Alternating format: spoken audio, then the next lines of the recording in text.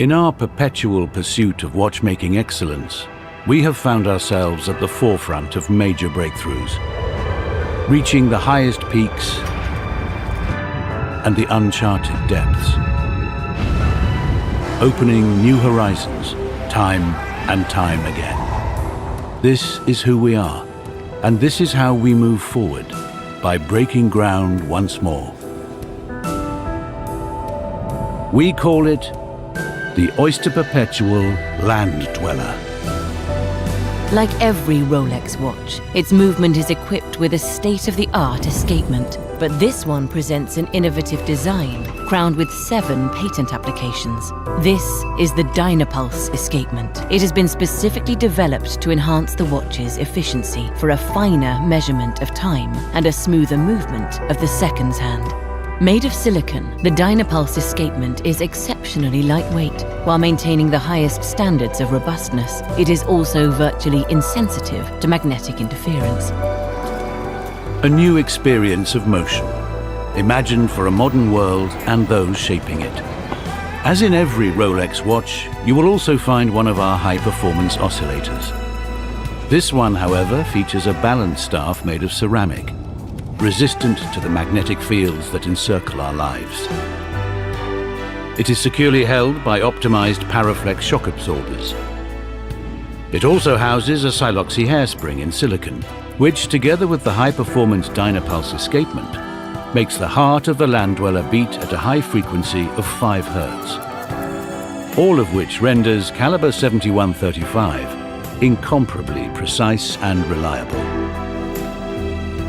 Like every Rolex watch, the Land Dweller has been designed entirely in our workshops.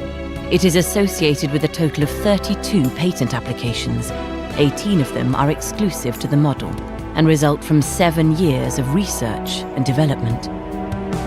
Its self-winding movement is fitted with a yellow-gold oscillating weight, one forever open to the world and built to keep pace with its constant changes. Like every Rolex watch, the Land Dweller is as beautiful inside as it is out. The signature design of its bezel, though familiar, has been reimagined. Its dial features a honeycomb motif with stylized hexagonal cells, bearing sleek hands, luminescent hour markers, and open numerals. It tells the story of a new era. The product of years of ingenuity and dedication, all this is housed in an exclusive, remarkably slender oyster case, extending into a new flat Jubilee bracelet. Like every Rolex watch, it is rooted in over a century of heritage. Echoing the models presented in 1969 and 1974, it features an integrated bracelet. Inspired by the brand's innovations and styles, it is perfectly crafted to embrace the present time. A watch poised for any occasion, any endeavor. A groundbreaking watch, designed for those who are shaping the world of tomorrow, here and now. And like every Rolex watch, it is unlike anything else. The Land Dweller.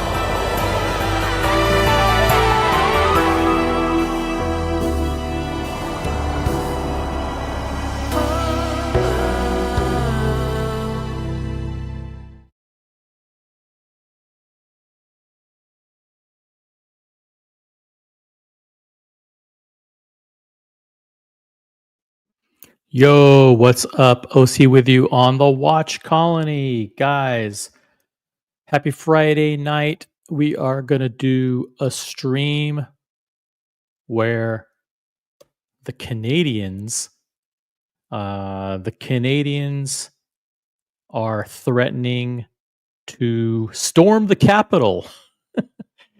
The Canadians, or one Canadian in particular, is challenging the reign of American control of the colony. We will get to that soon, but I want to say hello to everybody in the chat. What's up? We got Logan Hall. First, by the way, broadcasting simulcasting on both the Watch Colony and Original OC channel. Feel free to join whichever channel you prefer. Got Logan Hall in the chat member. We've got Vimal in the chat. What's up? Andy Lewis. Howdy, y'all. We got McAllen Drinker. What's up, guys? We have Red Shovel joining the chat. Good evening. Red Shovel from his home base in the UK, representing, I think, Belfast, Ireland. 10% Lolex is in the chat. What's up, 10% Lolex? Canadians have already stolen my heart. Hey, we shall see if they steal the Watch Colony Championship tonight. By the way, breaking news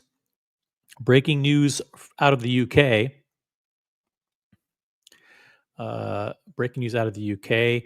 Luxury watch firm Watches of Switzerland has announced that they are closing 16 showrooms in Europe, which will result in some job losses. Luxury watch retailer Watches of Switzerland has confirmed it will close 16 showrooms across the country. That's the UK. And has put dozens of roles, that doesn't sound like very many, only dozens of roles at risk. Wherever possible, affected staff will be redeployed. So they don't really say that much here. Watches of Switzerland operates 155 showrooms across the UK and recently opened one of the largest Rolex boutiques in Europe earlier this month in London. In the last reported financial year, the group opened 22 showrooms, refurbished 15 showrooms, and acquired 15 through jewelers Ernest Jones. So, in breaking news tonight, Watches of Switzerland announcing plans to close 16 showrooms in the UK. Just makes it a little bit. Why do they have 155 showrooms in the UK alone? That sounds like way too many. Way too many to begin with. Hey, look at this. We got Father Artifact in the chat. Just doing final checks on my F-22 stealth fighter. What's up, Father Artifact? Good to have you in it. Father Artifact is Canadian. He represents Canada. So is Vimal, by the way. We got a lot of Canadians in the chat so far. Vimal, Father Artifact. Tonight we may have a Canadian unboxing. It's Friday night unboxings on the Watch Colony channel. So unboxing coming up in 5 minutes. By the way, I also want to mention that I saw something interesting here. What was it? What was it that I wanted to bring up?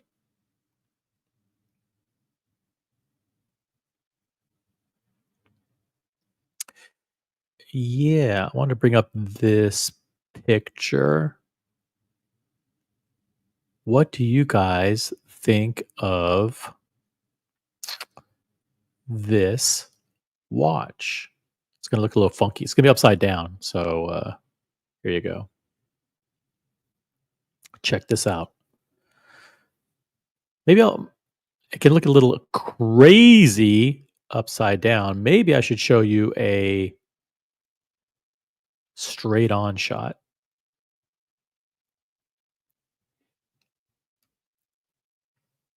That's probably what I should do. Boom. There you go. What do you think of this one? This one's a new release from Patek Philippe. And I was lucky enough to see this in person. It looks stunning. This is one of maybe 5 releases from Patek Philippe that I think were big hits for them. Hey, got Mr. G in the chat. What's up, Mr. G? Thank God it's Friday. Got Goldfinger in the chat. Goldfinger was in Geneva and got to hang out with Goldfinger there.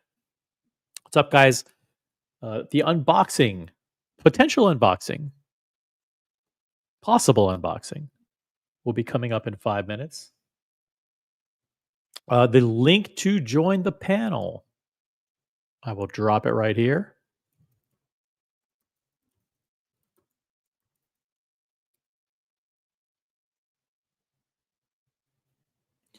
And let's see. Ooh, BS says, my eyes are too bad to read that dial. Otherwise, not bad looking. I could zoom in a little bit. Tell you what if I zoom in? Dum, dum.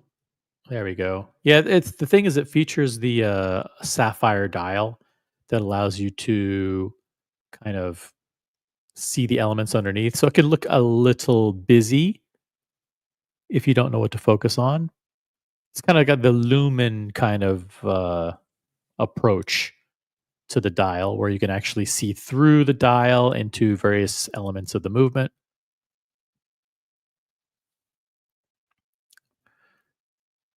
I love the design of the watch. I love the double hobnail. I think it's pretty cool. They've had this before in a different dial, if I recall. But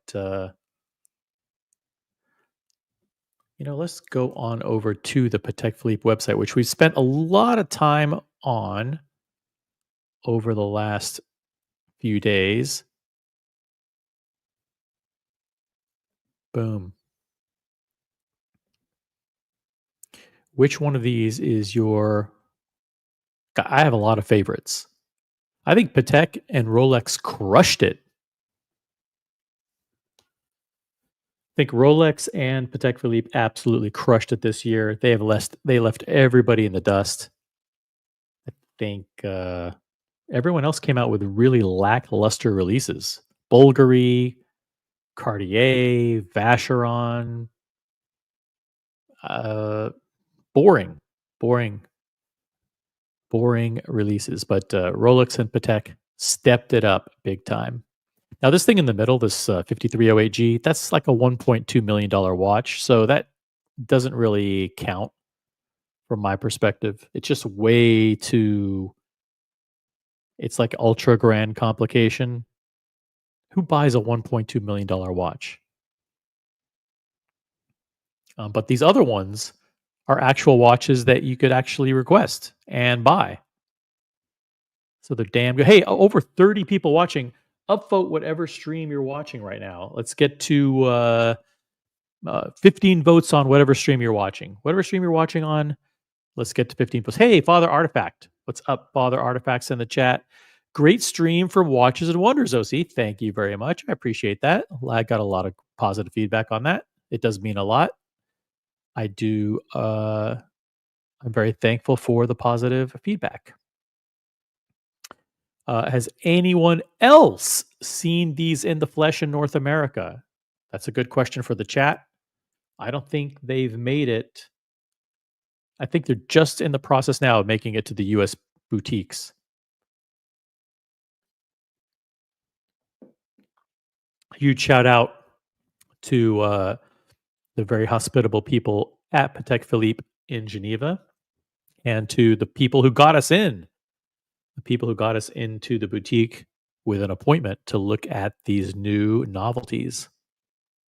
They look good. They would not allow photography on the wrist. So apologies for that. But we do have the website. And if they're smart, which I hope Patek Philippe is, they will get these models out into the boutiques as soon as possible because some of these are really cool. And while some of these may be way beyond a normal person's price tag, they are in the flesh quite phenomenal looking, like this one, which is a split second chronograph. This is the reference 5370R. And this is like the kind of classic grand complication that you would expect from Patek Philippe. It's got two pushers, and it's got a pusher in the crown too. And one of them activates, it's like start, stop, and reset and split seconds. Who needs a split second chronograph? I'm not quite sure. But this is a very attractive watch in person. Another one that is super attractive in person that I didn't think that I would like. Well, but in reality, it's actually pretty damn hot in person is this one. And this is the 4946. And I think Rose has a version of this one. He might have a previous version or a current version, a different version of this. Shout out to Rose. But this is a new new dial and new case alloy. This is rose gold with the brown linen dial, and it looks really, really good in person. And so this is I don't know the size. I think it's like 37, but it's look at that. Look at it. Looks awesome.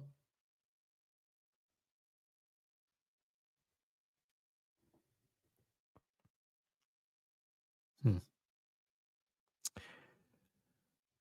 And then we've got what I think could be one of the breakout hits of Patek Philippe for the year, and that's a model that wasn't super well received in prior years, but this is the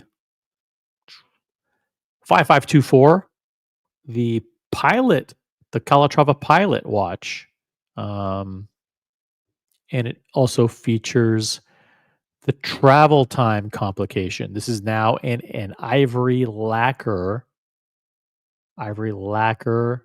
dial, and I think this one looks way, way better than the versions that we've seen in the past.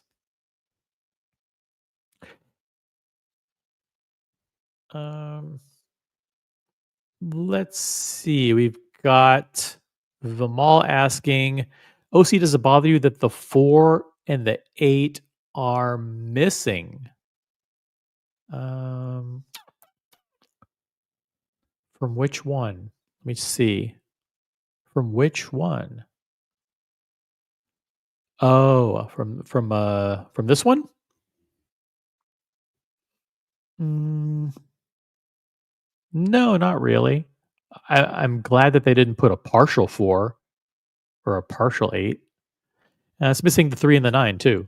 I just think the way they fill out the dial with those nice big sub dials, it looks pretty good.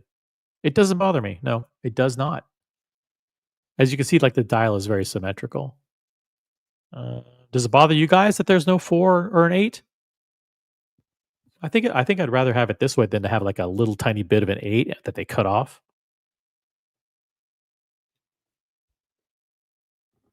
Yeah, this is a good. All of these are really good looking watches. I can tell you that after seeing these watches, I understand why people collect Patek Philippe now. Like in the past, it's like, how many dress watches do you need? Like, why would anybody have like 10 Patek Philippe's? I can certainly understand that now because they have so many different models. And this year in particular, I was just blown away with how good they look in person. Especially this one. Boom!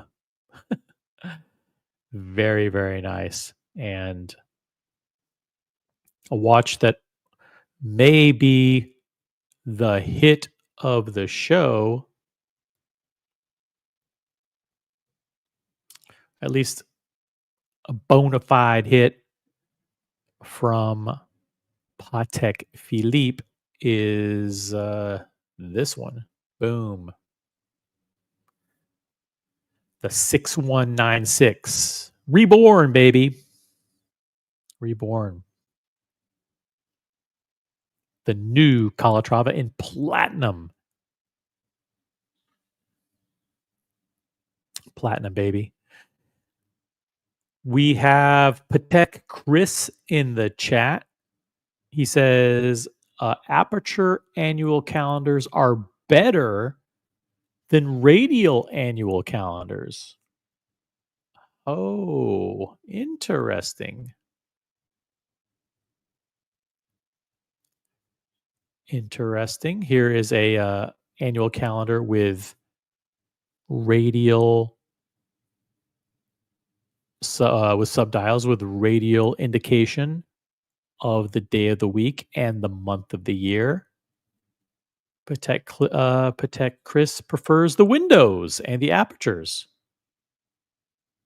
I think there's room for both. I like both. And we have BW in the chat. BW says, good evening. What's up, BW? You can't say it wasn't well received. The rose gold one came out. It sold well. Oh, did it sell well? I just remember like there was a black dial one. Was there a blue dial one as well? I think the black dial was, I don't want to say not well received, but this one certainly is a knockout. This one's a stunner. I get it. It has those big giant pushers on the left-hand side, and people are like, ew, that's kind of weird. And this is a big watch, too. It's 42 millimeter. Cloud Ken in the chat. What's up?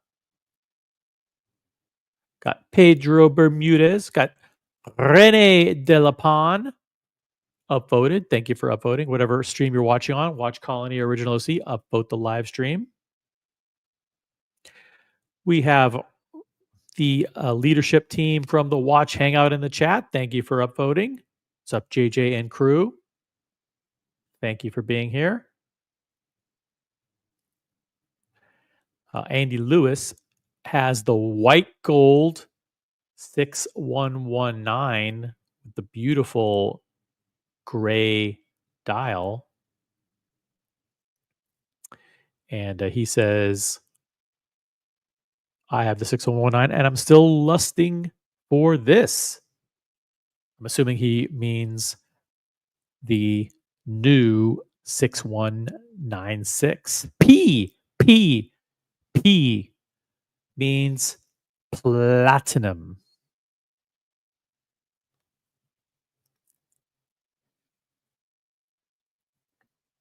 Patek Chris dropping some Patek knowledge in the chat. Way more Patek knowledge than I would ever have.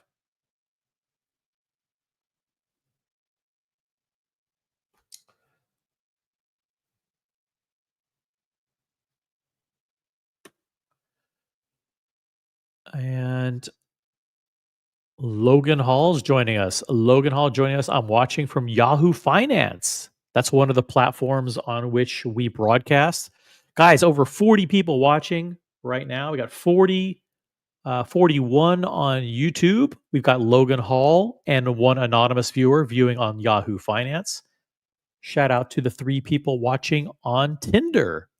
And we actually have one person watching on Truth Social. Thank you for watching, guys. Whatever platform on which you watch, thanks for tuning in. Upvote the live stream. By the way, are you guys familiar? This may be just giving too much away. I'm going to give it away. The person unboxing may be really, really pissed off at me, but I don't. You know what? It's all good. It's all good. What do you guys? Be careful. Don't trash the watch. Don't trash this too quickly. I'm going to guess. I'm going to guess. Actually, it's Boston Collector that guessed this because we were talking earlier and someone said oh, one of the Canadians is gonna potentially unbox something. I think it's this watch, and they pinpointed the reference. They found the picture and they posted it. Said, "Hey, I'm gonna go way out on a limb and say that this is the watch that's being unboxed." Now, I actually don't know. I don't even know who's unboxing. I mean, if someone jumps on the panel and wants to unbox, great. But that may not happen for like another 2, 3 hours, or it could be in 5 minutes. I have no idea. But I think this is a pretty good guess because I don't think I've seen this one unboxed by anybody. And this is, does anybody know what this is? Type in the chat if you remember what this is. Go ahead. I think a lot of people forgot about this one. That this is actually, it's actually a new release. And this, like, meaning that this watch came out in uh in 2025. I mean, it came out a few months ago, but it was actually in January 2025, I believe, when it was announced. And maybe it was December. It could have been in December of 2024, but the point is it's still a relatively new release and nobody has even seen it or unboxed it. Um, we've got whole milk in the chat with a very bold guess. It's an Omega. Spot on, whole milk. Listen, you can always count on whole milk to provide incredible watch knowledge. I don't know how he even figured it out just by looking at the watch, but he did. Cool. Good job. Skip intro in the chat. It's a Pilot Speedmaster. That's right. That's right. It is. And BS says it's the flight certified speedy thingy. Correct. The Speedmaster Pilot is the official name. I think that it was called flight certified, right? Like when it came out, I think they called it Speedmaster Pilot flight qualified. And I think now they've changed it so the official name is just Speedmaster Pilot. It's 40.85, so it's almost 41 millimeter in diameter, and it's stainless steel. And this retails for $9,500. It's kind of like this and the Skipper are kind of like cousins, right? What's the Skipper? The Skipper from Tag Heuer. It's a Carrera Skipper. Yeah, it's got those colors on it. It's got like stuff that looks like weird gauges. Like the Skipper is for uh, yachts, and this is for flying. But it's like the same kind of thing, like incorporating that functionality. It's like some colorful, quirky dials.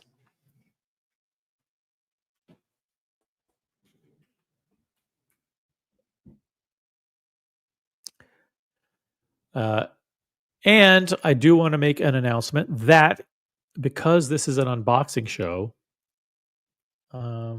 let me see here. Because this is an unboxing show, we do have a philanthropic cause associated with tonight's broadcast.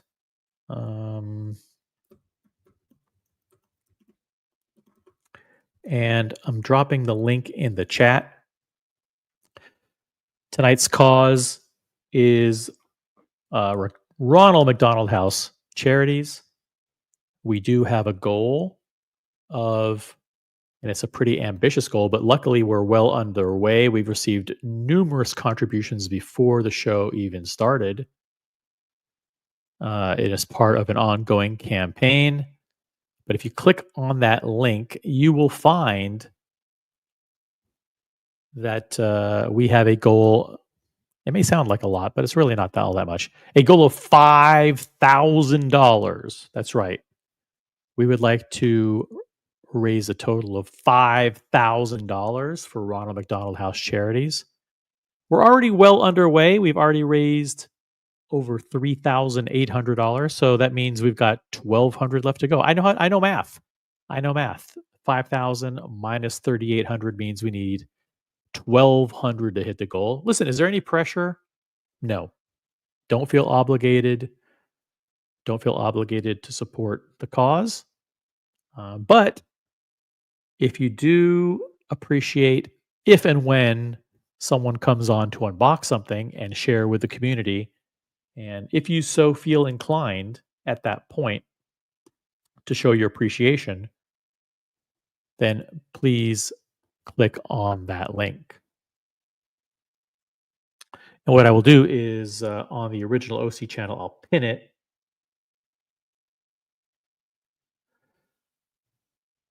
So you can always refer back to it. But yeah, that the cause for tonight, Ronald McDonald House Charities. Our goal, $5,000. Yep, we're crazy. We're crazy like that.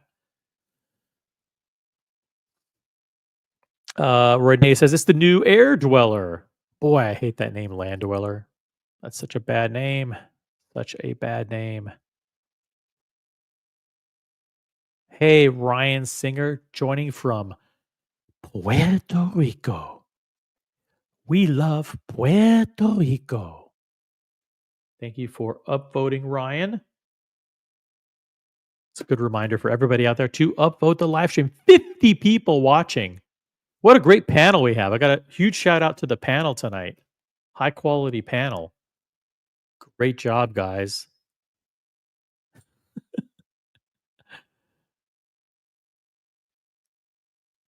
BS says, when rumors came out about this Speedmaster, the Speedmaster pilot flight qualified, they said you have to be a certified pilot to purchase one. But I guess they realized that real pilots, oh, this is tough, won't be buying it. Oh, really? Come on. Why would you say that? That's not nice. That's not nice. I think real pilots will buy this. Maybe. But pilots already have like other things in their collection. Pilots usually have pretty nice watches, right? Pilots usually wear, am I stereotyping? Sure. But I think pilots, for the most part, have good taste in watches. Ryan Hofre in the chat. Ryan Hofre says, "What's up, gents?" Lolek says, "This bracelet is great." I haven't. I guess I should look at this in person, but I haven't seen or felt the bracelet close enough to say whether it's great or not. But sure, why not? Take your word for it. Mr. Tudor to you asks the question: who has the? I can't even read, those emojis are too small. Who has the balls? The balls to unbox unapproved purchases? I do, I say. I know you don't. No, you don't, Mr. Tudor to you. You don't. By the way, shout out to Muhammad Ali, who did a double unboxing yesterday. If you missed it, go back and watch it. Muhammad Ali did a double unboxing yesterday. It was kind of an impromptu unboxing. Listen, he'd undergone a lot of. He had dealt with a lot of criticism for violating the global moratorium on watch purchases. He had leaked out to certain people that he had made a purchase without prior approval, and he came on the show to atone for his sins and to seek leniency. And he ended up doing actually a double unboxing. So shout out to Muhammad Ali. Go back and watch that stream from yesterday. If you didn't watch it,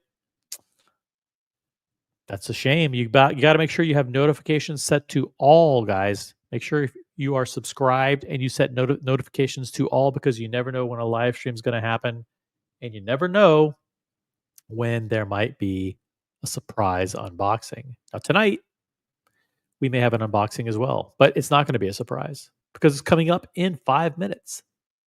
Unboxing in 5 minutes.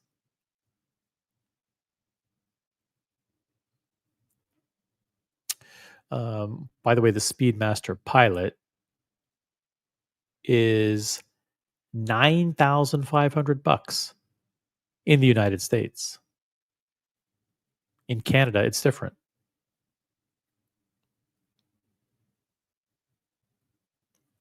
By the way, Mr. Tudor, to you, if you ever have an unboxing, you are welcome, of course, to unbox it. Regardless of the brand, you're always welcome to come and unbox it. And you can pick the cause. Feel free to pick, the cause. By the way, Jenny L did a video, and I've got to say that she had a very negative experience at the Tudor booth at Watches and Wonders. She had a negative experience at Bulgari and at Tudor. Yeah. Apparently that they ran out of like tote bags or something at Tudor. So they closed the line. So instead of letting you kind of go through and experience all the stuff in the Tudor booth and not get a tote bag, they just shut the line down and didn't let people go into the booth. That's according to Jenny. Hey, I don't know if it's true or not. Don't blame me.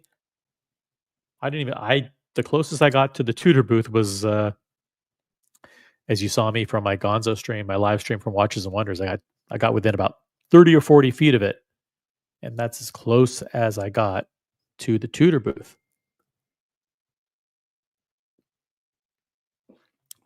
It's a madhouse there. It's a madhouse. You go Tudor booth, you always got a bunch of kids hanging around, you know, like when the kids from Geneva, they bring them in a bus. They all go straight to the Tudor booth. Like people who've never collected watches before. They or fans of David Beckham. They all come and kind of swarm the Tudor booth. Not my scene. Not my scene. Hey, look at this. Our first super chat of the night from Skip Intro. Look how many people there are. There are over 50 people watching, and Skip Intro gets the recognition and the kudos for being the first super chat of the night. By the way, super chatting's cool and is very much appreciated, but also I want you guys to click on the link at the top of the chat for Ronald McDonald's Ronald McDonald House Charities. I would actually much rather you prefer that you guys donate directly to that. So, but thank you, Skip Intro. It's going down and up in 5 minutes. Thanks for the stream, OC and all. Yeah, we will have a surprise guest joining in 5 minutes. Actually, it would be cool if a whole bunch of people jumped on. That way, it would be kind of a guess as to who's actually doing the unboxing. So, listen, the panel's open to anybody that wants to jump on. I'll drop the link in the chat. I'll type in here like very clear instructions. Join the panel. Boom. There's the link. $5 super chat. Thank you very much, Skip Intro. Guys, it's quite embarrassing that Skip Intro is the first and only super chat.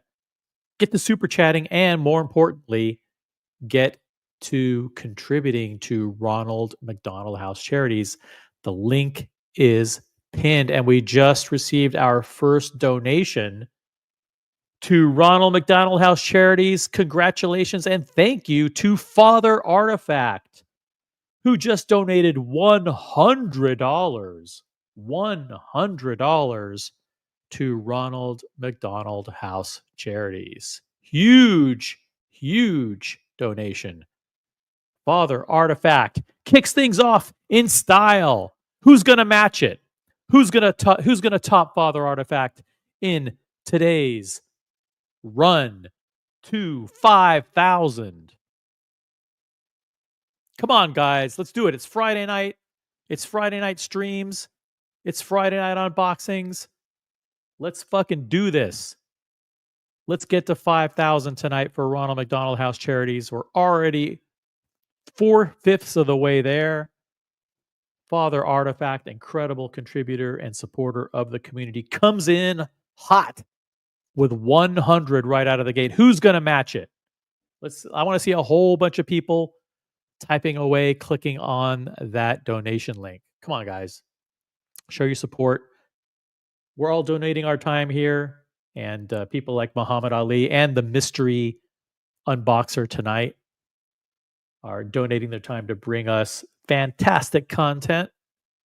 Okay, well, it's maybe not fantastic. It's just like barely acceptable content for a Friday night. You guys aren't doing anything anyway. So it's like, okay, it's just we turn on a live stream and we provide just barely decent content, but it's the only thing you got. So show some love in the house. Thank you, Skip Intro, and thank you, Father Artifact. $100 donation. Come on, guys. Step up. This is your chance to step up and give to a great cause. I'll check back in 5 minutes.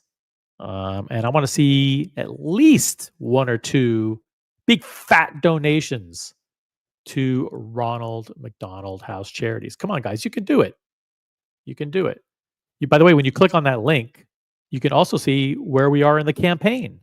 You can actually see where we are and how much we've raised. It's all transparent, and it all goes directly to the charity and completely bypasses me, bypasses the people who run these channels, bypasses YouTube, it bypasses Apple, it bypasses everybody. It goes directly to Ronald McDonald House Charities via Tiltify. Tiltify is the platform that enables the donations. Come on, guys. Let's do this. We can do it. By the way, also Skip Intro says Bulgari is releasing an automatic version of their Serpenti watches. Props to them. That is true. That's actually why Jenny L went to the Bulgari booth and she wanted to see that watch up close. And I think she said that she went in there, asked to see the watch, and 4 people had no idea what she was talking about. They said, "Hey, she said, I want to see the new Bulgari Serpenti with the automatic movement." And they said, "We don't know what that is." And eventually, I think she found it, but it was under glass, and she wasn't even allowed to really see it, which is disappointing, guys. Bulgari making their return to Watches and Wonders, but providing a lackluster visitor experience. What are they trying to do? Turn it into the boutique? Are they trying to replicate what it's like to go to a boutique? Come on, guys. Up the game. Let's make those customer experiences better.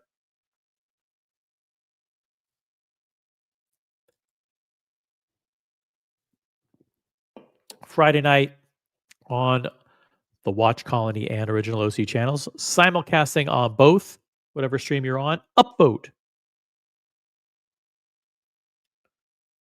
I love the feature, by the way, where you can like the super chat and you can also reply to the super chat. So, guys, try that out. I see that Skip Intro has 6 likes on their comment. Let's see if we can get that to 10 likes. It is a super chat. Come on, guys. Show your support for the super chat. And then you can also reply directly to Skip Intro. If you're on I believe it's on an Apple device, you can click on reply and send a comment directly back to Skip Intro.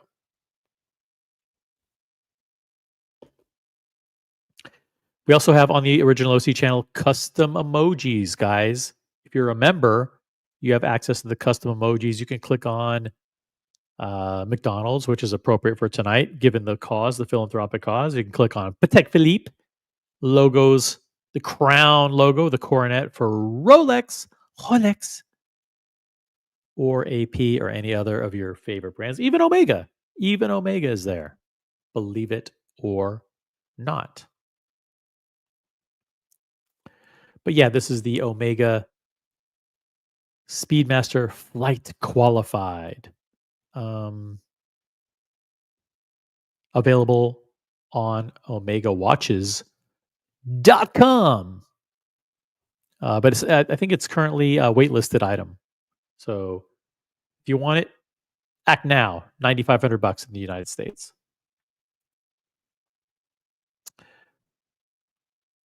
Hmm. Anything else you guys want to? Any other breaking news that you want me to cover? Who do you think had the best release from Watches and Wonders? Type it in the chat. Or who do you think had the worst release? Yeah, some people had bad releases.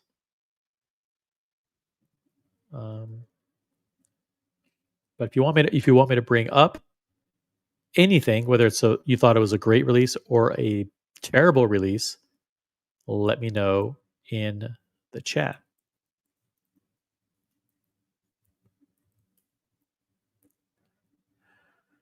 Um, what else is? Oh, yeah. Oh, I want to show you guys something. You may not have seen it yesterday.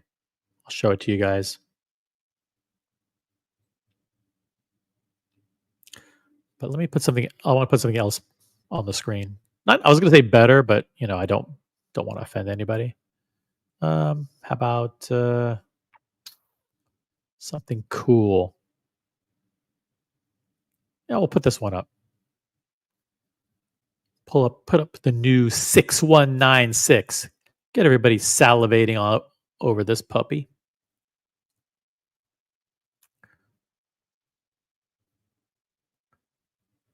Boom. Yes.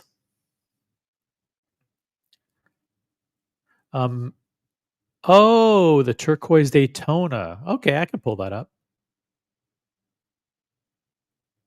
I can pull up the turquoise Daytona. Sure. Give me a sec.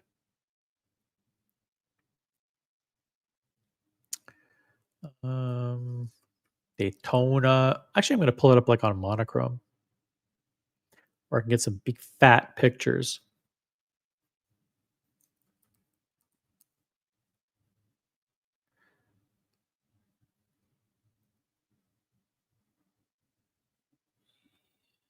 Let's see. Here's a good one. This one's a good one. This is a great picture. This is so hot.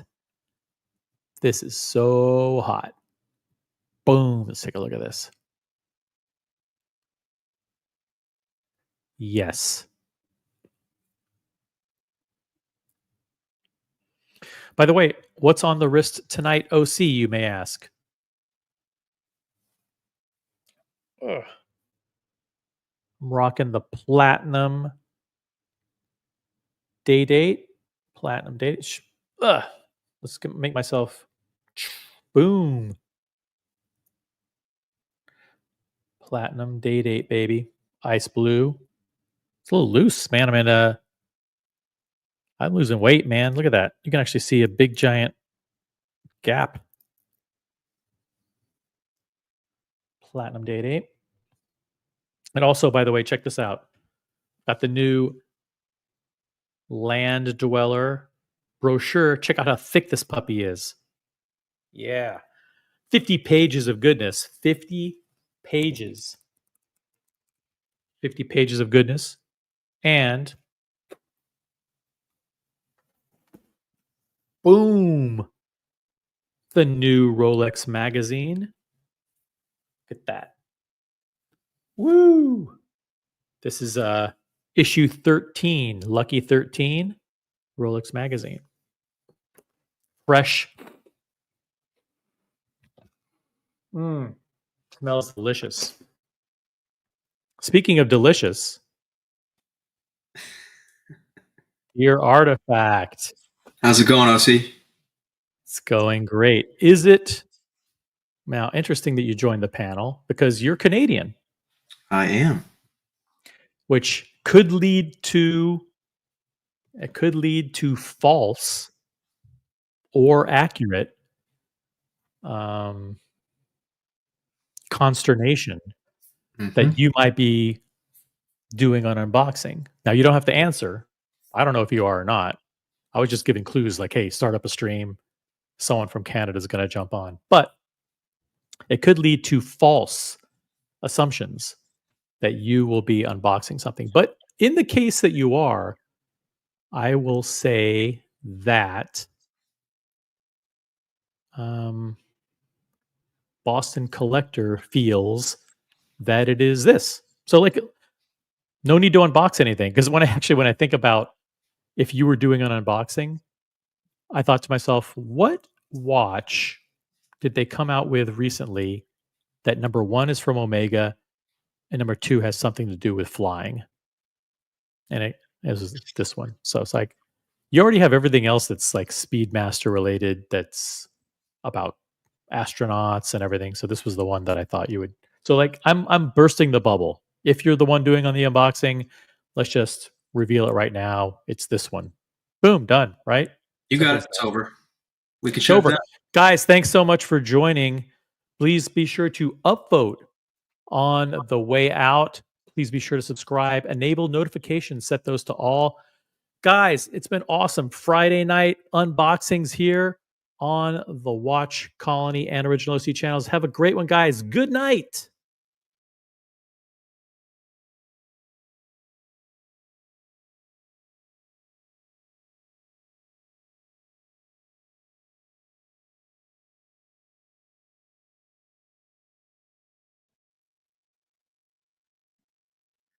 Okay, they didn't leave. They're hungry. Yeah, I don't know. I said good night. What do you want me to do?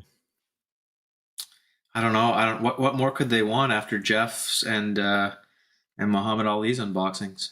Shout out to Jeff who unboxed an FP Jean, and that was a Chronomet Souverain. I'm surprised they even memorized what some of these models' names are. And it was in the beautiful Havana Brown. And Muhammad Ali, who did a double unboxing yesterday, and I wouldn't even say what it was because for those of you who haven't seen it, go back to the stream and watch it. It was a double unboxing. That's my favorite FP Jorn. I love that The one. yeah, the Havana. What was the Chronomet Souverain? Yeah. It's got some power reserve thing that looks like this. It's got a sub dial over here. Are you into FP Jorn, OC? Nope. No. No, I'm not. FP Journe, by the way, do I dare bring it up?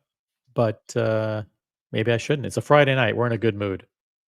Do we dare go into the controversial topic of the leader of FP Journe, Francois Paul Journe himself?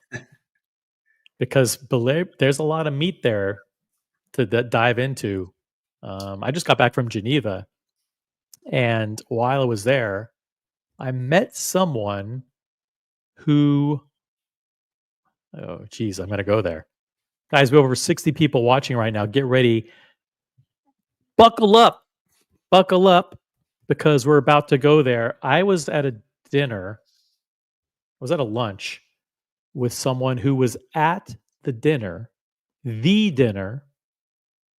infamous dinner, the notorious dinner with Francois Paul Journe. Now, I think you guys know what I'm talking about, the dinner, because the rumors and the conjecture have been circulating ever since the winter of 2023, I believe, as to what may or may not have been said or transpired, or what viewpoints Mr. Journe may have communicated at that dinner, possibly in an inebriated state. I don't know. I would, I, who am I to say? I wasn't there. But I did have a conversation with somebody who was at that dinner. And let's just say that that person isn't a super fan of the brand anymore. Mm. So, listen, we all have to, we all have to make our own judgments about who we support and how we support them and companies and brands that we support. And sometimes it's, I went to the FP Journe restaurant. I didn't even give it a second's thought. I didn't think like, maybe I shouldn't go there because of what he may have said or done, have said or did, because wasn't even thinking about it. But this person reminded me that maybe Francois Paul has specific viewpoints that are not really consistent with someone's values. So let's see. Let's pivot. Let's pivot. Let's try to pivot. Jan G says, "Dear Artifact, you and your father pooled your money and got the Neil Armstrong Speedy, didn't you?" Yeah, that the gold one was up for auction recently, wasn't it? Yeah, Neil's personal gold celebration Speedy. Yep. By the way, I want to give a huge shout out. By the way, click on the link at the top, pin at the top of the chat. That's the donation to Ronald McDonald House Charities. Shout out to Captain, who donated $25 to Ronald McDonald House Charities. Thank you very much, Captain. Captain, what's up? Good to see you. Very generous of you. I also want to acknowledge Logan Hall. Logan Hall says, "We love the Canadians," and donated $25 to Ronald McDonald House Charities. And not to be outdone, with a massive $100 contribution. Thanks for supporting a great cause, OC. I appreciate it. Dear Artifact, who's on the panel tonight, $100 donation. Thank you very much, Dear Artifact. So far, look at what's been accomplished. Dear Artifact and Father Artifact both donated $100 each to Ronald. The Canadians are taking over. See, they're demonstrating with their kindness and hospitality and generosity what it means to be a positive and valuable member of the community. What do you cannot let that go unanswered, guys. Come on. All the American peeps, step up. Let's get to 5,000. We can do it. And Logan Hall, the Canadians love the Americans right back. Canadians love the Americans right back. Let me refresh. We are so close to the goal of 5,000. We are over 4,000. We have less than 1,000 to go. Come on, guys. Less than 1,000 to go. That's only 10 $100 super chats when you think about it. That means only 10 of you out there. Come on, guys. You can do it. As soon as the person comes on and does the unboxing, then maybe you'll feel more compelled to support this show tonight and support such a great cause. Hey, PG is in the chat. PG, hi, watching from Grindr. Really appreciate the 4K stream on the Grindr app. Guys, if you are watching on Grindr or Truth Social, if you're watching on MySpace or watching on your PS4, type in a comment on that platform. Let us know. If you're watching on that old-fashioned YouTube platform, which, by the way, there are over 50 people watching on YouTube, type in a comment in the chat. Let us know that you're on YouTube. OC, I saw that you had the Patek up there before I came on. Which one specifically? The one with the salmon dial. I don't know what the material is that the actual dial is made of. You were talking about it the other day. Yeah, that's the one.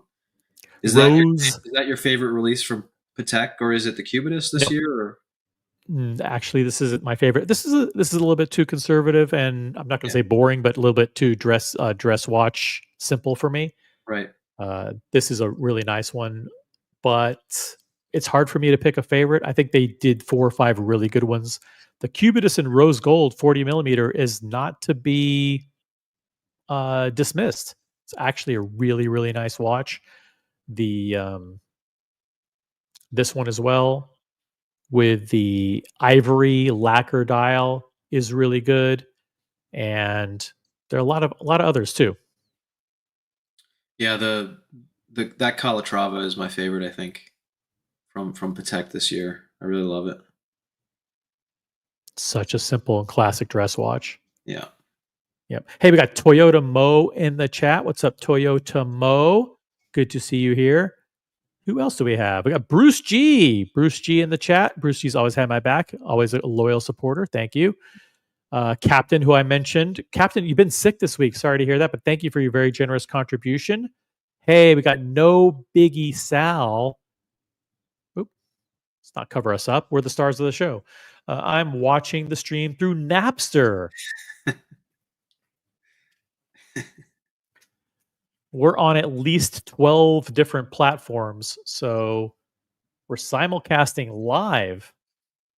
So yeah, let us know on which platform you are joining us. Make sure you give a thumbs up on that platform. Type in a comment. Thank you, No Biggie Sal. Really, really appreciate that. Just to remind you, we're doing a special campaign tonight, special philanthropic cause. I'm just going to type in here, donate now, and drop the link. Boom. That will take you directly to the donation link for Ronald McDonald House Charities. And we are already well underway to hit the $5,000 goal. We are at, did we get something else in here? Whoa, cool. Shout out to Toyota Mo, who contributed $25 US. His comment is 25 USD is like 100 Canadian. Shout out to our friends up north. Guys, we had Father Artifact 100, Dear Artifact another 100, Logan Hall, Cap, and Toyota Mo all clocking in with $25 contributions each. We are approximately $900 away from hitting our goal. That's only 9 $100 super chats. We're gonna do it. We're gonna do it, and we'll stay on as long as it takes to do it. Hey, we got Pacific Turtle in the chat. What's on Pacific Turtle? Got Dingo Dave from Australia in the chat. What's up, Dingo? Wow. Dad and I started planning the trip to Watches and Wonders next year, so we're gonna be there next year. Guys, that's awesome to hear. Guys, if you want to join us for Watches and Wonders next year, block off the dates. Just block off all of April, just to be safe. Like put it in now. Just tell your boss, like, hey, I'm not going to be available next April. I've got watch stuff to do. And I'm sure they will understand. It's going to be a lot of fun. I'm not going to go on and on about it because people get sick of hearing how awesome it was. But yeah, it's a great time. And you're going to meet up with SE, Dear Artifact. You're going to meet up with SE next year. I got so many pictures with SE. He's probably sick of me by now. I forced him to spend like 20 hours a day with me for 5 days straight. He's a great guy. Sean too. Mr. G in the chat. Super cool guy. Awesome guy. I forced him to spend at least 12 hours a day with me for 5 consecutive days. Yeah, Mr. G is awesome. He was a great guy to meet when we were down in New York. It's always great to meet these people that you get to interact with on the streams. It's so different when you're in person and you get to spend more quality time. So I highly recommend anyone that's able to make it to any of the events that you definitely do it. Now, did you watch some of the coverage and you maybe read some of the publications that had broke the news about Rolex and Patek Philippe and some of the other brands? Yeah. Without giving anything away, what other than this, which is a ideal Calatrava dress watch, is there anything else that you thought was a standout release from any brand? Any brand? So I really, in terms of outside of Rolex, I really liked the Jaeger LeCoultre monoface that's in rose gold. Mm-hmm. With the Milanese bracelet. I really liked that. And then in terms of Rolex, I mean, it was a home run in my opinion. I really liked the Land Dweller. I didn't think I would. I do. I like it in steel and I like it in platinum as well. I think they did a great job with the OPs. I actually want the beige myself. But I think that the lavender and the pistachio and the new blue, they're all great. The Daytonas were amazing. Yes, they were. the meteorites are back. I even actually kind of like the Tiffany, even though it's not something I typically like. I like the Mayer Player. I like the new blue, white, gold. All fantastic. You just named you just named about $1 million worth of watches. They're now on your list. So I mean, yeah, I mean Yeah. they nailed it, and even though I was very hesitant about the Land Dweller when they leaked, I love it. It's a good looking watch. I'm gonna hold off for now, only because I did meet with some people who were having dinner at the Rolex executive dining room, and they said that they were told that there's more to come. That there's and I don't know what the time frame is, but it's probably like next year and Yeah. future years that you might see different variations, maybe different dials, maybe different styles. But yeah, kind of. I was trying to read an article today on monochrome. I'll pull this up real quick because they did a whole article. Shout out to listen. They actually did journalism here, which is not rare, but monochrome does good stuff. And the article is entitled "In Depth Deciphering the Revolutionary Rolex Dynapulse Escapement and the New Caliber 7135," and it's a long ass article about how revolutionary this new sequential distribution escapement combined with the Soloxy hairspring, the Paraflex shock absorbers, the new ceramic pinion in the whatever, and all the stuff that went into developing this new movement. And the fact that it's more efficient and requires very little lubrication and presumably very little servicing, yet was able to increase their clock rate to 5 hertz. Got to hand it to Rolex. I mean, they're flexing advancements in calibers and movements. Do you think the open case back there? Do you think that's really just for that new movement, or do you think that they're going to start expanding that across into other models now? Now that it's seeming to become more popular now. I think it is something that they wanted to put on this movement to highlight the fact that it is new. Um, there's some cool videos here that are actually Rolex videos that aren't really available on the Rolex YouTube page, like this one. And apparently, so much work. All of these pieces are made in silicon, by the way. So this is a very revolutionary design, like the angles and everything that they did, and the material that they used. So I don't know anything about this stuff. I'm not like a horology guy. I'm more of like a, you know, does the watch sell for over retail kind of thing. Yeah, I'm not a movement guy either. I'm more does it look nice on the wrist? Does it, yeah, does it look nice on the wrist? But I mean I think it's cool. Like it's definitely a nice looking movement. You know, in the renders and the CGI. You know, examples of how it moves. This is an example of the white ceramic balance staff. They created a process for. I mean, it goes down to like the nano something, right? Like, what was the exact term that they used? It's like nano millimeters or something, like super like small uh, metric that they use to kind of create this white ceramic balance staff.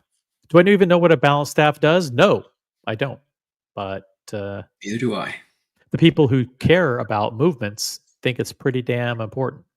They what are the lines that they didn't touch? Like the Submariner, they didn't touch, They did and not. they didn't touch the Air King. Is that it? Nope. No, they didn't touch the Yacht Master. Right. They didn't touch. I think that's pretty much it. They didn't touch the day. Did they touch the day date? Can't remember. Yeah, maybe you're No, right. They didn't touch the no date. date. Right. Let's see. We've got Captain says, great choices, dear Artifact. The beige Oyster Perpetual is my favorite OP, followed by Pistachio. Off topic, mango orange juice is delicious. It absolutely is. I have to Mango. agree. And yeah, the beige is by far my favorite, but I think that they nailed it with all of them. And OC, you pointing out that they even changed the black dial now too to a matte what's it called? It's a matte lacquer. Lacquer, I mean, right? Yeah, I think that's what they call it. Yeah. So all that's left in terms of sunburst is the silver now, right? All that's left in Sunburst is silver, correct? And they still have the candy pink, but that was always that's a gloss. And they have the green, which is a gloss, Right. correct? Yes. Yeah, it is. Yeah. Hmm. Yeah, I think they just nailed it. I mean, I can see people buying multiple colors because they're just so good. I really love the blue, but the beige one is my favorite for sure. Yep. Let me see if I have that chart handy. Where did I put it? I had it here somewhere. Boom. I'll find it.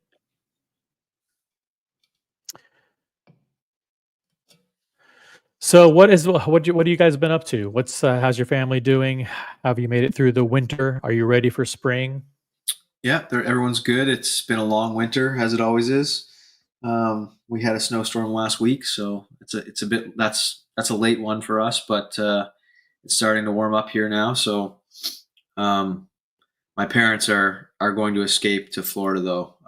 It's just been too long of a winter, so they'll be in Florida crew territory nearing the end of April. Wow. Guys, we are doing today's show for an amazing philanthropic cause. We're doing it for Ronald McDonald House Charities. So, what I'm going to do is drop the link. I'm just going to be very bold and say donate now. And I'm going to drop the link and I'm going to say thank you to Ryan James, who just contributed $25 to the cause. Thank you very much, Ryan James, guys. Oh, shit. We got Diego, $50 donation to Ronald McDonald House Charities. Shout out, Diego. Very generous contribution. Holy shit. Jeff just donated. Get this. Get ready, guys. $100. Jeff, $100. Congratulations to Dear Artifact. I don't know. Maybe Dear Artifact's not unboxing anything.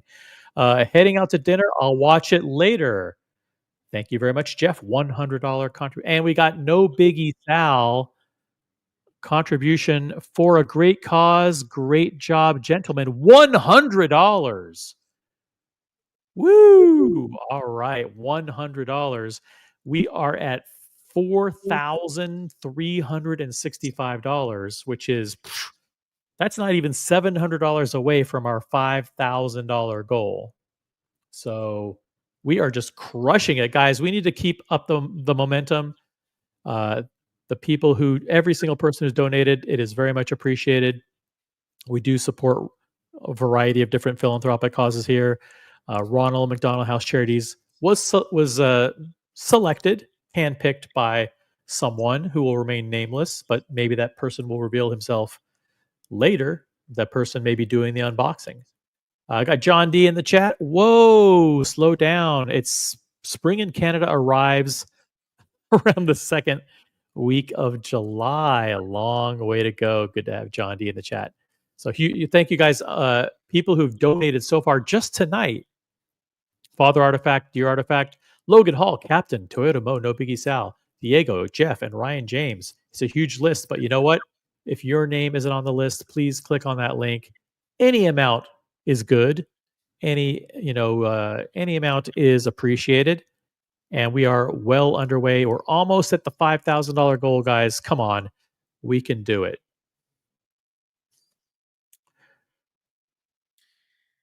All right. The Speedmaster Flightmaster is worth your while. Donate now. Donate now. Let's take another look at this incredible timepiece. I don't mean to put you on the spot, but you're an Omega fan. I am, yeah. I am. You like the whole concept of space flight and pilots and all that nonsense, all that junk, right? That's right. Yep. Yep.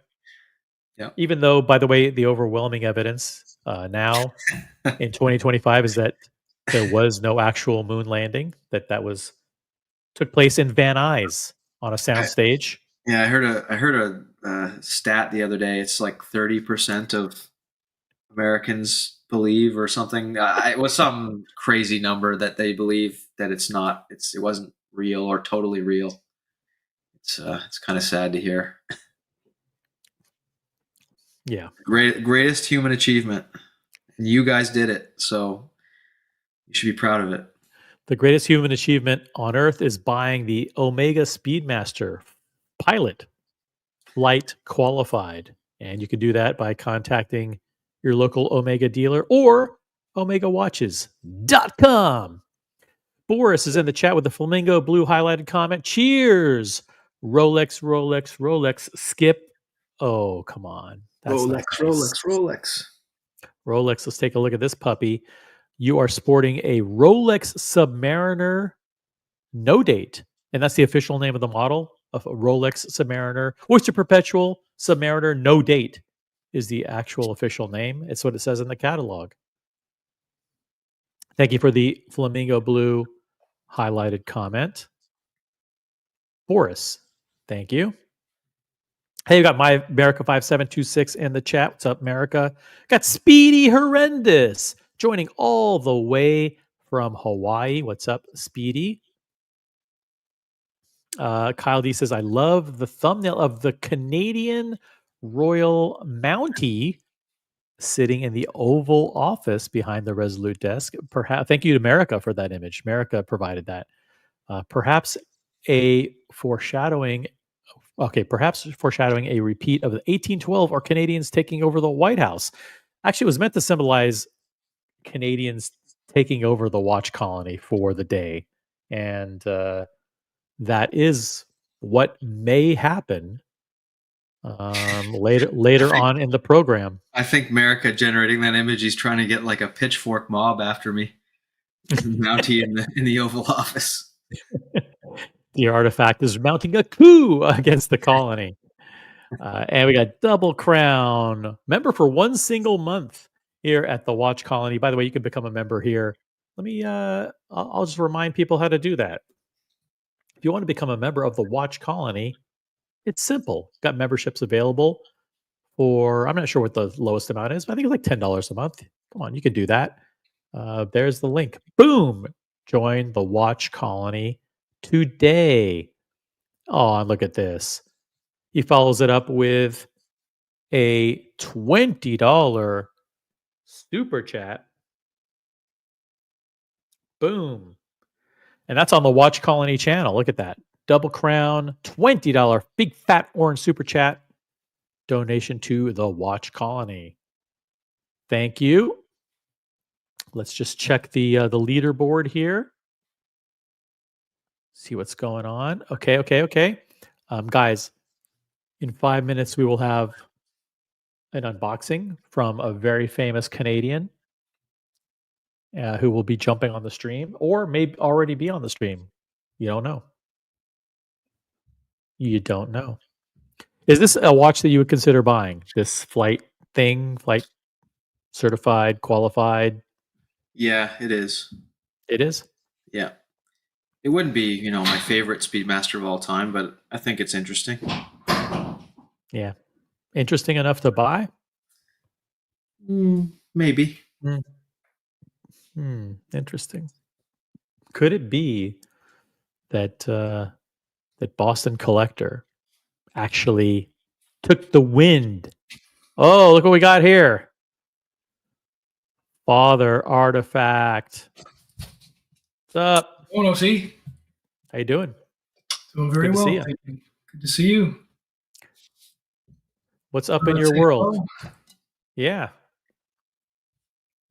What do you think? What do you think about the idea that dear Artifact, your beloved son, would purchase yet another Speedmaster, the Speedmaster pilot flight qualified, as if he doesn't have enough of those crazy Speedmaster models?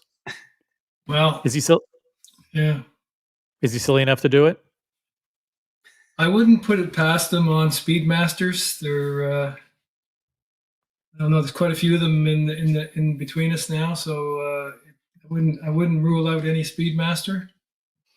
What did you say? Would you say that people would be it would be appropriate for people to ask for their donations back and to be refunded if Yeah, if we yeah. unbox yet another It Omega here? probably would be appropriate. The only fact though is the charity that whoever is doing the unboxing pick tonight is a good one. Yeah, I've had I the guess it's- opportunity to be connected with Ronald McDonald Charities before, and I've been there and I've seen what those facilities do for the families, particularly those families that have to travel into a city for their child's care and have no means to have accommodations, and that community involvement, particularly where people come in and cook for them, and it's amazing charity. So it's a great cause, well said. The link is dropped in the chat. Feel free to.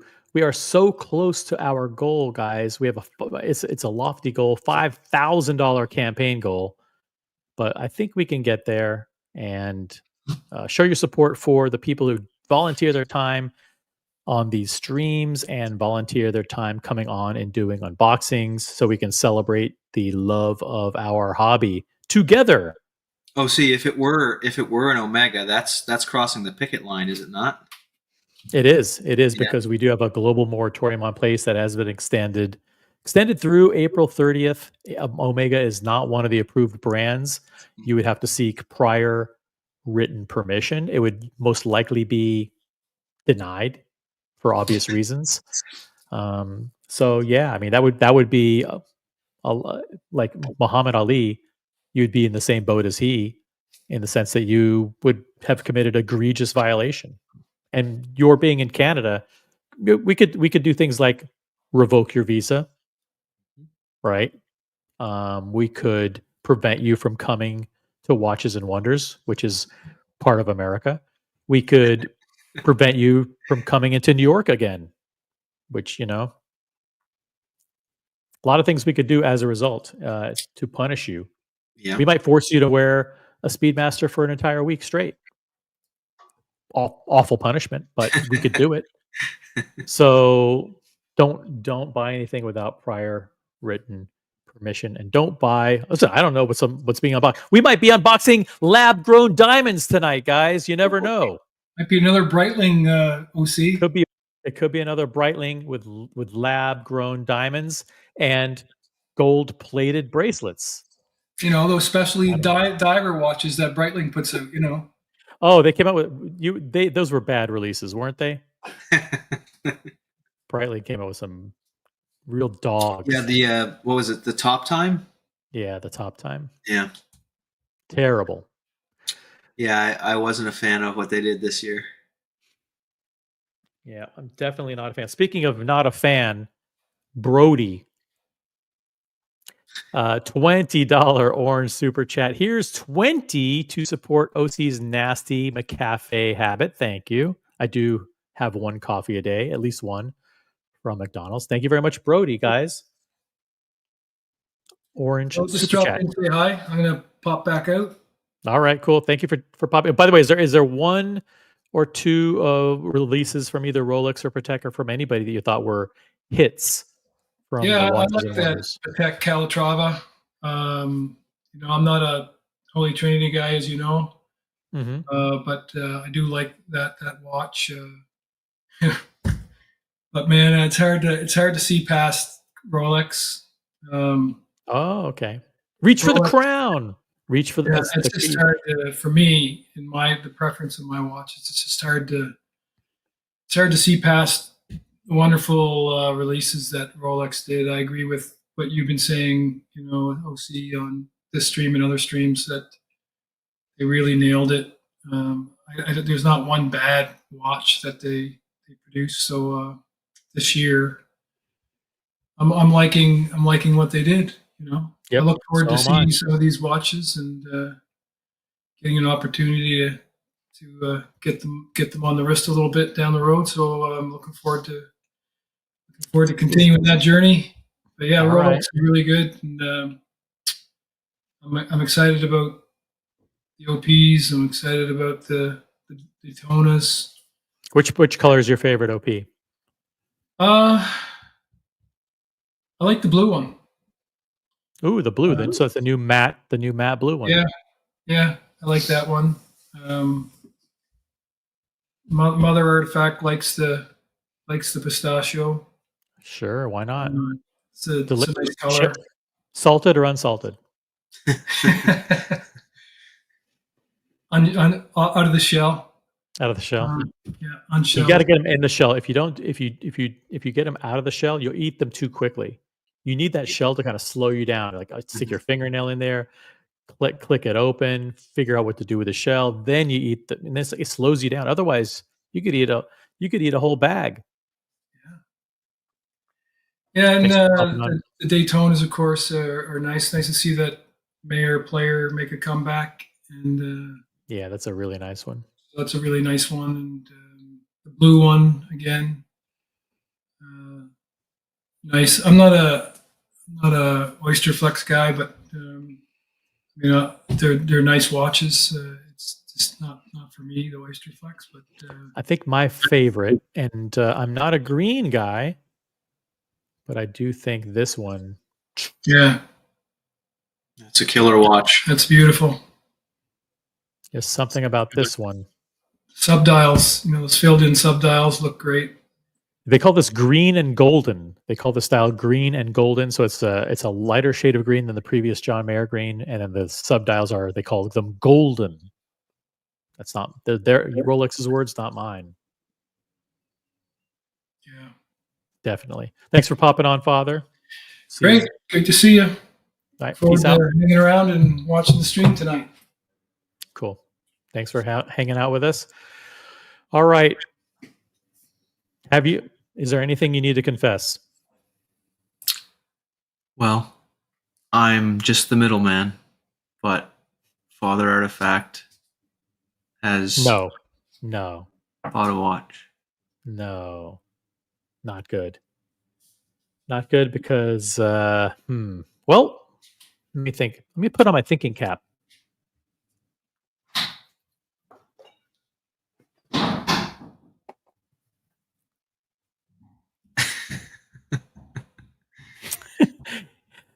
Father Artifact's a huge fan of Rolex, so this could actually be amazing. This could be amazing. It might be something that doesn't violate doesn't violate the global moratorium, because Rolex is pre-approved. Anything that Rolex does, you're allowed to buy without penalty. And as you know, I am on the judiciary board of the colony. So you are. Would I really cross the picket line? I don't think. This could be a coup of unforeseen implications. Guys, the colony may be taken over by Canadians. Well, we have like delusional people in the chat. Buckley, like Panda Daytona. Where does he come up with this stuff? Father Artifact got the Panda Daytona. Kyle D, Land Dweller. Land Dweller isn't even out yet. I mean, come on. John D, two-tone lady, date just. There you go. It could be that. Get away from the lab-grown diamonds and Mhm. the Chinese bracelets made of gold plating. Mm-hmm. Move back to Rolex, where Mother Artifact belongs. Yep. I didn't know that you were just the messenger. But guys, tonight, I think if there's any more reason to support the cause, I think you were just given that reason. The fact that Father Artifact is unboxing something. Pedro Bermudez, $25 contribution to Ronald McDonald House Charities. Thank you, Pedro. Let me ask you this one. So, do you stay in town in Geneva, or do you stay out near the airport where the actual exhibition's at? I stay in town by the lake. Okay. The first year I was over by the hotel, over by the Pal Expo, which is the convention center. And the last 2 years I've been down by the Beau Rivage, which is their super ritzy hotel. And they have a lot of nice hotels in that area. We can coordinate together. I'm happy to lead you guys in the right direction in terms of great places to stay. Yeah, I'd appreciate But that. yeah, you definitely want to stay in Geneva and not be up by the airport and up by the convention center. Yeah, that's what we were thinking. Yeah, the weather this year was unbelievable. So I don't want to talk too much about it. I don't want it to seem like I'm pressuring anybody to make plans to go to Geneva. If you can afford it, come. If you can't, don't worry. But if you want to meet Dear Artifact and Father Artifact in person, along with me and SE and all the other people that are now going on an annual basis to Geneva for Watches and Wonders, then block off your entire month of April now. Hey, we got Otto in the chat. Blast from the past. Otto says, yo, guys. Hope everyone's doing well. Excited to have gotten the live notification for the first time in a while. Excited. Yeah. Turn on your live notifications on the Watch Colony channel and the original OC channel. Make sure you have that in place. Yes, from Kyle D. Father Artifact got the pre-release versions of the Land Dweller along with Leonardo DiCaprio and Roger Federer. Yeah, he was on the other side of the camera when they were having that fondue. And by the way, Tom Cruise also was a recipient of the Land Dweller as well. So I think those three people would be in good company if Father Artifact joined them. That could be the big four: Leo, Federer, Tom Cruise, and Father Artifact. Make sense? Should I quell any concerns and reveal the brand? No, you should not, because I want to remind everybody that the three most recent Father Artifact purchases and unboxings were all Rolex, right? The three last ones. Is that true? The last one was the first Omega in space. That doesn't count. But the ones prior to that. Sorry, I'm wrong. The last one was my mother's day date. Oh yeah, you're right. That was Carnelian dial day date, right? Got it right here. Yeah, let's check it out. Ooh, baby.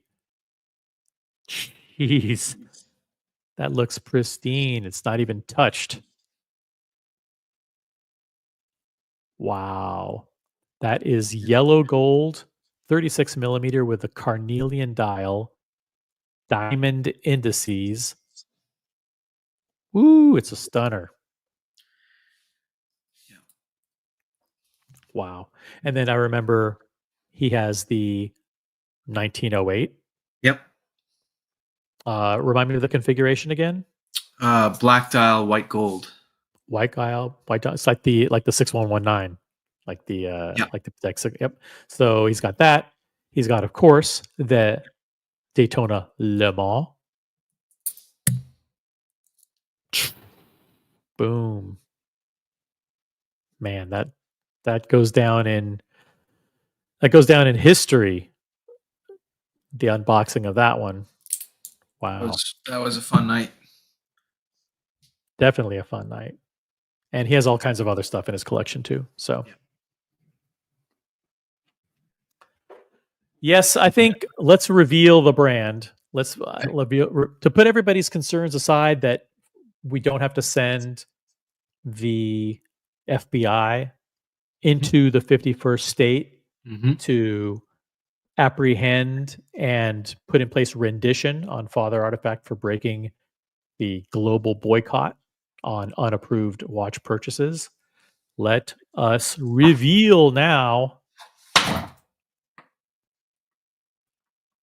Yes. Reach for the crown. I know you don't like to swear, but let's fucking go. I love it. It's Rolex, the best. It's the crown. I'm going to do this. I'm going to give you guys an opportunity to join us on the panel. Join the panel. That's what I'm typing right now. I have Boom. swag. If we want to do that cool. first. Yeah, let's see the guys. Don't super chat. Well, you can super chat if you want, but please donate to the cause for tonight, which is Ronald McDonald House Charities. We have a goal of 5,000. We're at 4,390. Okay, we are only $610 away. That's nothing. Come on, guys. Every single person watching. It doesn't matter how small. Doesn't matter how big. Well, it matters how big. If it's big, it's great. We're $610 away from the unboxing of swag from a Rolex boutique, which is phenomenal. So let's get to it. Guys, please click on the link. I'll drop it again. It should be pinned. If you're watching on the OC channel, it's pinned. If you're not on the OC channel, I will drop it right here. Send money now. Please send money now. Support a great cause. Ronald McDonald House Charities. Mo says that green. You want to read this? Yeah. No, I know how you feel, Mo. I know how you feel. If anybody wants to jump on and read that comment, feel free. We'll pull it up and you can read it and we'll clip it. Clip it, Mookie. We'll clip it and we'll replay it over and over again. All right, let's get someone to jump on the panel. Let's get that incredible Evan G. What's up, Evan? What's happening? Yeah, Evan, how you doing? Mic check. Check 1 2. Check 1 2. That's right. Check, check. Mic check. Chickadee check. Check yourself. So I even did the mustache for this, so you should feel appreciated. What shirt is that? What is that? T-Mobile. That's right. This is that's right. This is my T-Mobile shirt, sponsored by Bayern Munich. See, it's too bad SE's not on the panel. But he's probably an 1860 fan, so it's terrible people. Yeah, it's so early and it's like 2:30 in the morning. Germany. I've seen him up later. Yeah, if anybody wants to join us on the panel, jump on. I think Buckley says, "Give me a few, cracking a beer." Yeah, let's get Buckley on. Let's get Evan. What are you wearing? The oh my God, that's right. Beautiful if it'll focus, I'm wearing a very blurry date. So, jeez. So there's nothing wrong with the focus. It just looks like this in real life. So I was happy to see you get that, Evan. I know how much you wanted that watch. I appreciate it. Thank you. Yeah, I was also happy I got it. So just that's right. Get that. Day Club. The Rolex date. I've got a date. Dude, it's not the man size, but let's do it. Yeah, let's whatever, do this, right? guys. Here we go. Hold them up. Day Club. Day Club. Guys, you can screenshot this. Suck on that, guys. 3 day dates. If that's not worth a big fat contribution to Ronald McDonald House Charities, I don't know what does. Let's see. Hey, shout out to Vimal. Thank you, Vimal, for your contribution. Really appreciate that. He's getting us so much closer. We're inching closer, guys. We are now only $600 away from hitting our $5,000 long-term goal to support Ronald McDonald House Charities. Come on, guys. 600 away. It's easy. Easy to do with your help. Come on, guys. Yeah, the date. Evan, how are you loving it? Oh, it's great. It's the best daily in the Rolex catalog. So, there's so many of these brands. It's Oris and JLC and Nomos, and just like you could go down the list. Nothing's like Rolex. Nothing is like Rolex. it's nothing like when you're like driving, right? And you're hanging out, and like a beam of sun like comes in the window, and just the flutes just reflect all over the ceiling. Chef's kiss, right? So It's amazing. Let's see some swag. Okay. Some swag. So the first one is a duplicate. We already got it before, but I'll show it anyway because it is awesome. Oh my gosh, they have such good stuff in Canada. How come we don't get any of this shit? We get nothing. We are treated like dogs here. Jeez, that's the watch roll. Yeah, and it's kind of cool. Like I've never seen a watch roll have this like sort of built-in cover before, like that. It's Nice. It's just like a double cushion. Jeez, and what is packed in there? That's the root beer. Two-tone root beer. Gorgeous. So Speaking that of was that. gorgeous, Buckley, happy Friday Buckley, night. how you doing? Speaking of gorgeous,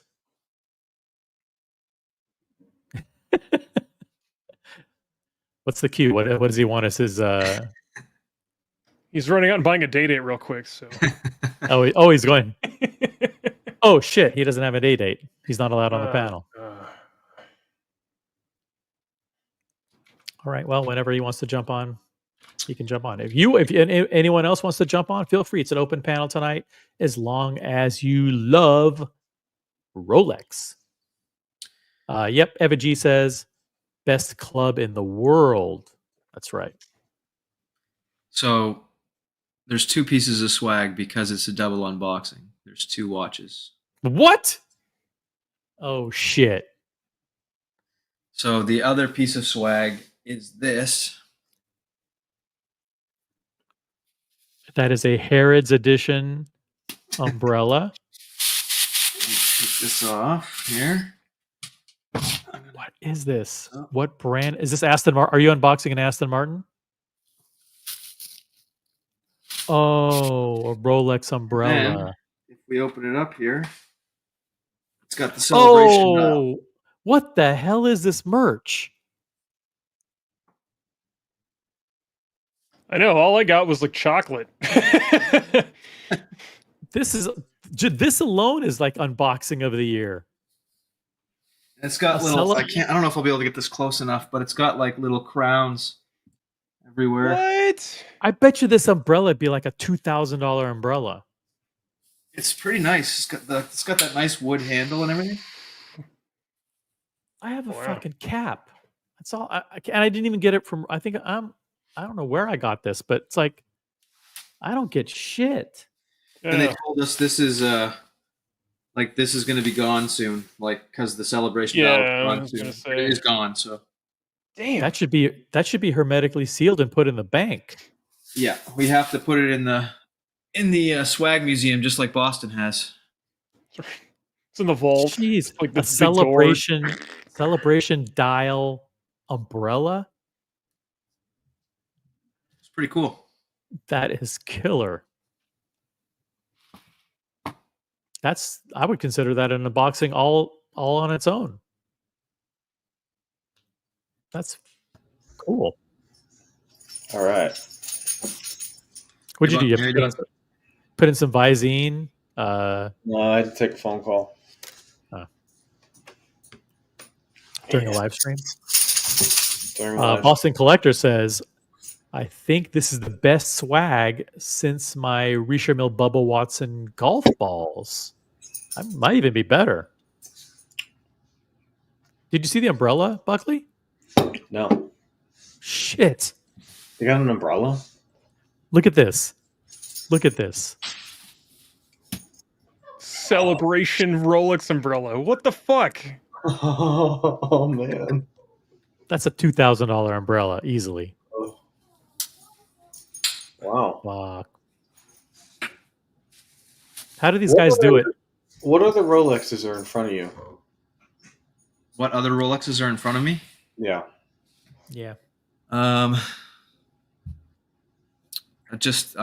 showed the Le Mans, the Day, and I got the OP here as well. Okay. When your dad came in the video, Yep. did he voluntarily come on, or someone asked him to come say hello? No, he voluntarily came on. Yeah, came on. Interesting. Buckley is using all of these Interesting. data points. His shirt was What? interesting. Yeah. I don't know. What? It was a black shirt with white stripes. Are you reading into that? I don't know. Maybe he's nothing. I don't know. No, I don't know. What brand of brew are we cracking open today? Let's see. An Evan G-ish type of shit. Let's see. Let's give him a shout out. Kona Big Wave. A little hoppy. Okay, used to put hair in your chest. I have plenty. Diego, start chugging. You're just like shotgun. No, it's not bad. It's a little fruity. It's kind of a weird bottle too. Like, this is like a. It's almost like a red stripe bottle, right? Yeah, it's a little bit weird. The word is spreading. Believe it or not, we have over 75 people watching. That's not a record, but it's a lot of people for a Friday night, for just a lonely old Canadian unboxing live stream. So wait a minute. This is a watch no one's ever seen before? Oh, no one said that. No one said that. Someone said that. So it's a double unboxing. One of them, I don't think it's ever been unboxed. The other one, it definitely has been unboxed. And they're both. You can't say where they're both from. Not going to say that yet. No, not going to say, because it could get him in trouble, because if one of them violated the global moratorium, they could still be subject to penalties. Is the one that's being unboxed deportation the one that has been unboxed before? That's correct. Panda.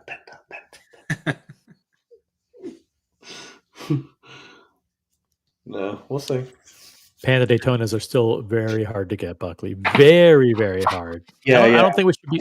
I don't think we should be saying like willy nilly, like, oh, well, it could be a. It's like, even for Father Artifact or anybody in Canada, those are hard. That looks. There it is. That green.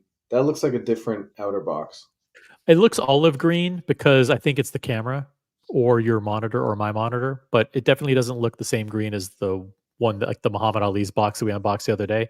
And also the umbrella looks more olive green than the Rolex green. I think it's just probably the setting on the camera. Is the refrigerator in the background light green, or is that white? It's like a pistachio. Okay. Yeah, it's that like 50s, 50s pistachio. Okay. Yep. Are the cabinets behind you lime green or brown? They're like a dark gray. Oh, okay. Perfect. That's what I thought.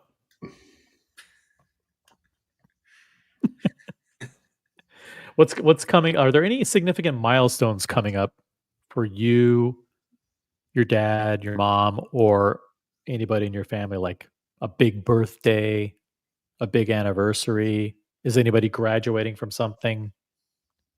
No. Do you want to announce that you're pregnant or anything on the show?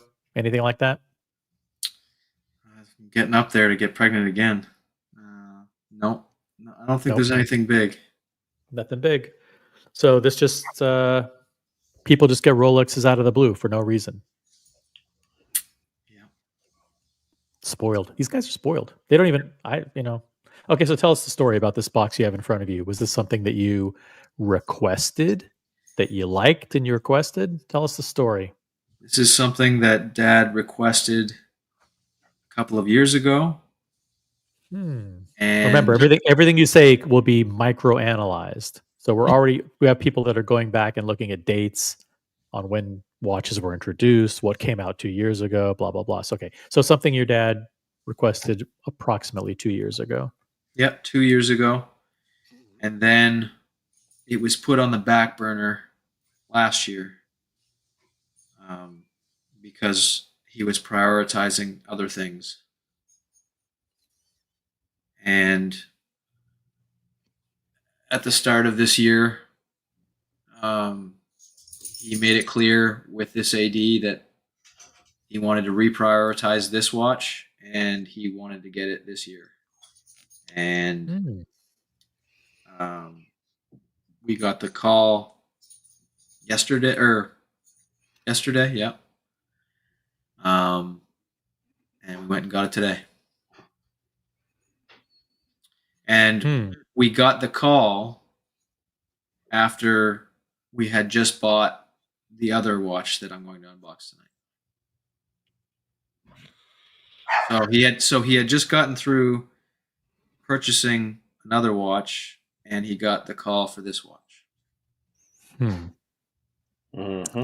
Is this the same? The same? They could be different ADs. They're different. Was it the same? Different ADs. Got it. Yeah. Different ADs. Otto says, and he's just cutting to the chase. He asked for the Panda Daytona, but then prioritized the Le Mans, and now got the Panda again. That would make sense logically, but you're dealing with multiple ADs and you don't know what's going on. So, nice try, but don't get your hopes up. Pandas are very, very difficult. Boston Collector, the Titanium Yachtmaster, and the Celebration 41. We already unboxed the Celebration umbrella. Does that count? Both have been unboxed before, I think. Both have been unboxed before. Wrist Management is in the chat. The Platinum Daytona. Does he really need that? Does he need that? Come on. How greedy could you possibly be? I mean, to even think of getting another Daytona would be unseemly. Be unseemly. No, it could be a Platinum Daytona. It's too much money. It's expensive. Come on, that would be completely fiscally irresponsible. Got Doc and his watch in the chat. What's up, Doc? All right. Do we? Who wants to start guessing? Yes or no questions? Just realized you opened an umbrella in the house.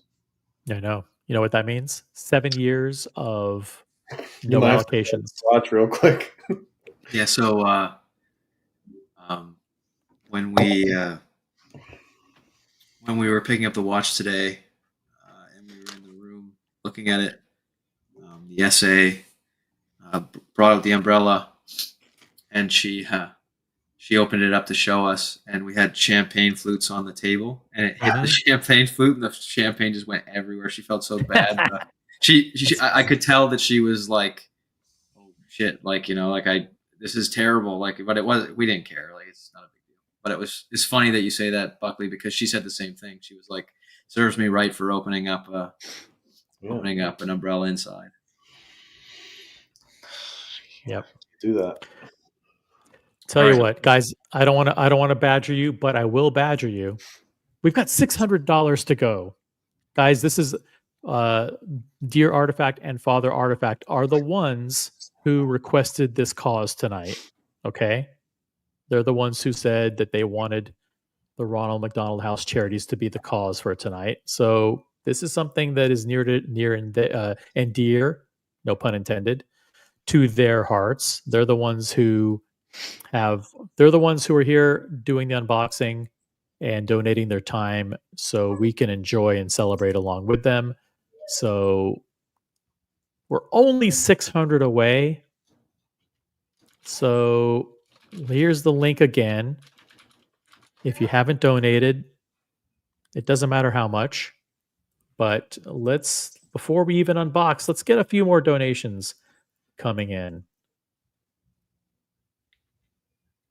Come on, guys. Let's do it. This is going to be. We've got a double unboxing from Canada tonight. You can't get any better than that. From the incredible friends of the community, the Artifacts. Look at this. It's a Rolex in the new green box. Let's do it. All right.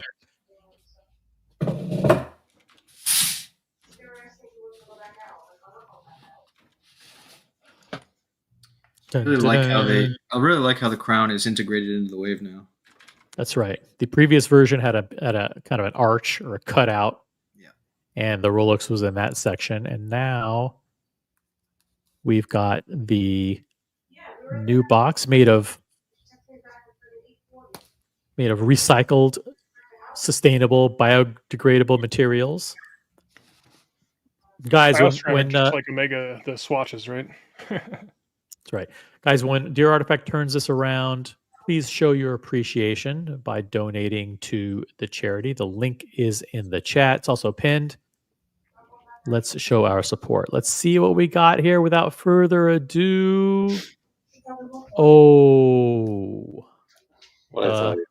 Panda Daytona. The 126500 What I tell you? Awesome. stainless steel with the white dial. Damn, look at the brushed and polished surfaces of that thing. Beautiful. Damn. How did he do it? With his shirt. Did he plan that? Tell me now. Did he plan that? I didn't ask, but you're probably right. Did anybody see this fucking guy's shirt? Yeah, it was black and white. Pull him back. Oh man, what a to have those two pieces. Dang. Yeah, I mean, jeez. Batch went out. That's the third wrist one is- in a month. His wrist is way bigger than mine, but I'll put it on. The Rolex Daytona, the Panda, the white dial 126500. How did he do it? Damn, this is frustrating. VIP. Shit. Looks How do good you on like it? anybody's wrist. Yeah, come on.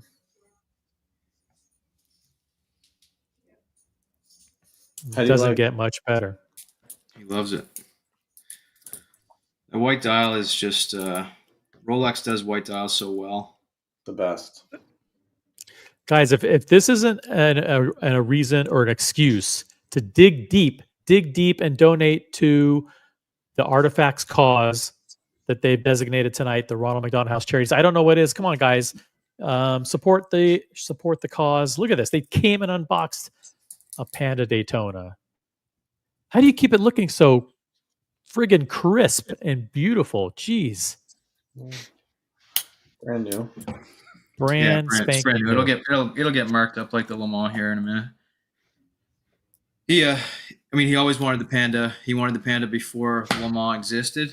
But now the reason he wanted it now more than anything is just to kind of give some relief to the Le Mans. He wears it all the time, and it's definitely picking up scratches and stuff, and that's fine. That's we expect that, but he's just gonna wear the Panda a little bit more now. Just needs a beater, you know. Well, tell him to stop keeping it loose in his pocket. With change and shit. Yeah, next time we go get some best pizza, he'll make sure it's the Panda going into the Subway, not the Le Mans. Yeah.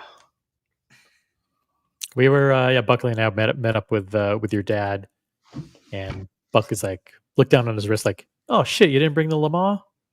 And your dad reached into his pocket, scraping it up against the rivets on the jeans, You heard against the belt buckle. You heard the change Fucking jingle. Pulled it pulled it out. out. E rings. First of all, let me show you what happened. He had it. I'm wearing jeans. Okay. He had it in his jeans. Right. In his left pocket, yeah. Literally in his jeans. And he sat at the table. We're like, where's the good watch? He's like, oh, right. And you know when people stand up? He didn't even do that. He did one of these. right? He did one of these, and he pulled it out like this. It's exaggerating. You heard all this shit happen while he was doing it. And he's like, Exaggerating. "Here you go." Like, okay. Just grinding the dust in. It's fine. Well, yeah. He didn't even stand up. He just did one of these hip flexors and was like, "Take that shit." Let the record reflect that I did feel bad for him, and I just happened to have, and sometimes I carry them around with me. I had a Rolex service pouch with me. It was, and I gave it to him and said, "Here, please put it in the Rolex pouch while you're carrying it." And he appreciated that very much, OC. The least I could do. The least I could do. We had a great night that night. We went to Club Macanudo, if I recall, right? Club Macanudo, where we smoked some cigars. Very cool night. We're hanging out with Al Sharpton that night, I believe. I want to know, did he plan the shirt tonight? You're probably right. He probably did. That's the kind of guy he is. He probably, it's black and white. I'll wear a black and white shirt because it's. It has to be planned. No one, like, I've never even seen a shirt like that. Kyle D, thank you very much for your contribution to the Ronald McDonald House Charities. Thank you very much. I want to give a huge shout out to the co-panelists tonight. Evan G, $100 donation. Evan G, jeez, thank you, man. Got to get the ball rolling. You know, the ball is rolling thanks to you. Set an example for these cheap fucks in the chat. Come on, cheap fucks in the chat. Let's do this. Miss this group. That's a comment from Otto. I missed this group. Small part for the small cause. His small part is a $100 donation to Ronald McDonald House Charities. $100. Guys, the $100 club tonight is crazy. Huge. Shout out to Dear Artifact, Father Artifact, Evan G, Otto, Jeff, and No Biggie Sal, all with big fat $100 contributions tonight. We are so close. Right now we are at 4610. 4610. We are less than $400 away from hitting the $5,000 goal. $400 is easy. It's easy. We got over 75 people watching. All we need is 4 people donating $100 each, and we will be there, and you won't get to hear us badgering you for the rest of the night. All right. I what could possibly, why do we even have another unboxing? Why is it necessary? Why do you have so many Rolexes? Why do you have so many great, get his ass over on camera. What is he doing? Father Artifact, explain yourself. So there's 3 Rolexes in front of you. There's a Day-Date, Daytona, and a green OP. That's right. Did you pick those 3 for any reason? Yes. All right. I'm calling it. Fuck. What the hell did I'm calling it yellow, gold, green dial Day-Date. Yellow, gold, green dial Day-Date. I don't know how Buckley does these analyses. How he's able. Is it green lacquer or green ombre? I'm on the spectrum. To be honest with you, OC, and I think everybody knows it. I never even would have asked that question. He's like watch Rain Man, right? The watch just like come out of the screen, like floating around him as he's like analyzing. Well, I could be totally wrong. It could be like a 34 millimeter pink OP, but I think yellow, gold, green dial. We've never seen one unboxed.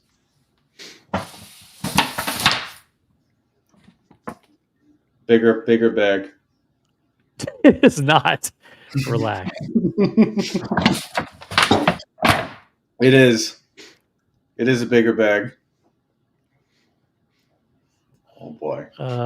That's this. Different ADs have different size bags. That's what it is. That's all. That's all it is. Don't read anything crazy into it. Bigger box. This is the old box. This is the old box. This is the large. It does look like the large. It's not the extra large, but it is the large. Oh, see, do you know what the watches are? Did you guys know? You didn't know? You don't know anything? Okay. Dear Artifact, do I know what the watches are? It's gonna be a Sorry, what? surprise to him, just like it is us, right? Like he's Did you open. He's tell- like, oh wow. Did you tell anybody what these watches are? No, I didn't. I don't know what they are. I like to be surprised along with everybody else. But usually you guess. You're not really guessing. It's almost like you know, and you're letting everyone else. I don't know. Okay. Evan G's been eating like I don't know what the fuck for 15 minutes. What are you eating? Oatmeal? Oh, Ice yeah. cream. Let's see. Let's take it. Let's see. Show it to the Take a camera. break. This is a pint of Jenny's gooey butter cake ice cream. All right. Gooey, but are we gonna crush the whole pint? You damn right. I'm gonna crush the whole pint. Nice. Let's do it. Gatsby is in the chat. He says, been listening in the car. Congratulations to the artifacts. You guys are awesome. But please leave some Rolex in Canada for the rest of us. Thank you, Gatsby. Gatsby's a huge supporter of the community. Thank you very much. Let's check in. Come on, let's just get. Come on, guys. Let's get to the Come on, the charity. Ronald McDonald House Charities. Holy shit! Father Artifact just donated another $100. Another $100 to Ronald McDonald House. That's $200 from Father Artifact. Who is gonna actually match? Who's gonna match Father Artifact's $200 donation tonight? Can someone do it? We are only $500. Let's see. What's the tally here? We're $300 away, guys. $300 away from hitting a $5,000 goal. We're so close. We can do it but we need your help. We need your help to get us over the finish line. Could it be? Let's see. Let me pull up a watch here.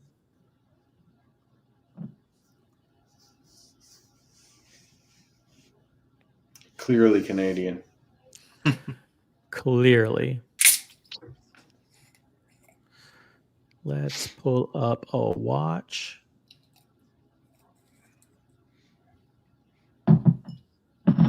And find a nice, good picture. God, the pictures on the web are generally awful.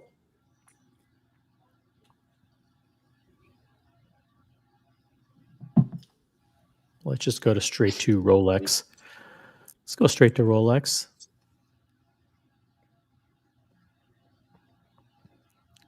Boom. If it were a date 8, this is the one where date 840, yellow gold, green dial, and here's the green ombre. Boom. Both great choices. I think it's lacquer. If it were. We don't know. We don't know. May not be a date 8. May not be. It may be some other precious metal. Ombres are killer. Question from Andy Lewis, and the question is for Dear Artifact. Is this Rolex, the second Rolex, from the same AD that allocated Father Artifact the white gold Le Mans? No, the Panda was, but this was not. This is from a different AD.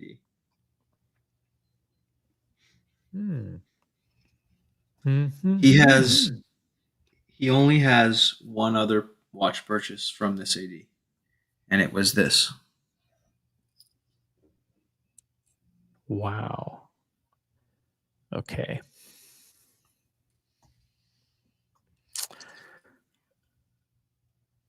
Only one other. So let's see. He has pretty much everything. No GMT. Yeah. Oh, he has a root beer. Yeah, he does have a root beer. Boston Collector says platinum meteorite. So platinum date 8 with the meteorite dial is another option. Boris says, you know what? Fuck it. Another Daytona. How about a second one? This one black, right? You bought a carnelian dial date. Now you get a black Daytona. Makes sense.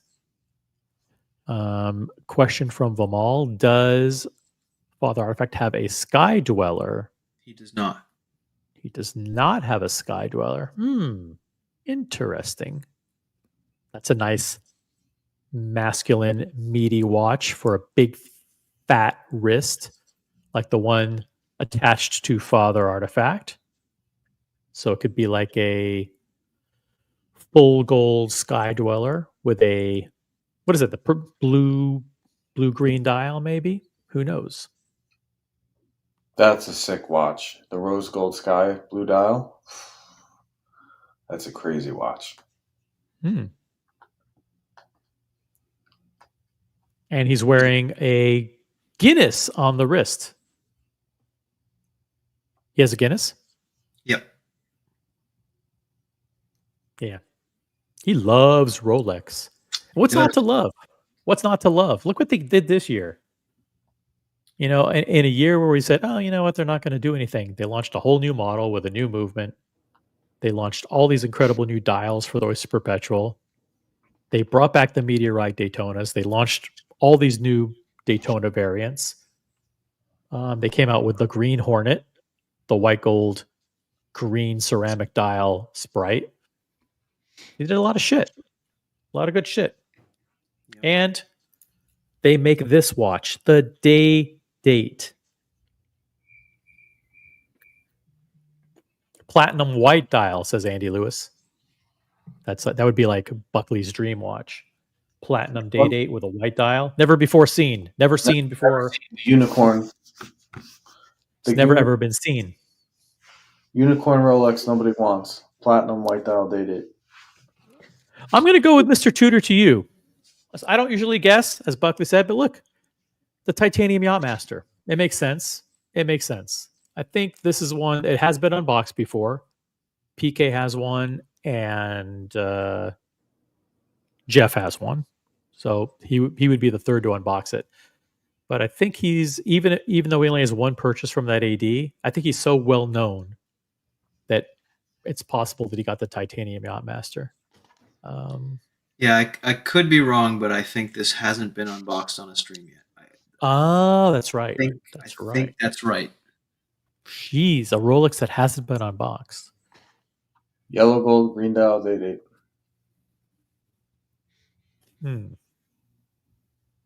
Rose gold blue dial Sky Dweller. Yellow gold Le Mans.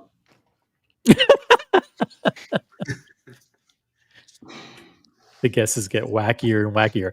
Well, speaking of wacky, huge shout out to Gatsby, who just donated $100 to Ronald McDonald House Charities. Always happy to support my fellow Canadians. Elbows up, boys. Gatsby, thank you for joining the $100 club tonight. Amazing supporter of the watch community, Gatsby. Thank you, man. We are now $200 away. That's it. We're only $200 away away from hitting a $5,000 goal. We can do it. We can do it. And we're going to take a break, and we're going to go take these commercial messages, and we'll be back as soon as we hit the $5,000 goal. All right. Peace out.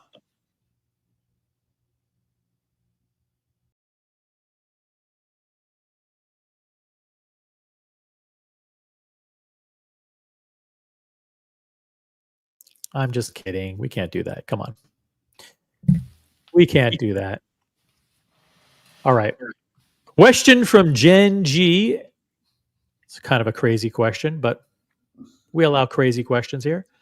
Is it an off catalog piece? Yes or no? No. Nope. Yeah, so you don't get crazy, guys. Don't get crazy.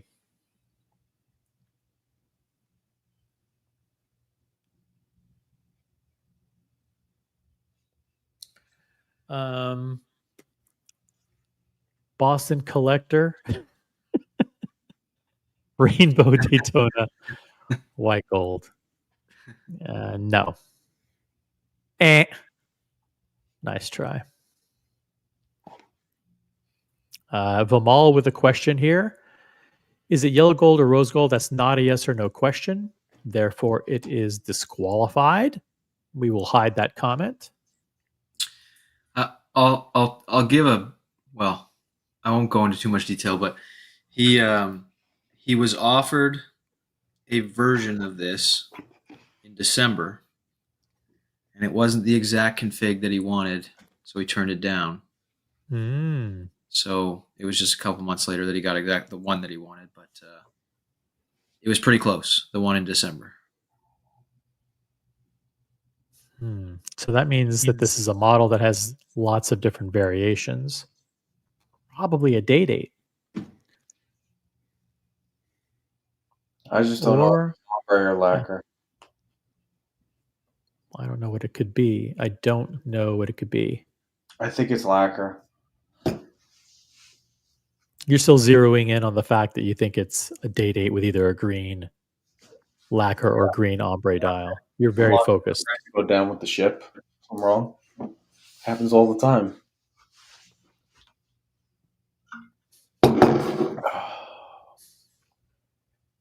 Boston Collector is going to tell us exactly what happened here. Your dad turned down the white gold date with the olive green dial, and because he wanted the platinum date with the olive green dial. You don't have to answer. It's a ridiculous hypothesis, but thank you for sharing. Otto's in the chat. He's joining us from Monaco, I believe, right? Monaco? I think you're in Monaco. Maybe you're in, correct me if I'm wrong. You're somewhere over there. I agree with Buckley. Yellow gold date with the green ombre or green lacquer dial. Yeah, Morocco. Is that what I said? You said Monaco. Oh, Monaco. Morocco. One of those things. Guys, shout out to Tag Heuer and their incredible line of watches, including the Morocco. Does Father Artifact have a Miami watch, aka Oyster Flex? No, he's not a fan of the Oyster Flex. Same. He likes it on the Oyster bracelet. He likes it, meaning the Daytona on the Oyster bracelet. There's also a Yachtmaster and a Sky Dweller that are available on Oyster Flex. So that was a way of kind of weeding out a whole bunch of models there in one fell swoop. Pretty slick of you, Vimal. Nice work. Double Crown's going to weigh in. It's a Rolex Explorer 1. 36 mil. Yep.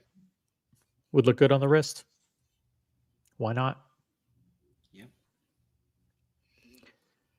We want to unbox this thing. We want to, but we're $200 away. $200 away from our goal. So what do we do? What do we do? What do we do? If you want to jump on the panel, the link is about to be dropped. I'll drop the link here. If you want to join for this, this is something that has been unboxed before. Has not been. Jonathan Smith, VOC, Friday Night Live. Thank you. This has not been unboxed before. Well, since we're waiting for people to open their wallets, I'm going to refresh my drink. I'll be right back. Okay, we got $200 to go, guys. I'll pull up the screen. You want to see this? You don't believe me? Boom, here we are. Watch Colony unboxings, Ronald McDonald House charities. Here is the thing right here. Here's the meter. $5,000 goal. I didn't make it up. We are at 4,810. Okay. Come on, guys. 83 people watching. All we need is one person with a $200 donation, or two people with $100 each donations, and we're there. We're over the target. It's easy. It's simple math, guys. I'm going to follow up in G on that. Guys, now's a good time. Go get your drink because you may want to celebrate.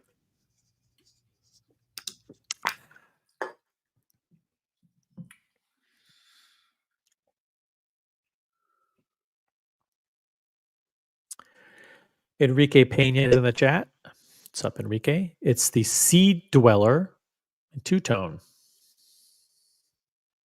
I don't think that comes in a large box. I think that's a medium box. Yeah.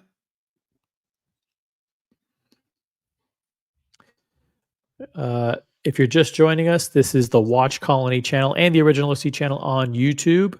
Make sure you subscribe. Enable all notifications. We do live streams here. We don't do videos. We don't do shorts. We don't do any of the other stuff that you would expect a YouTube channel to do. We do live streams. Question from Double Crown. Are you interested in AP? Well, I just think that there's not much left in Rolex for Dad.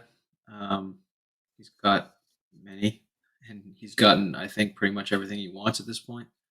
There's a couple of others, but I don't know if he has anywhere else to go. So I think he's going to have to start looking at AP or Patek. He has some ideas on models that he likes. But we'll see. Patek Philippe, huh? Jeez. Yeah, is it, either of any of your Rolex 80s also carry Patek Philippe, or would you have to start over from scratch, basically? Start over.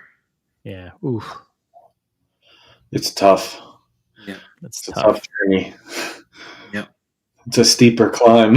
Yep. A lot of us are dying on the mountain right now.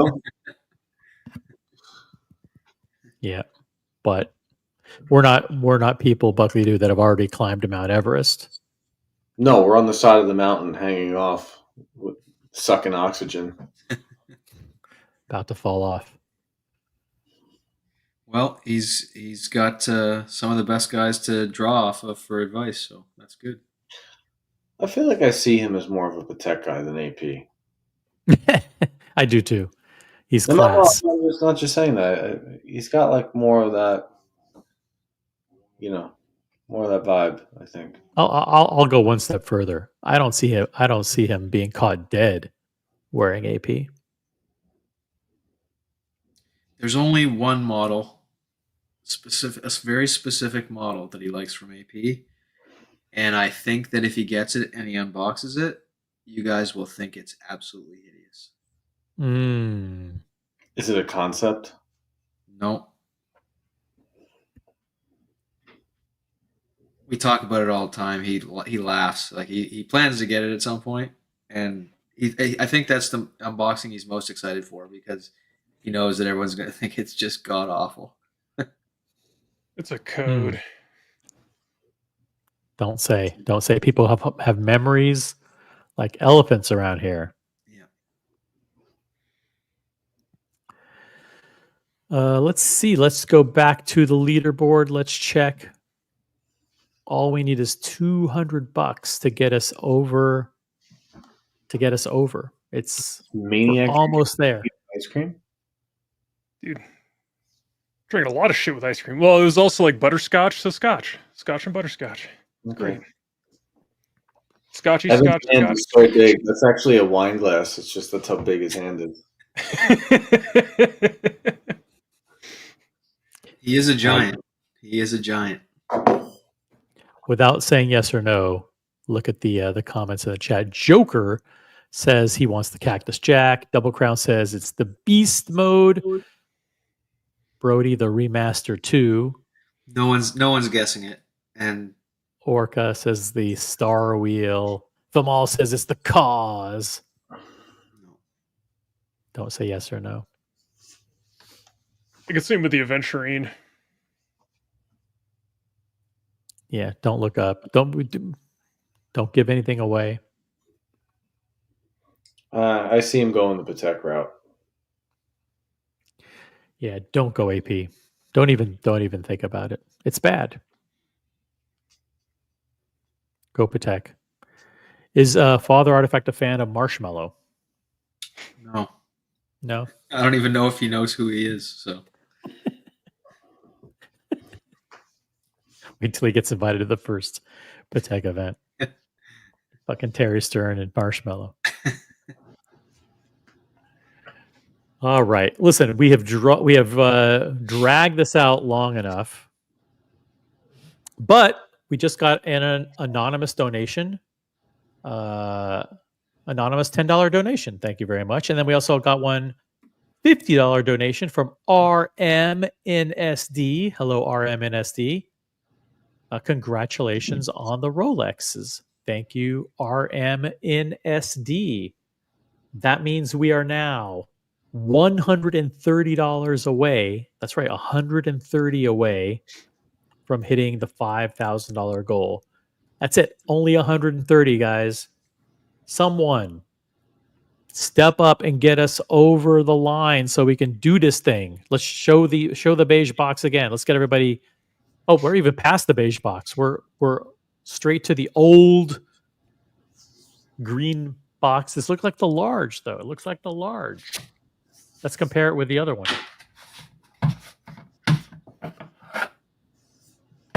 It's a lot bigger. It's a lot bigger, guys. You got the old medium and the new large. So it's not platinum. If it was platinum, it'd be bigger. Mm-hmm. Well, not necessarily.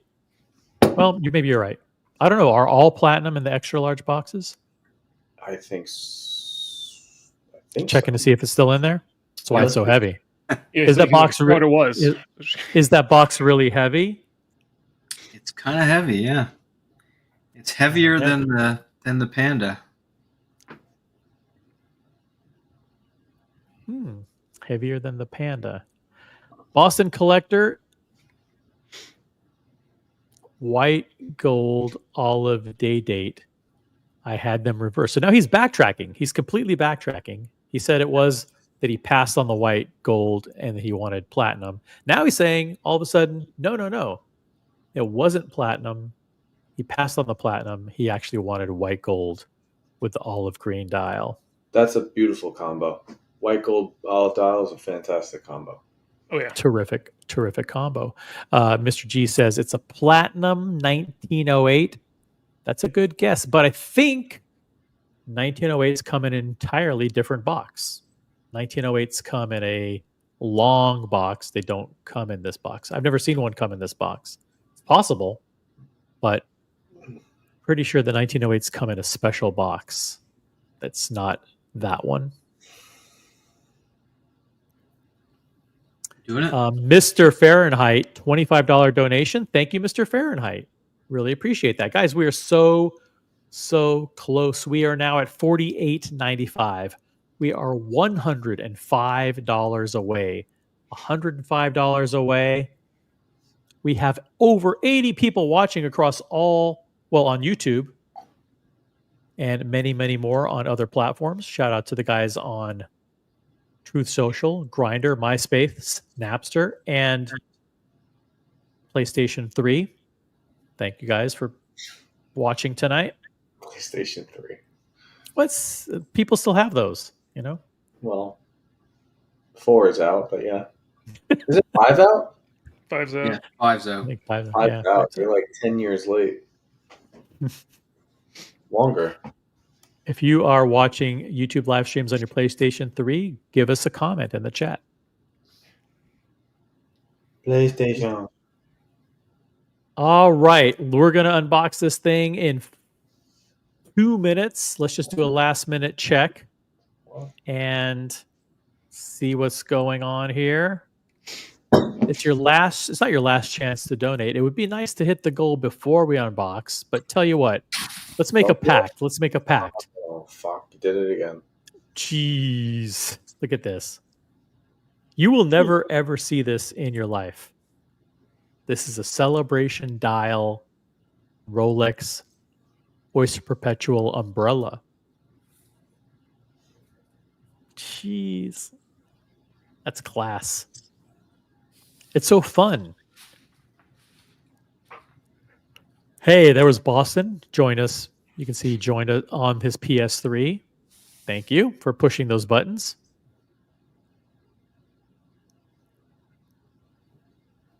All right, without further ado, let's make a pact though. If you think this is a cool unboxing, and if you like Dear Artifact and Father Artifact, you think they're really cool people. If you haven't donated something, then donate something. How about that? Fair pact? All right. Tell us about this purchase. He wanted it ever since it was announced. Took a while, obviously, a couple of years. He turned down a version in December that had diamonds on the bezel. One diamond, a diamond bezel, and we got a call from the owner of this AD while he was in Geneva, letting Dad know that he had secured the one that he wanted, and we went and got it yesterday. And what else can I say? It's a line that he doesn't have yet from Rolex, and he's a big golf fan, and this is very Masters-oriented watch. The Jack Nicklaus, the yellow gold day date. The only question is, what dial is it? And it is the green lacquer. Dial. Two for two. Has that ever been done, motherfuckers? I don't think so. Buckley is clairvoyant. That is sick. Dude, incredible. Holy shit. That pops so much. Wow.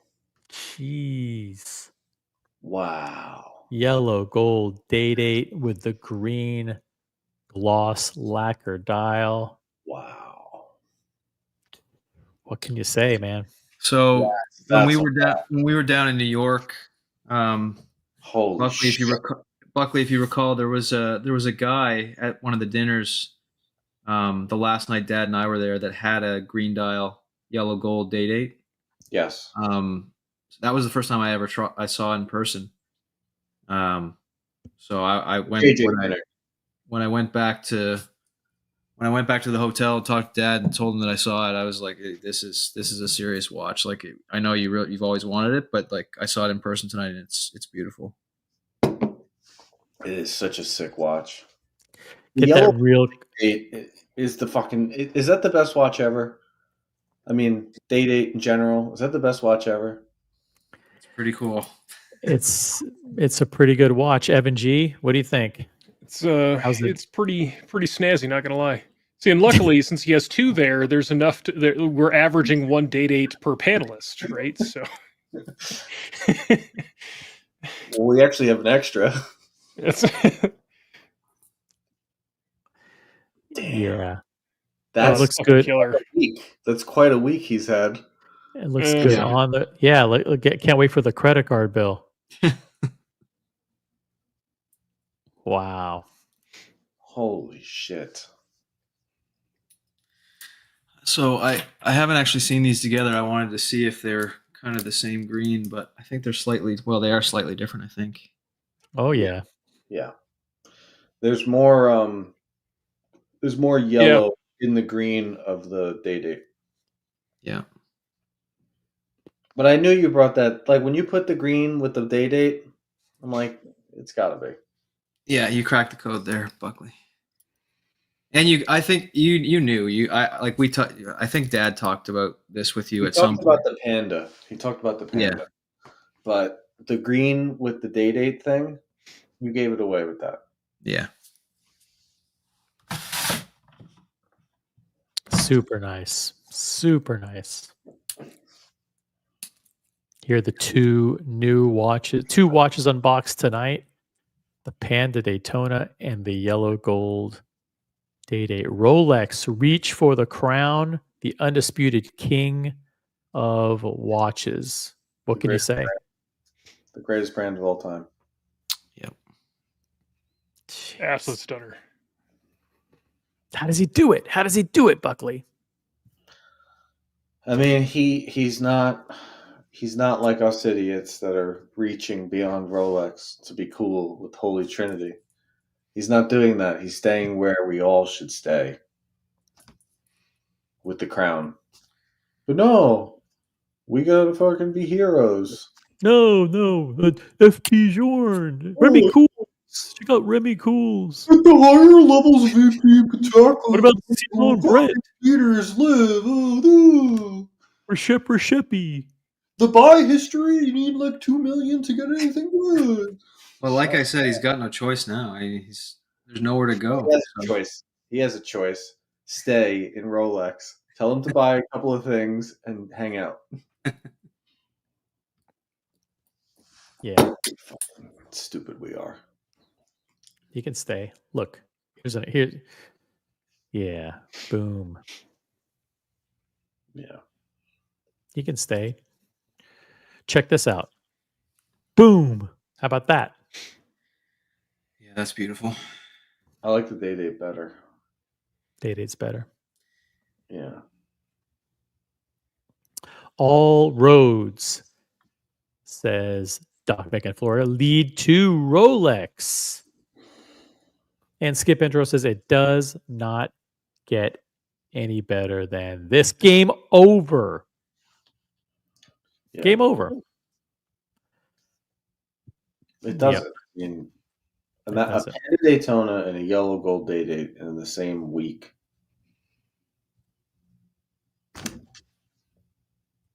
Game complete. Game, set, match. All right. Well, I'm not going to ask what's next or any of that stuff. I think when you have unboxings like that, all you have to do is lay back and celebrate and appreciate the great people in our community, the fact that we can share this hobby together. Getting these, listen, those are incredibly expensive purchases. I mean, you got to work hard. You got to work hard to be able to afford stuff like that. So it's good to be able to have a place where you can share, and people will appreciate all the hard work that goes into getting something like that. Yeah, I really appreciate you guys. Like, I always appreciate any of the unboxings or even just the banter. When we get a watch, this is the part that we look forward to the most. Like sharing it with you guys. We know that you love the watches too, and it's a place that we can all escape to and enjoy. You know, everybody in this community has reached a level of success, and they have to work hard and toil to make those successes happen. So it's nice that you have a place to go to where you can share something that we all enjoy together. Yeah. Well said. Any other topics? Do we want to keep going as a panel, or do we want to call it? No, keep going. Keep going? Yeah, why not? You never know who will hop on. Yeah, Buckley just got here. All right. We'll do this. We We shall drop the link in the chat to join the panel. It's Friday night. We're just getting started. You never know. Some crazy shit may happen, right? I mean, We're broadcasting live We just on saw two channels. Daytona get unboxed with a yellow gold Day-Date. Where else do you see that? You don't. Where else does that happen? Where else? Let me ask you. Where else does one person get the call for a Panda Daytona and a yellow gold Day-Date? with within a week of each other, and then shares the experience with friends online. Doesn't happen. Only here. So, Father Artifacts in the chat. Thanks everyone. Thank you so much, man. I mean, for sharing these incredible experiences with us. We feel like we're a part of your journey, man, and we owe you a debt of gratitude for allowing us to ride along. No, I don't have a Panda Daytona.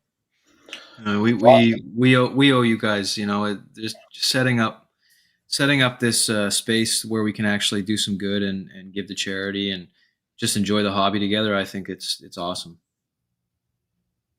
Sweet. I do want to remind everybody we do have the Ronald McDonald House Charities link still available. We are only $105 away from hitting a massively delusional $5,000 goal. We can do it. We have 69 people still watching. If somebody wants to pony up the $105, that would be awesome. I feel 5,000 is such a nice round number. I don't want to be stuck on 4,895. We should have had it where I'm sure you've seen those GIFs where like something is happening and it almost hits conclusion and then it keeps restarting over and over. So should have set it up so he starts to like turn it around and stops and then like restarts over until we get the $5,000. We can't do that.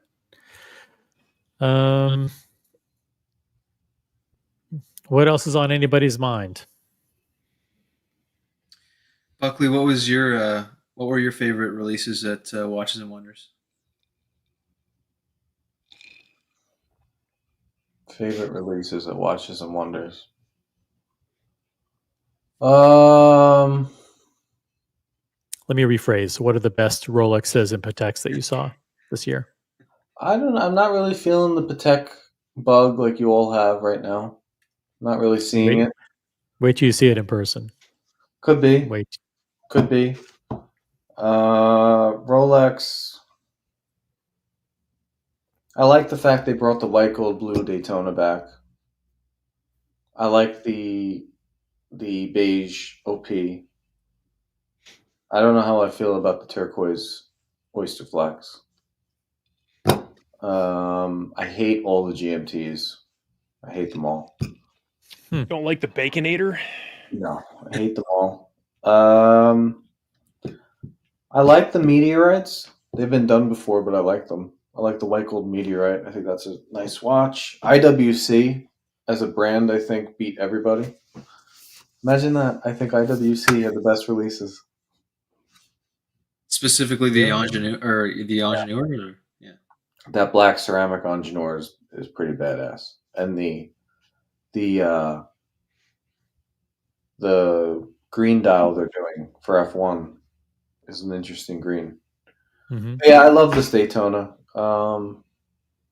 It's a beauty. I don't know how I feel about the blue, but just the white gold Daytona is a sick watch. And I like that they brought it back. Yeah, I like that the bezel is white gold too. I like that it just matches the rest of the watch. I mean, I think the best watch in the last 2 years are the Ombres. But that's my favorite release in the last 2 years, maybe even the last 3 years. I'd have to go back and really think, but the Ombres are my favorite. The navy ceramic that AP just did is fucking sick. The navy shorn that just came out, the CS is sick. I kind of like the Tudor 68. Put a bullet in my head. I saw that today. You deserve it. I kind of like the green. I kind of like the green on green titanium Panerai. Again, shoot me. These are all lukewarm likes, by the way. I kind of like this. Yeah. I do. I wouldn't. I'm not. I probably wouldn't buy it, but the problem is I knew about the Cubitus a couple of months ago. Mm-hmm. I knew the smaller one was coming, and I knew one of them was rose gold brown. I thought the other one was going to be something else. So the white gold blue was kind of like, really? White gold blue? Like you couldn't think of any other color? White gold blue? I don't know.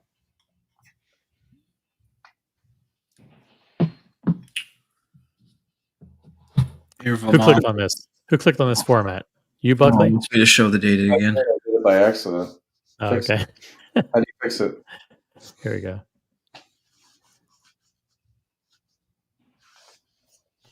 Yeah. Get super close to see the camera's focusing and ultra fast focus in action ice. Yeah. Sick. Part of the problem with the artifact is for the last month, maybe month and a half, I watch about 2 to 3 episodes of Mad Men a night. Mm-hmm. And I'm like in that vibe. So I see like all these crazy colored watches, and I do the comparison. I'm like, either they were classless and stupid, or we are, and I can't figure out which one it is. Yeah, I want to watch it again. I usually watch it like once a year because it's just such a good show. Oh, it's so fucking good. Yeah. We're watching, my wife and I are watching Succession, or not Succession, Severance right now. Yeah, it's kind of strange, but it's pretty good. Mm-hmm. But no, Mad Men's great, and it's a great watch show. Like there's so many great watches. Like he has a vintage Memovox early on, which is really nice. He wears the Reverso, obviously. He's got the Explorer. It's the wrong version, but and then he's got the Seamaster DeVille, and then Roger wears like a Tudor Prince. Yeah, that looks like a pull router. It's really nice. There's a lot of great watches in that show. Yeah. Mr. Fahrenheit asks, do any Omegas get approval from the wristwatch moratorium? No, they don't. No, they didn't even show up at Watches and Wonders. Fuck those guys. Cool. Listen, don't fuck Omega. Listen, seriously, guys, let's get it. Let's be real here. Like, there are only two. I think we have to narrow it down to 2 brands that have approval. I think AP. None of the watches that they even introduced recently are watches that anybody is going to get. And Richard Mille, come on. I don't understand Omega's release cycle. Like, what are they thinking? Like, why would you back out of that show where you can build hype around a large release? And now all they do is they drop models at random throughout the year. I don't really get it. Especially since all the Richemont brands are there, it's like just show up. It's the biggest show. But none of the Swatch Group brands are there. So like, there's no Breguet, there's no Blancpain, there's no those guys. I mean, they of all brands should be at a place where they can get literally any attention. I know, I don't agree. Oh, so I think for me the biggest letdown was Vacheron. Boring releases. They did this dial, they did the dial with the green strap, the blue strap. It's like a paper mache looking thing. I don't know what you call it, but it looks like Superman's fortress, just like on paper, I don't get it. Yep. And everyone showed like pictures of crazy complications. Like, if you don't understand that this is good, maybe you should go fuck yourself. It's like, yeah, I get it. Are you going to buy one? Fuckface? No, all you want is an overseas. Okay. Boring. All those like hyper complicated watches are just pucks anyway, too. Like, they're not wearable. You can't wear them. What are they, like $300,000? Like, no one's buying that. Very disappointing. That one was very disappointing. By the way, shout out to Andy Lewis, $55 contribution to the Ronald McDonald House Charities. Thank you, Andy. Andy's a Cubitus owner, so he's a big Patek guy and a Rolex guy, AP guy, everything. And we have hit the $5,000 goal. We just got a donation from Curly, $105. Wow. Congratulations on a great week of unboxings. Thank you, Curly. $105 contribution to the Ronald McDonald House Charities, putting us now officially at $5,055. See, I knew you could do it. You guys are the best. $5,055. That's goes to show what we could do when we pull together. It's a lot of money. A lot of money, guys. Give yourselves a pat on the back for an amazing job. Now we don't have to beg for money for the rest of the show. You did it. Thank you, Andy Lewis and Curly, putting us over the top.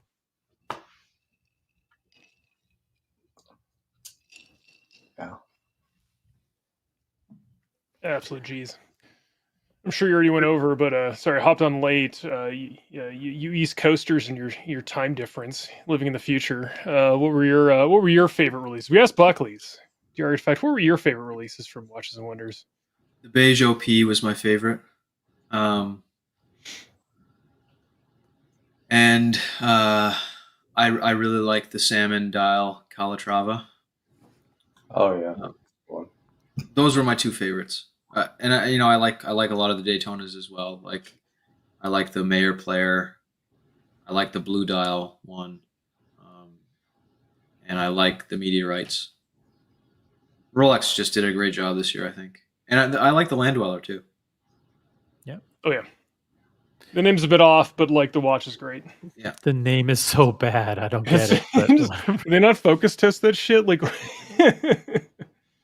but by the way, let's just to provide a little bit of information and education. This is a rose gilt opaline dial. That's the Patek's official designation. They don't call it salmon or anything like that. They call it rose gilt opaline. You will be quizzed at the end of the program. It's easy to memorize. It's a nice watch. Especially like the photos. Like I normally don't like salmon dials, but like actually seeing like the real photos of this watch, like incredible. I love salmon.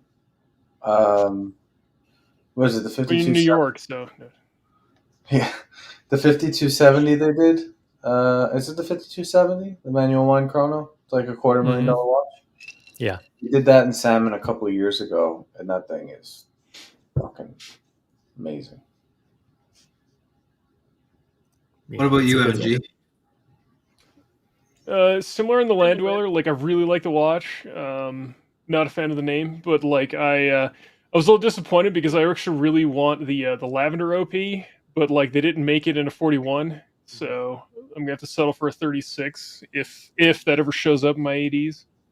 So yeah, I think they did a really good job across the colors. Like the lavender's great, the new blue is great. Oh yeah, I like the blue. It's much better in the sunburst blue, like the lacquer. It's it almost looks like I always call it like a deep sea blue, where it's like blue. It's just like the hint of green, right? Yeah. So and the pistachio is good too. That beige is great. If you could get that, I'm going after the beige. I'm going to get the beige for sure. Now, are you going to get it in 41 or 36? 36 because I'm a small guy. No, I think it looks better in 36 on a lot of people. You don't want to look like Rolex, right? Rolex, I know you're watching, fucker. You don't want to be like Rolex with this giant clock on your wrist. Flavor Flav over there. If anybody wants a copy of this chart, let me know. I think I've stole it from Hodinky, but this is a great reference. This is the kind of shit that is actually super handy because sometimes you don't remember what colors are available for what model. I wish I had this 2 years ago. I never figured out, like, was the turquoise blue available, not available on a certain size? But you can see here that they have a new black. It's not sunray black. It's now matte lacquer black. available on all the sizes. The silver continues on across all the sizes. The new lavender is available on everything except the 41. The candy pink continues on. There's a new blue. It's a matte lacquer blue across all of the sizes. You've got new pistachio, new beige as well across all the sizes. Turquoise blue continues on, but only for 31 and 36 millimeter. And the green continues on for 31, 36, and 41. And these are all... Celebration is gone.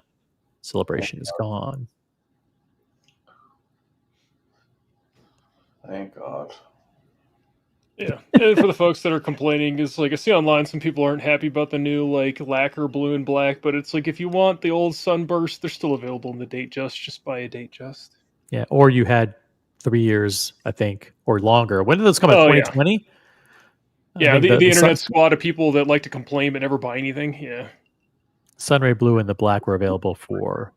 they're like, oh no, my for 4 hypothetical years. purchase. Yeah. It's What do you amazing think- how... What do you think of the ones that just came out? Which one do you think they'll discontinue the fastest? Mm. I don't. Probably the pistachio. Yeah, Probably the pistachio. Yep.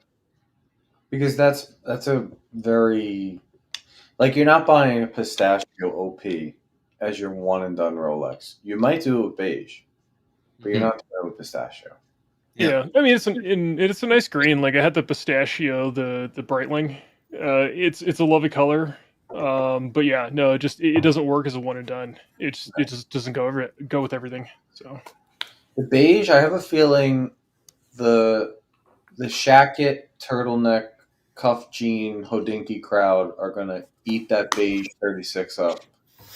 I agree because if you Ryan Gosling owns a vintage Air King and it looks exactly like this. Like it's almost as if they took that patina dial and used it as inspiration for this dial.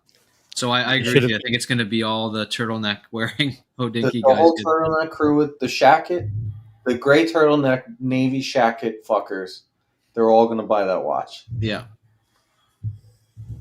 Week on the They wrist, should've 2025. Yeah. You'll see. They could have, I mean, if the nickname were something like vanilla custard or patina cream or something like that, I think people would have gone even crazier for it. But they picked a regular old name like beige. But it looks like they could have called it patina or cream. What's up, Diego? What's going on? Congrats, dear Artifact. Thanks, Diego. Cheers. Congrats, Father Artifact. Father Artifact. Big pickups. Crazy. And yeah, it's insane. Penda. Buckley got him right earlier today. He's like, it's either going to be a panda or a green day. Just like both. When did I do that on a phone call? I think so. Yeah, because I was like, Father Artifact, dear Artifact got an unboxing. What's it going to be? And then yeah, you literally said that. OC was like, no, it's going to be a Speedy.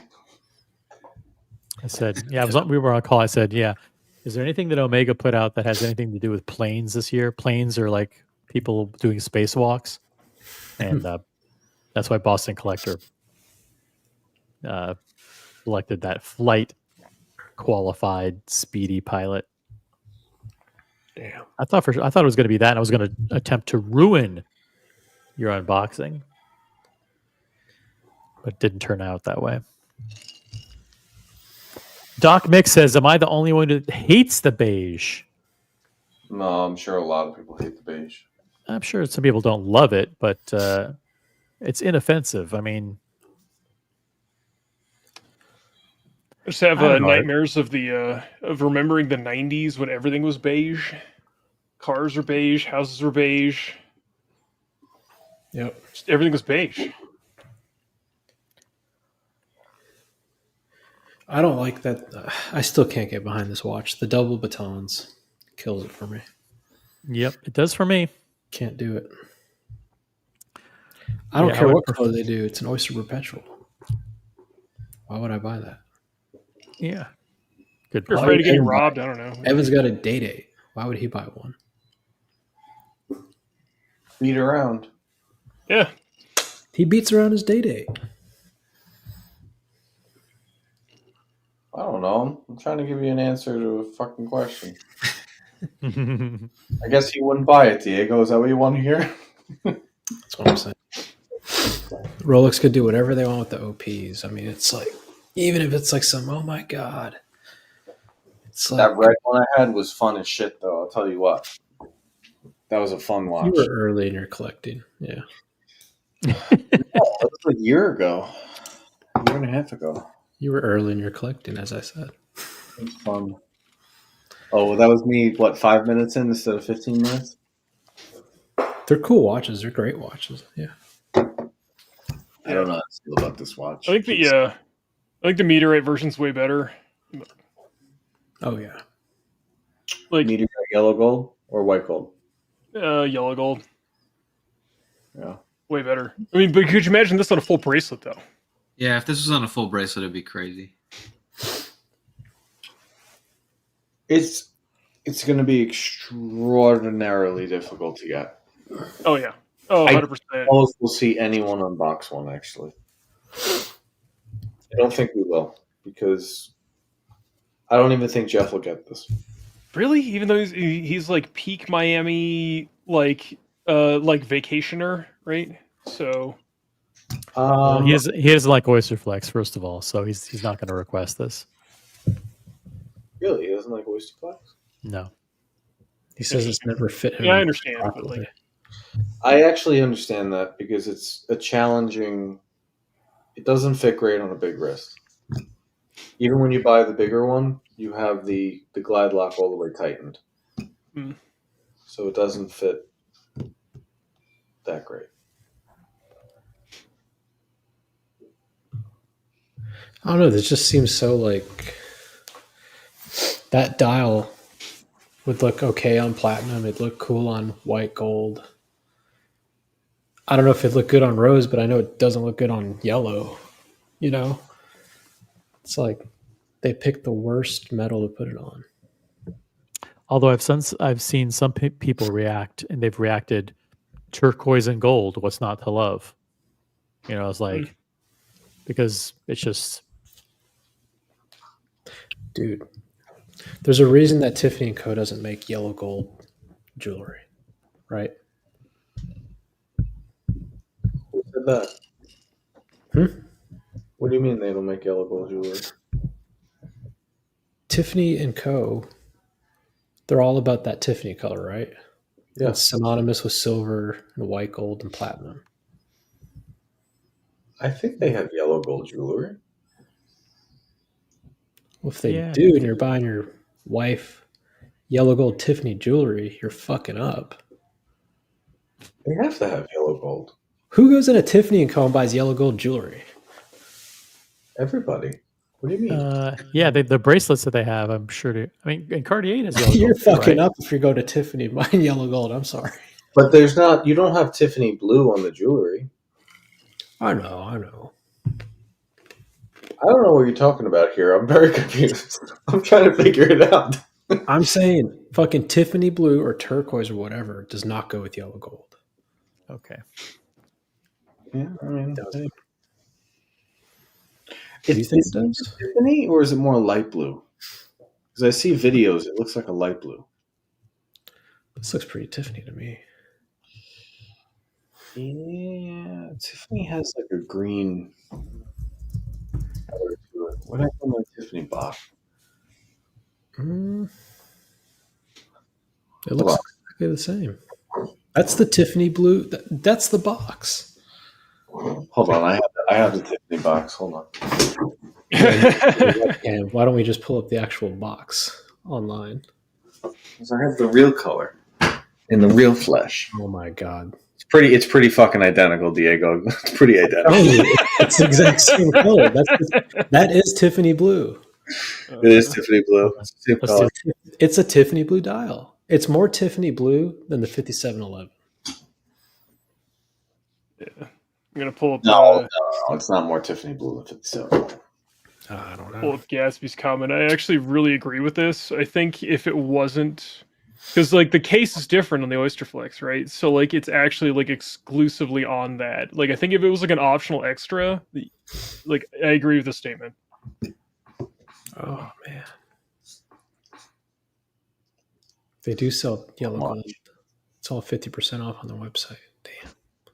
Damn, it's a fun watch. It is. We all know it'd be better in white gold, right? Yeah, probably. What do you think of this pair? Boom. Now you're talking my language. Yeah, those are sick. It's also known as the brown mamba. These look good on. Like, this is a great one. The blue dial they only offer on a full metal gold. The turquoise blue they only offer on Oyster Flex. The new John Mayer player, whatever, is only on full gold. This one is the one they picked to offer on both full metal and Oyster Flex. Well, they had this before. You're saying that this is back? Yeah. This is back. Really? Oh, there you go, Diego. Your dream Daytona right here. Yeah, it's back. I had no idea. Wow. And it looks, I mean, with the black subdials, looks great with the black bezel and black Oyster Flex bracelet. Yeah. I don't have the complexion for it. I just looked at my wrist. It's a cool watch, but Rolex rose gold's interesting because like it looks almost steel under most lighting conditions. It's really weird. mm-hmm. I think I could see Eddie Mav wearing the full rose gold version with the chocolate dial. Yeah. My favorite rose gold Daytona was the OC without the diamonds. Had the darker subdials. Mm-hmm. To me, that black one was just perfect. Perfection. People love the chocolate Oyster Flex, though. That was was like a grail watch for a lot of people. Do they have more photos? Or no, this is just an article, one of many.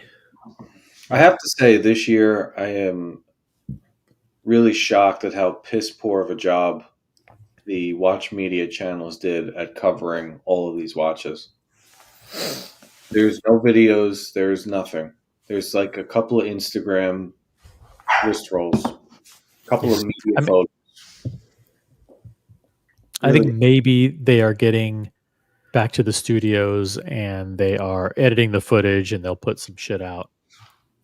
Well, let me ask you something, Buckley. Do you see Bark and Jack talking about the new Daytonas? I'm not even talking about him because he's not media. He's a watch review bullshitter. I'm talking about Time and Tide, Revolution, Hodinkee. No. Usually Revolution does the box, right? Rolex has the box of watches, and he picks up every single one and does like a minute or two with each one, and you see it real time. Nobody did that at all. The white gold blue dial has not been covered by a single person, and the rose gold that you look right here, not a single person has covered. I didn't know this was the thing. The turquoise and the Land Dweller. That's it for the most part. I mean, this is actually from a monochrome article. So they did an article. Let's scroll down. Do they have any real images? No, there's only the Rolex supplied images. So Rolex silently released these 7 Daytona models. So it's basically just the stock images of. I could write this fucking off. That's what I'm saying. This is nothing. You know what's going on, Buckley? Here's what's going on.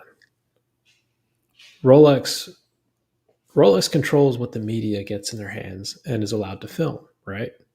At Watches and Wonders. You don't just get to set up a camera crew and grab the chocolate or the blue. They're giving these guys the Land Dweller and the turquoise. Usually, though, they do. That's I know. why. But think about this. They just did all this R&D investment in the Land Dweller. They want that to be like the only focus. So you want to film with us here at Rolex and Watches and Wonders? Sure. You can talk about the Land Dweller. The other watches, you can see them, you can take videos, but we're not going to let you talk for 30 minutes about them. They want the focus to be their new, latest, hottest release that they're proud of. Like, think about this, right?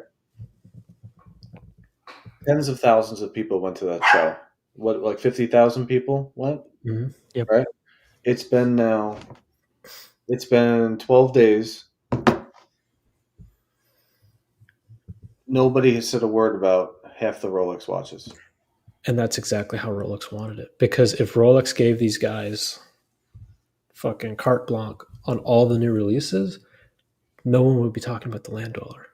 They'd be like, Blue Daytona's back. They got the chocolate Daytona back. Check out this fucking new GMT. I guess. So it makes sense. I don't think any of these guys would love to be making videos about the new releases, especially like this. And we They still don't would have an love answer on if blue is different. Nobody knows. Here's my thing. I was told it was the same, but I don't know. Whether it's different or the same, it looks great. I like it. This watch is horrible. The John Gayer, as I call it. I think it's classy. I think it's a Terrible. You don't like it? Oh, this one. Boom.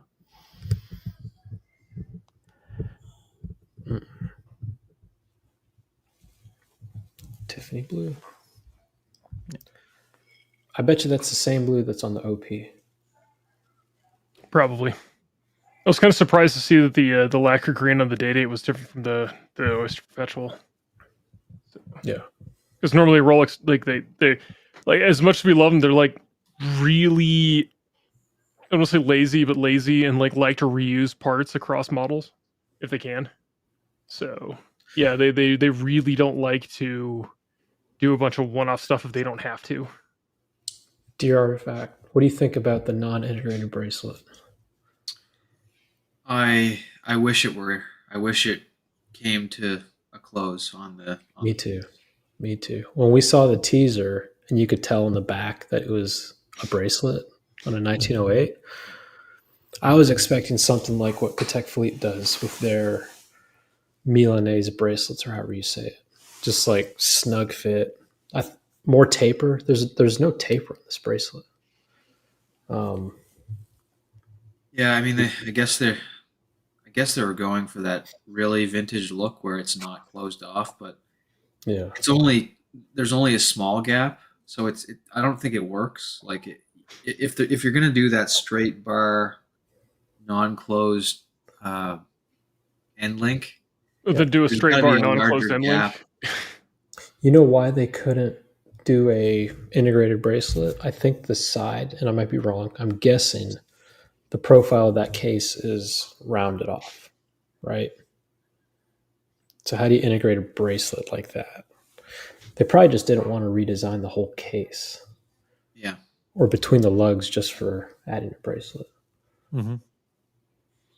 But I mean, I like the bracelet, but yeah, I don't like that it doesn't come to a close. yeah.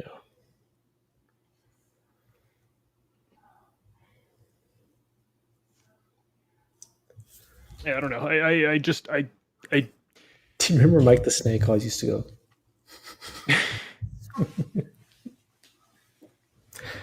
So funny. I don't know. I thought the 1900 bracelet it looks like it makes the watch look like an old man watch, and not in a good way. Like, it's not like this is cool and retro and vintage. It just looks like an old man watch with the bracelet on it. Except it's big, right? Like A 39, yeah. And the fact that the bracelet doesn't taper makes it look even bigger to me. Yeah, I feel like the bracelet's going to make the dial look bigger on the wrist. Mm. It's a large aperture watch because it doesn't have much of a bezel.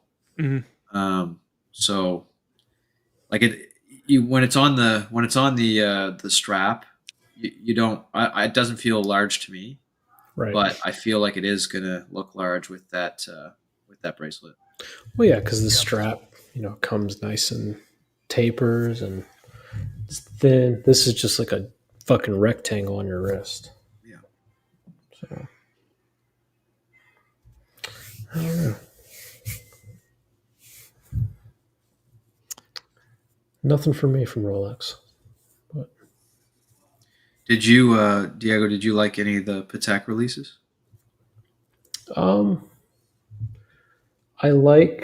I think the cubitous proportions are what they initially intended. I think that was the design that took them 4 years, personally, or 5 years, however long. And I think the original size was kind of like we'll do this one first. I don't know why. Because the new one, it just works so well. So I thought they did a really good job. For me, rose gold chocolate is not something for me. The blue white gold, I think, is amazing. I'm not too crazy about the blue, and also not the price. So not for me. But I'm happy with what they did with this. So it'll be cool to see steel cubitous in the future. The salmon dial Calatrava is great. I like the size, simplicity. I like the black fired indices and hands. I think they look amazing. Like that it's in platinum. Like the size, like I said. Everything else, no. They did improve on the pilot, though. Did you guys talk about that one yet? Yeah. They made an improvement on the pilot. I think the strap, not only the color, but the pattern of strap works really well with this. But yeah, everything else is it's just very gaudy. Almost like Patek Philippe is like one of the most gothic brands of the Holy Trinity, if that makes sense. It's very like gothic designed watches. But this is cool. This in like a 40? This would be really cool. Yeah, that's a great watch. I can't get past the pushers. In person, I didn't mind them. Beforehand, I thought it was the most grotesque thing I've ever seen, but I like the strap. Those pushers remind me of like knobs on a tree or something. I can't get over. Isn't it funny? Like these pushers are fine because there's a crown between them. Yeah, they're on the other side. Put them on the other side. It's like, what are we doing? On the wrong side. Yeah. We think Imagine about it this ergonomically. You put your hand over the top of the thing, and yeah. Imagine this watch, time only, sub-seconds. They made it. Well, they made it. It was like a New York boutique edition, right? Yeah. But I'm talking this specific dial color, this strap. Mm-hmm. Get rid of the pushers and just make it time only. That'd be fucking dope. I like the design. Buckley, take your hand and just cover those pushers and tell me that's not a dope ass watch. Yeah, it's better looking. It's really nice. I hate that they get rid of the pushers. Why do they do that? It's a travel time. So those pushers go what, the backwards and forwards, the hour hand. It's it's the same movement as the 5164. Exact same movement. Yeah, without the pushers, it's a nice looking watch. Yeah, let me Photoshop this really quick. Let me get my Microsoft Paint going. If you pull up a Hamilton Murph, I'm gonna laugh. No.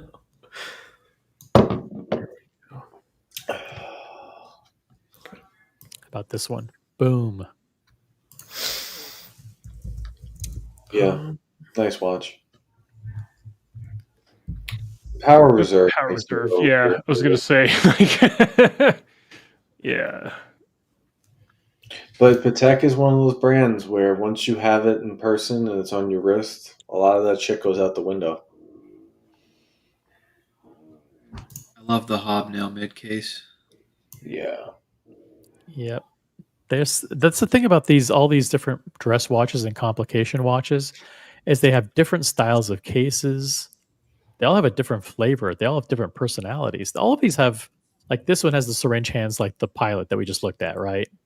Like, The Pilot was you know, cathedral hands. yeah, but it's like they all have their own kind of personality. Yeah, I do like it. The Power Reserve makes me a little bit, I don't know, but the color combo is amazing. I love the color. Here's the thing about the Power Reserve. Let me I love see the if strap too. The strap is great. they don't have a full-on shot. Get the hell out of here. They has to have one. Yeah, there you go. This is, by the way, this is the new clasp. Huh, look at that. I don't have that on mine. No, it's new. This is new for 2025.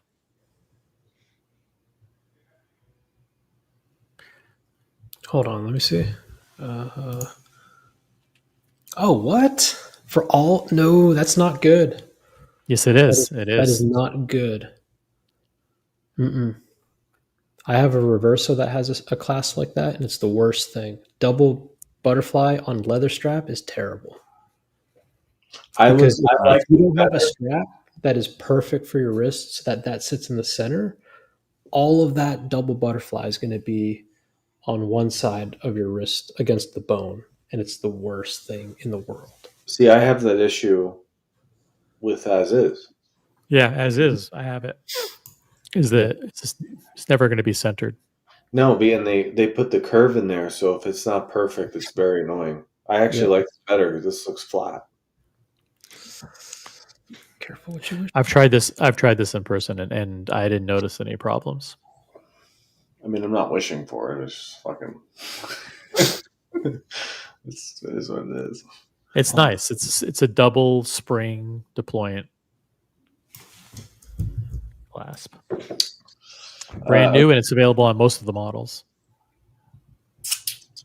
So, OC, you have a journey ahead of you, huh? Not necessarily. I still haven't decided if I want anything, but I have options. I mean, the way you're talking, I think you have a little bit of a Patek journey ahead of you. These are still very expensive watches. How much is the blue one? Though? These are all expensive. How much is very expensive? The blue is $70,000. Okay, OC. Let's have a conversation. Oh no! OC, take the Sea Dweller. Take the root beer. Let's have a conversation. Dump the Texano. You were at one point thinking about buying an RM, which is double that price. You'd rather have Patek Philippe. Boston Jeff are not here. MJ's not here. The hype boys, they're not here right now. Patek Philippe. Buy Patek Philippe. This is a great fucking watch. But you know what? You can't buy this. You already have a blue on blue. I have a blue on blue, and my bezel is basically the same, like a flat white gold bezel like that. It would be too. Do you think you could get the full rose gold Cubitus?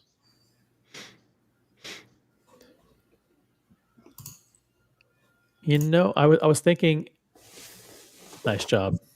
Looks good. Hamilton khaki, guys. The Hamilton field watch. That's so much better. That's so nice. Shit, I might buy that if it was like that. You want to hear something crazy? It looks too plain without them. Oh. because you're kind of used to the look of it. Those two big things on the side. Oh, see, would you get the rose gold Cubitus? I got here. Well, here's my conundrum. You know, if I want Patek Philippe, and if I want a full gold elegant sports chic model from Patek Philippe, what are my choices? You don't have any. OC's about to do. Oh, I thought you were going to do it unboxing. Yeah, what are my choices? There's 5811, impossible. Yeah. 5712R, impossible. What else is there? I think. Well, first of all, you have images. Did you share the images with the world or no? I think I did. Look at the image on my wrist. The watch looked great on you, I know. and people, it's going to be a thing, right? So you could be early to the thing. The Cubist is going to be a thing.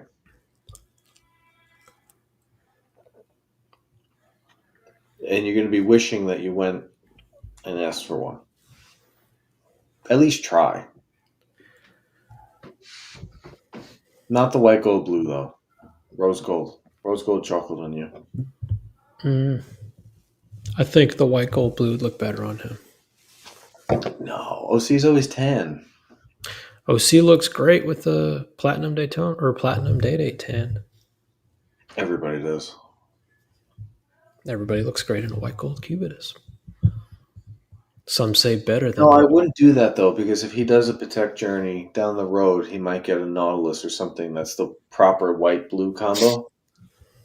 He's not going to get a rose gold chocolate opportunity like that. Don't get the blue because you might get a Nautilus. He might get a Nautilus. Look, And then people he gets a Nautilus, and he has two fucking blue sports Pateks. Is that the People worst thing in the world? It sounds pretty good to me, man. I don't know. Either way, it'd be a great watch for OC, whichever one. Here you go. Boom. Listen, I would be over the moon for the steel green one. That looks sick. Yeah, it's pretty nice. Look at the reflection. The bottom of the clasp on your wrist. It's rose gold, and it feels heavy too. It's even though it's a relatively thin watch, at least it has some heft to it. That's not like one of those cheap steel bracelets with the hollow links. Hey, Peruka, what's up? It was good to hang with Swiss in Geneva. Well, I mean,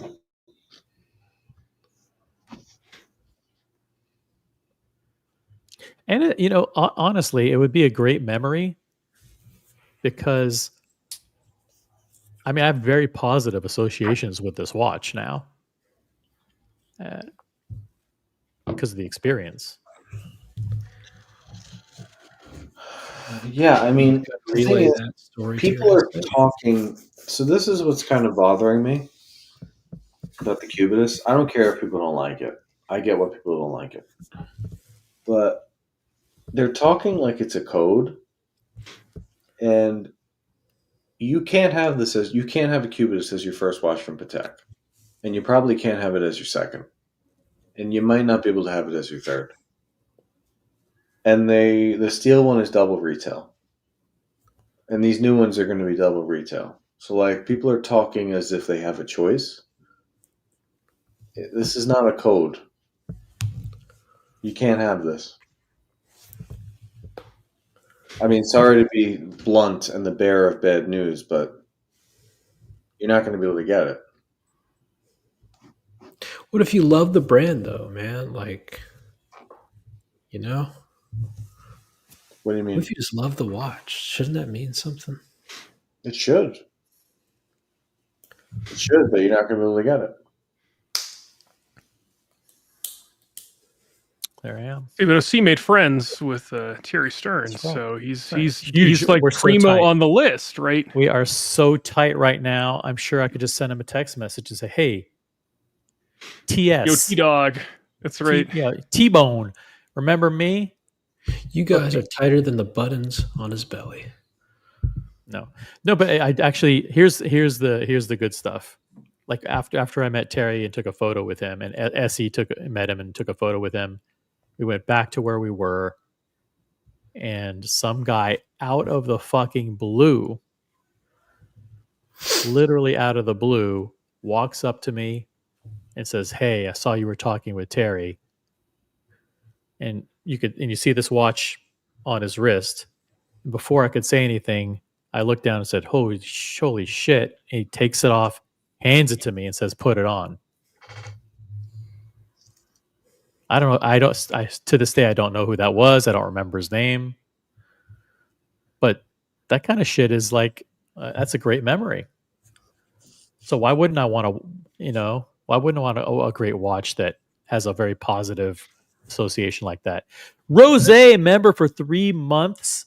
Late to the show, but congratulations to Father Artifact on the date and the Panda Daytona Serious Pieces. Very cool. Yeah, it was a double unboxing, Rose. Thanks, Rose. Double unboxing.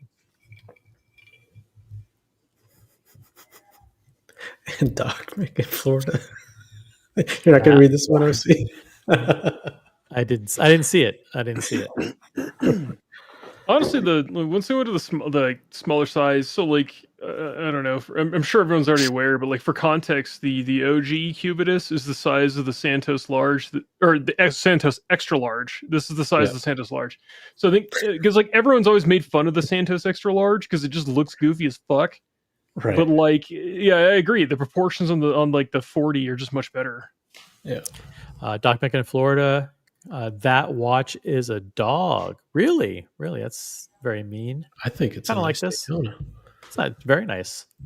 It's very nice. But hey, It's a nice Daytona. I don't know what he's talking about. I don't know. Jeez. By the way, go back to that photo of you and Thyri. We both have laceless navy shoes with white bottoms. Look how good that dark blue strap looks. That's right. It does. Yep. It looks amazing. We were having a conversation about Jetstream pieces, and I said, if yours had a stamp, it would be Jetstream. It's the closest thing in the group. Fucking guy changes every day. One stamp away. Did you say I change every day? Every day you're changing. You said that? Yeah. Dude, I gotta say, IWC, they're the best brand this year, Watches and Wonders. I loved what IWC did. I like the perpetual calendar. With what? Not gonna lie. Yeah, the perpetuals. The black, I liked all the Engineers. All of them. Pull it up, Diego. Pull it up. No, you don't have to pull it up. Everyone saw them. Thank God. Jeez.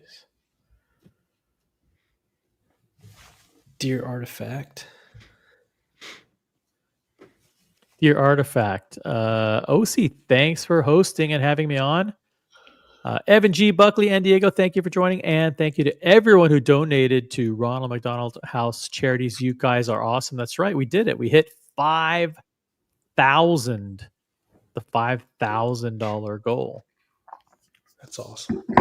Pretty incredible. A lot of money. It is super cool that just like where else do you have like a group where you're like as part of like the hobby, like everyone raises money for philanthropic causes. Like, come on, it's cool as fuck.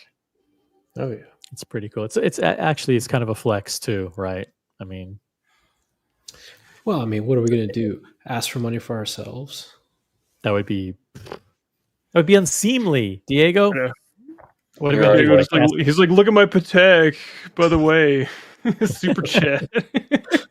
Hey, I'm OC. I've got a $500,000 watch collection, but hey, pay for my food. No. If you guys want to see OC and what am I gonna do? If you guys want to see me in hot new Skechers at Watches and Wonders, super chat now. OC, some of the donors might buy you shoes. Oh God. By the way, seriously, Cased in Time, check it out. I don't get a penny from them, but we've got Tiffany Blueberry, and we've got the chocolate sprinkles. Those are actually kind of cool. They're very cool. I wasn't a lazy fuck. I'd order some. I've got a whole box of them. These are expensive. And if you want the regular ones that aren't donuts, it's promo code Original C on CasedInTime.com. Those are great gifts. Like if you know somebody that's into watches, that's a great gift. Yeah, I mean, I usually bring one. So like last week, speaking of philanthropic causes, like I organized like a group outing for my like team at work to go to the food bank to like work a shift, like packing Mhm. food and stuff. And yeah, like I don't want to wear this like in a place where like in a warehouse where I'm going to potentially actually damage it. So actually just bring one, stuff it in my pocket. So Were you? We did that earlier or later last year. mm. Some pretty good food. I was getting hungry. Yeah, Like, ours we like I'm trying to do it quarterly. It's just fun because like so Food Bank of the Rockies is like they're like a hub food bank, so they distribute food to like other food banks and other yeah, groups. yeah, So yeah, it's like ours. They just had these like they like work with companies. So this giant it was like a 3 foot by 3 foot box of just like uncooked macaroni, and we had to like take it and like like put it in bags, like 2 pound yeah, bags to pack up to like ship out. yeah, So yeah. Ours was just these giant boxes of everything. mhm. So you have like 5 pound bags of like Haribo gummy bears. You're just like, damn, I just want to crack one of these open. Yeah, Yeah, I think this watch misses the mark. it This just doesn't seem like a premium watch. I don't know. I feel like the just sub dial. I don't know. Like I'm not a fan of champagne dials in general, but like I feel like the green of the champagne sub dials, it for me doesn't work. Doesn't either. If they had filled it in with green, maybe. Mm-hmm. Doc Mick in Florida, member of the original OC channel. That watch is a dog. Mm. You know what? I don't know why Rolex won't give us like yellow, gold, blue. Oh, that'd be nice. You watch this with the same dials like the white gold. Killer, absolute killer watch. Did you watch episode 2 yet, Buckley? Of what? Of Black Mirror? Yeah. No, no, Not no. bad. It was very, very depressing to the point where I just was like, I don't know if I want to watch the show anymore. Like, I don't know. This is. There's like Yeah, no subscribe to the OC channel, everybody. And for an extra $5, you get this. Do you By the like way, this? let's not. Yeah. Which one? The one on the screen. I do. I do. Better than the I- old? I like it better than the old John Mayer. Yeah. It's a loud watch. Very To loud. me, I just think that there's a certain elegance of those golden sub registers. They pop. They make it integrate into the whole thing a little bit more cohesively. They pop. Yeah. I like it. And let's not forget about this bad boy. Whew. Yeah. I mean, with all the new releases, I mean, let's not forget this is still in the lineup too. So I have a thing I've been saying. Most of the time it'll probably be true, but I could be wrong. I think Rolex has already made their best stuff. You gotta see one in Yeah. person. It's awesome. Not just Probably. Jeff's. Like my AD had one of these, and they pulled me aside. They're like, "Hey, we got a platinum Daytona." Like, so they pulled me in the corner, and, like, let me try it on. Mhm. Killer. I think I've got a wrist shot of you wearing this. Mm-hmm. But yeah, Buckley, I think you're right. I mean, Color wise, color combo wise, I think they've made their best stuff. Every now and then you'll get an ombre, but at the end of the day, it's not an ombre. It's yellow. It's white, gold, blue. It's as old as time, right? So I don't know. let's see. I feel like the best Rolex combinations have been made. Now it's just You don't- about You don't think this is a good color combination? not as good as any of the other ones. It's not as good as yellow, gold, black dial. It's not as good as yellow, gold, white dial. Got Not it. as good as platinum, ice blue. There it is on Oh. Evan's wrist. Well, it's Yeah. Jeff's. I have a photo of the new one. No, that's your. Yeah, that's Jeff's watch. I was looking through photos and I thought this was my wrist, and I got all excited. And I was like, I'm going all in on platinum There, Daytona. I'll send you the wrist roll with the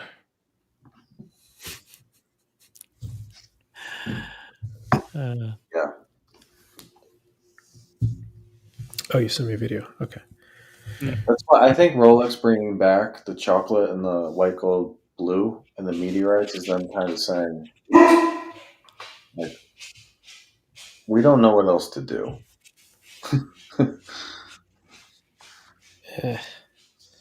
Don't want to scroll back to that photo, that other photo you sent me. Yeah. That's nice. Yep. My eyes are all bloodshot. Smoking weed, No, fucking pollen. doing coke. I wish, because then I could just stop, right? Doc Mick in Florida. Not a fan of the Daytona in platinum. That watch is a dog. Thank you, Doc Mick.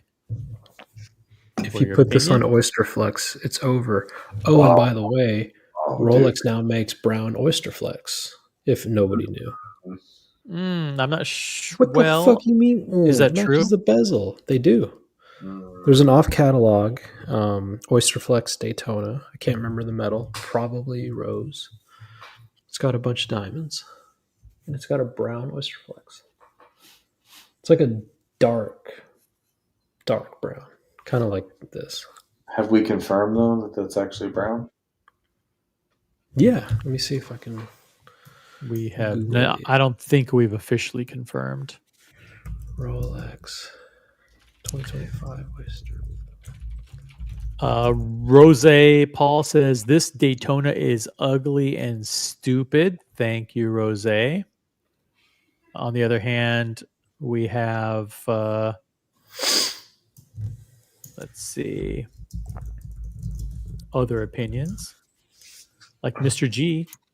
And he says, I love this watch. It's better than the John Mayer for sure. And Lolex is in the chat. Lolex says this is cooler than the old John Mayer. Here you go. I found the photo. Ready? Pull it up. Can I be honest? I don't know if I want a watch in my collection that's named after John Mayer. Gotcha. That's the new, they call that Oh, wow, that is brown. I had the Tiger. What do they call that? I don't know. Looks like some virus under a microscope. Yeah, it's like DNA strands or something. Mm-hmm. DJ Khaled will have it in a week. Oh, for sure. And this is a white gold Daytona with, no one has actually said what the dial is, but is blue sapphire indices and a blue sapphire bezel. Yep. Swatch of the dog. Pretty sick. And this is actually, yeah, no one's really even covered this. Do you want to, where do you find this on Instagram, this post? No, let me see if I can find it. This is a Submariner desk clock, correct? Yeah, let me pull up some images. Let's see. I'm sure monochrome doesn't have anything. I don't know.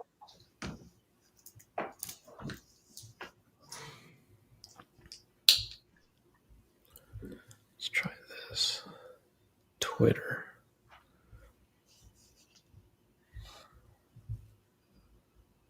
Twitter is your source for No, breaking. that's where the best photo was that I could find. Oh, the Rolex desk clock. Yeah. Yeah. Yeah, they had to match the Patek desk clock, right? So, is this also $1.2 million? Who knows? I hate it so much. It's so ugly. Even as a it is- Cyclops. It's so hokey. I hate it. Pretty bad. Yeah, I would prefer it with like 6 or 7 lines of text. Or in like the Patek one in like cornhole formation, right? Cornhole. There was one other watch that was on that on that page. Diego, right? Oh, I closed my tabs. Oh, close your tabs. Close my tabs. Boom. All right, let's jump. Let's offer an opportunity for anybody watching to jump on the panel. It's Friday night, guys. Friday night streams with the colony. Hop on. Shoot the shit with us. Verbalize your opinions about the Watch and Wonders releases. Tell us how you're doing in your journey. How are things going in your journey, guys? I don't have any journeys anymore.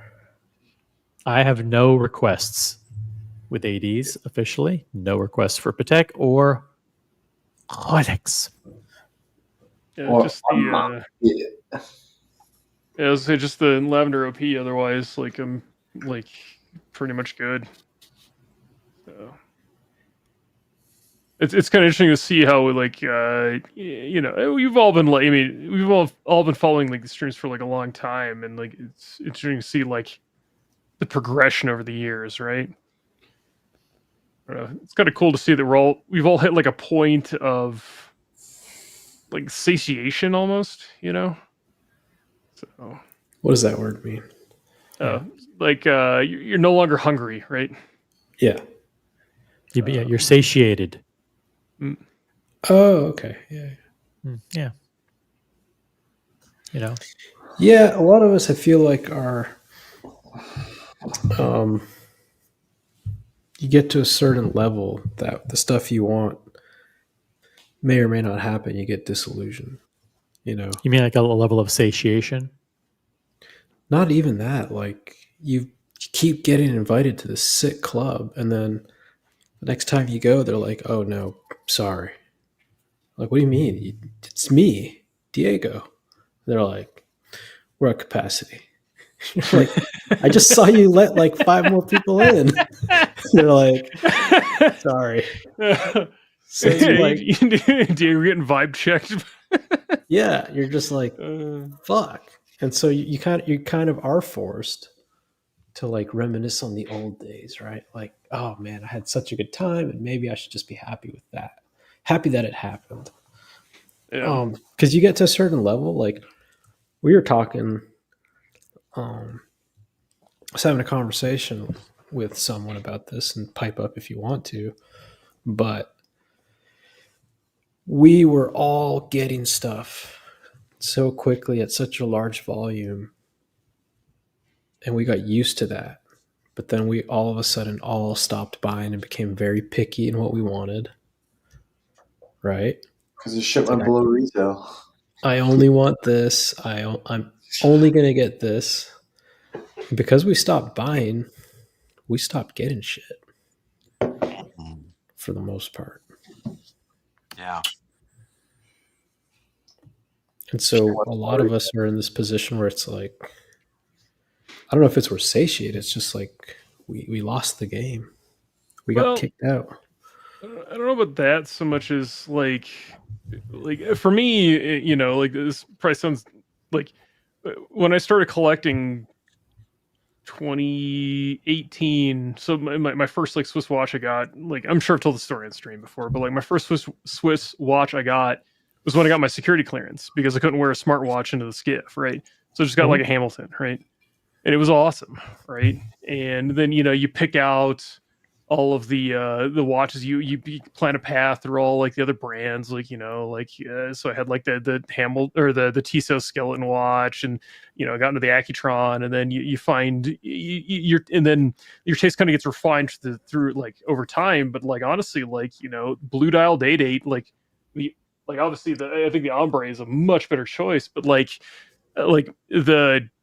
the regular bright blue like Day Date, white gold Day Date was like my kind of like peak. So I don't know, like if also has your goal shifted? Like have you moved the goalpost? Well, it's like this. It's like, let's say a platinum Daytona is a level 5 piece, right? Mm-hmm.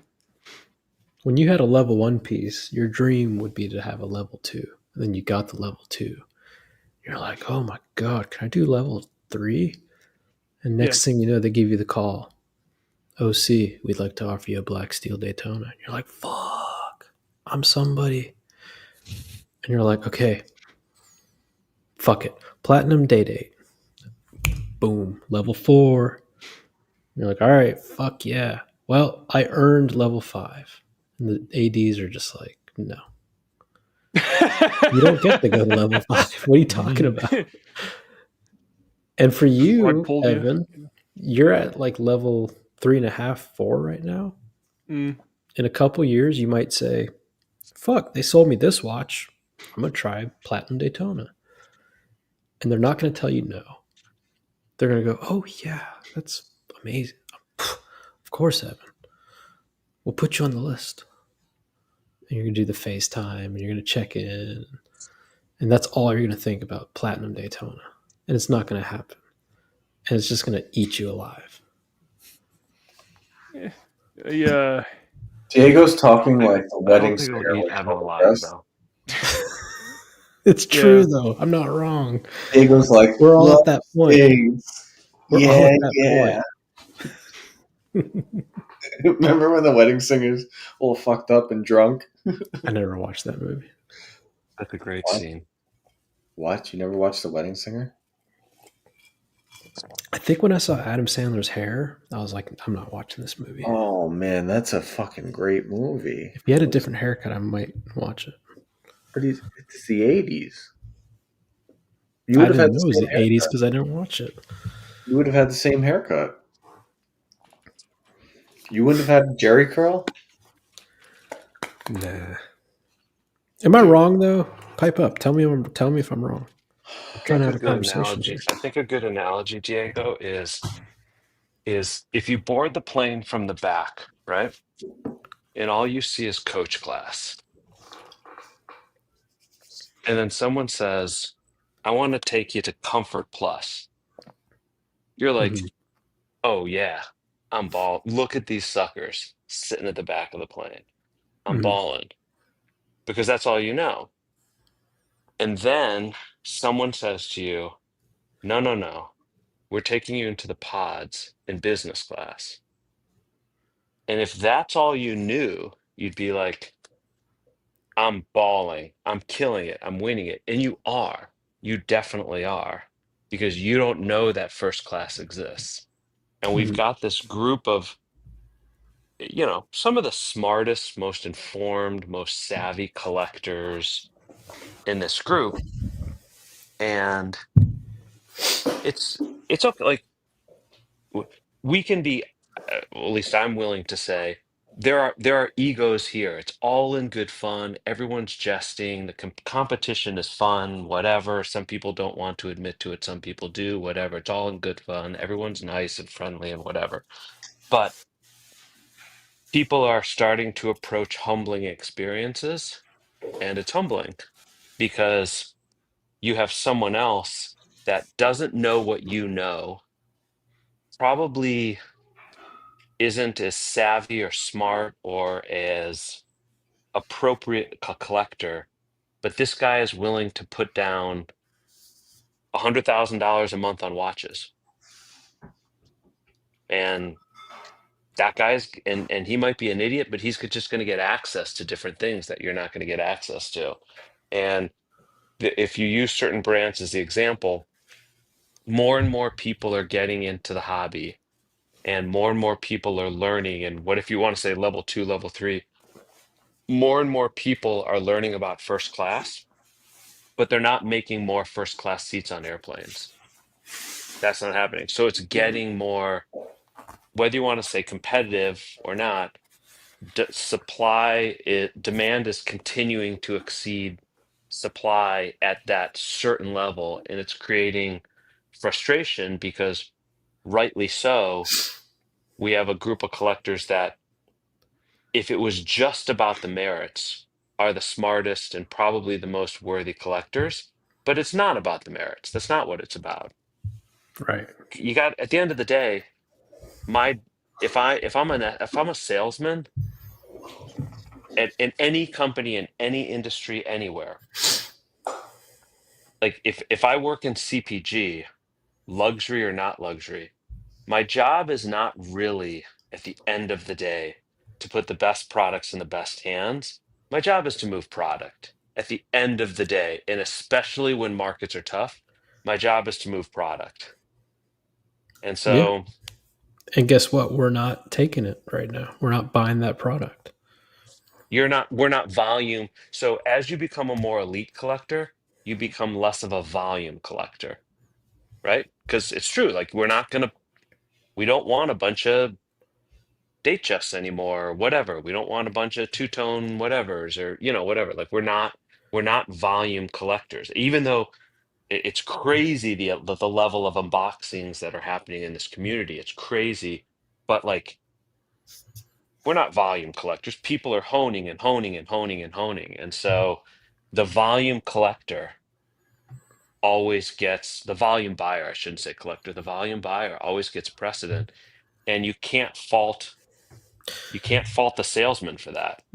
It does. So you want to hear a word that I've heard spoken? And by the way, the Moser Club, did somebody say club? $2. Thank you. I don't have my I have glasses on. I can't see who said. Oh, just the Moser Club joined. Pull it up again. Pull it up again. Rose can read it. It's important. Flamingo Blue highlighted comment from the Moser Club. The Moser Club. Did somebody say club? Um, Thank you.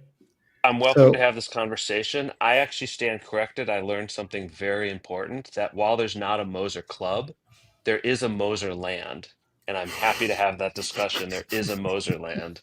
So I'm an honest so guy. I admit when I'm wrong. There is a Moser Land.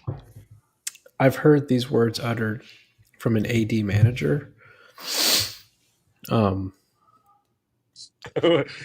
You can And touch me, but I can't touch you. no, What? it was directed What? at me, but it was a false statement directed at me. But I want you Yeah. to focus on the words. Uh-oh. You're a great customer, right? But yeah.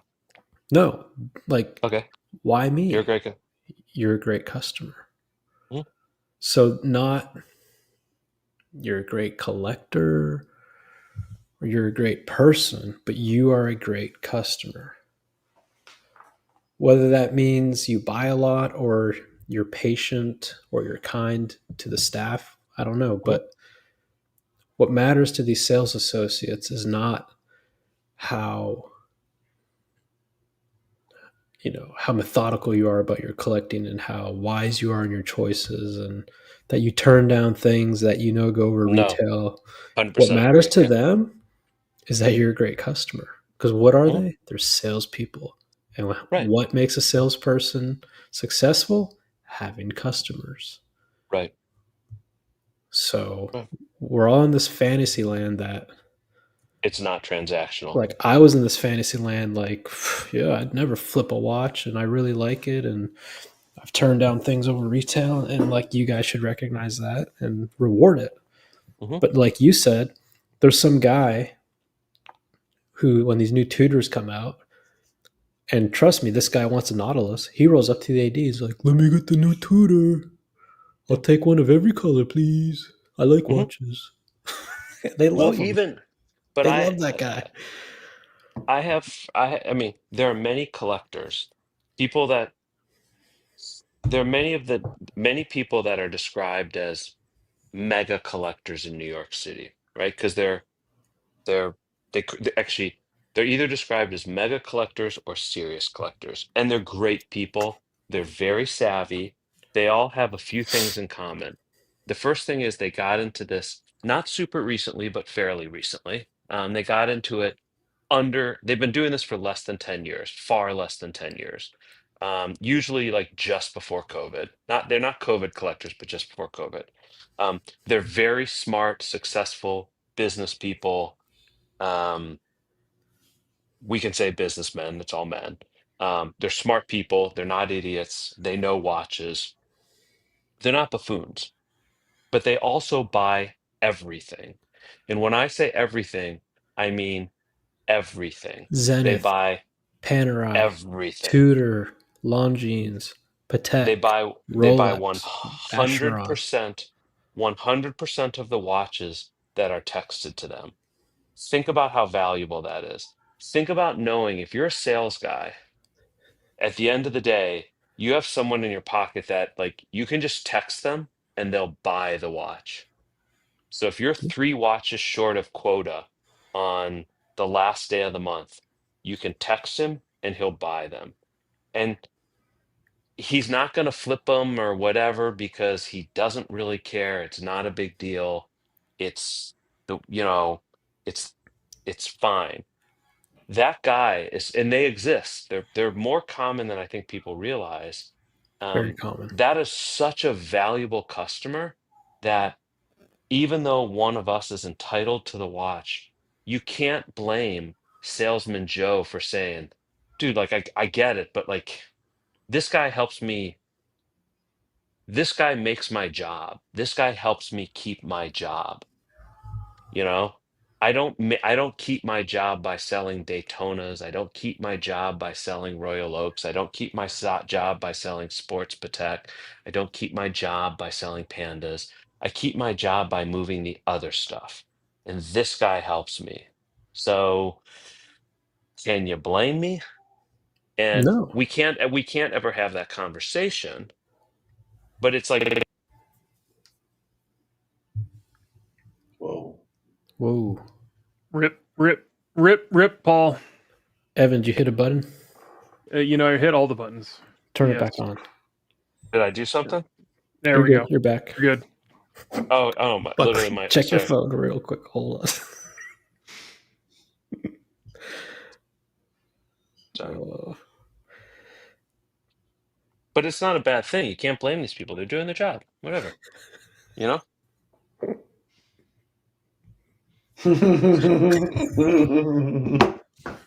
So listen. Wait, what? Nothing. So No, wait, no, stop. Wait, stop. All this shit. I'll tell you later. But look, that collector, if we can call him that great customer, that guy is like 5811, right? 5712R. That shit's on his radar. He's not oblivious to what those are, right? Or do you think that these guys are just like, oh, a Patek, okay? They know what they're doing.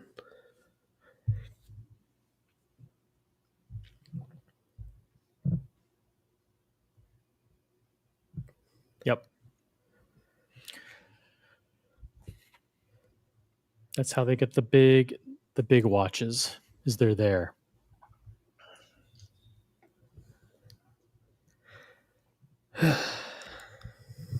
Rosé's gone. Rip. Yeah, it is what it is. It is what it is. I don't have the energy for this shit anymore.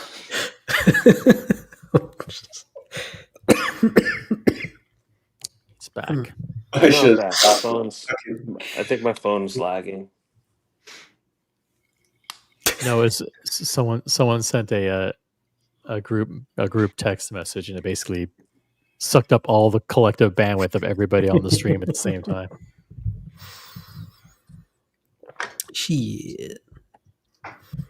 Anyways, I was just talking. I was rambling. So I got it. My phone went to sleep. So if I was lagging, you couldn't hear me. Apologies. Nope, we heard everything. You're good. So, Do you think, Rosé, that those guys but anyway, are I didn't oblivious mean to to be a what Debbie a Downer. I Patek didn't mean to bring sportsman? it down. I mean, look, we were having a. I mean, there's a conversation going on about what is the real impact of this quote unquote moratorium, and it goes back to this conversation that we're having right now, which is, you've got as savvy as this consumer group gets smarter and smarter and smarter, it's going to get harder and harder and harder, and that's just And that's just life. But you know what? It's like It's not a we bad thing are. because Well, here's the thing: we are smart, and we're at the level where we want things that are hard to get, obviously, for justified reasons. Mhm. But at the same time, because we're smart, we're not going to succumb to the game, right? So in a way, us being smart is killing us. so can I agree. Here's I think the biggest misconception that maybe people didn't know. And if they didn't know this, that's unfortunate. Certain great watches aren't supposed to go to the best collectors. They're supposed to go to the whales, the most valuable collectors. Certain watches aren't supposed to go to the right people. And there was this, I think, a misconception in collecting that no, no, no, no, no. Certain watches are supposed to go to the most sincere owner. And that was never the case. You guys, like, that was made up. You made it up. The brands never said that. So they didn't lie to you. Um, that was a thing that you guys made up. And collectors are mad because that's not happening, but that was never a rule. You created that and you thought it would be a self-fulfilling prophecy. So since COVID, 57 or 58 elevens aren't supposed to go to the best collectors. That's not a thing. That's not how it works. Patek never said that. Patek never said that. Like the collecting community said that. And you guys, they thought I say the collective you or we or whatever, I'm not trying to exclude myself from this group, thought, well, if we say this a bunch of time, it's true. That wasn't a rule. That wasn't a thing. But it happens often enough. Even though it's a trickle, it happens often enough for us to have delusional expectations about what Exactly. is Exactly. possible in the Totally agree. universe, right? Oh, yeah. Totally agree. Totally agree. But this idea that um, the like the sophisticated, savvy collector who researches and learns about the brand and studies it and whatever. So here's the most dramatic example I could get that we would all agree with. If you read every book about Patek, learn everything about Patek, know everything about Patek, and you're objectively the smartest Patek collector ever on the planet, you weren't entitled to a Tiffany blue 50, it was a 57, right? It wasn't a 58, a 5711. You weren't. Right. That's not what that watch was about. But we all knew it. That was a watch created for Tiffany to give to its biggest customers. And then Patek gave it to, and then collectively they gave it out to celebs and stuff like that. And so we all knew that. We all knew that. That applies to, I think, more watches than people are willing to admit. More watches are actually Tiffany 5711s than we're willing to admit, but we thought we were supposed to get them. And at a very low scale, like 10 levels down, um, I think the Panda is sort of an example of that. Like it doesn't. Maybe this is a bad example. There's probably a better example, but like, um, I can't think of it. I can't think of a good example, but like, um, a CB is probably a good example. I don't know. Platinum Daytona, Platinum Day-Date, um, Royal Oak. Because think about Royal Oak. Like you could be at level 3 with Patek, level 4 with Rolex, right? And you're not even bothering with the other stuff.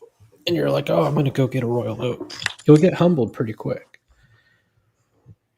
Like, do you deserve a Royal Oak? Probably, yeah. Like, should you have to buy an offshore code? Probably not, because like you've been around, you're established, but the brand doesn't care. Well, I think when you like, yeah, I mean, I think I agree. Like, it's not about should. It's just the rules were always different. People just didn't want to admit to it, and we thought if we just talked it about a different way, it would sort of become true, and that didn't happen. It's just not how it. It's not how it works. It's not a meritocracy. Well, no, let me. It's not. It's not. That's. Let me phrase it. The meritocracy isn't based on knowledge and sincerity and love of the brand. At the end of the day, it's certain pieces based on how much you help them move product, Yeah. and that didn't change. That's not new. That was always the game. And we were buying, right? So we were doing what we're not doing now and getting good results. And then we want even harder pieces and we stopped buying and we think that we're going to get the same result. Like I'm not picking on UOC, but you bought your Zenith, you bought a Carl F. You Bucherer, there? right? Mm-hmm.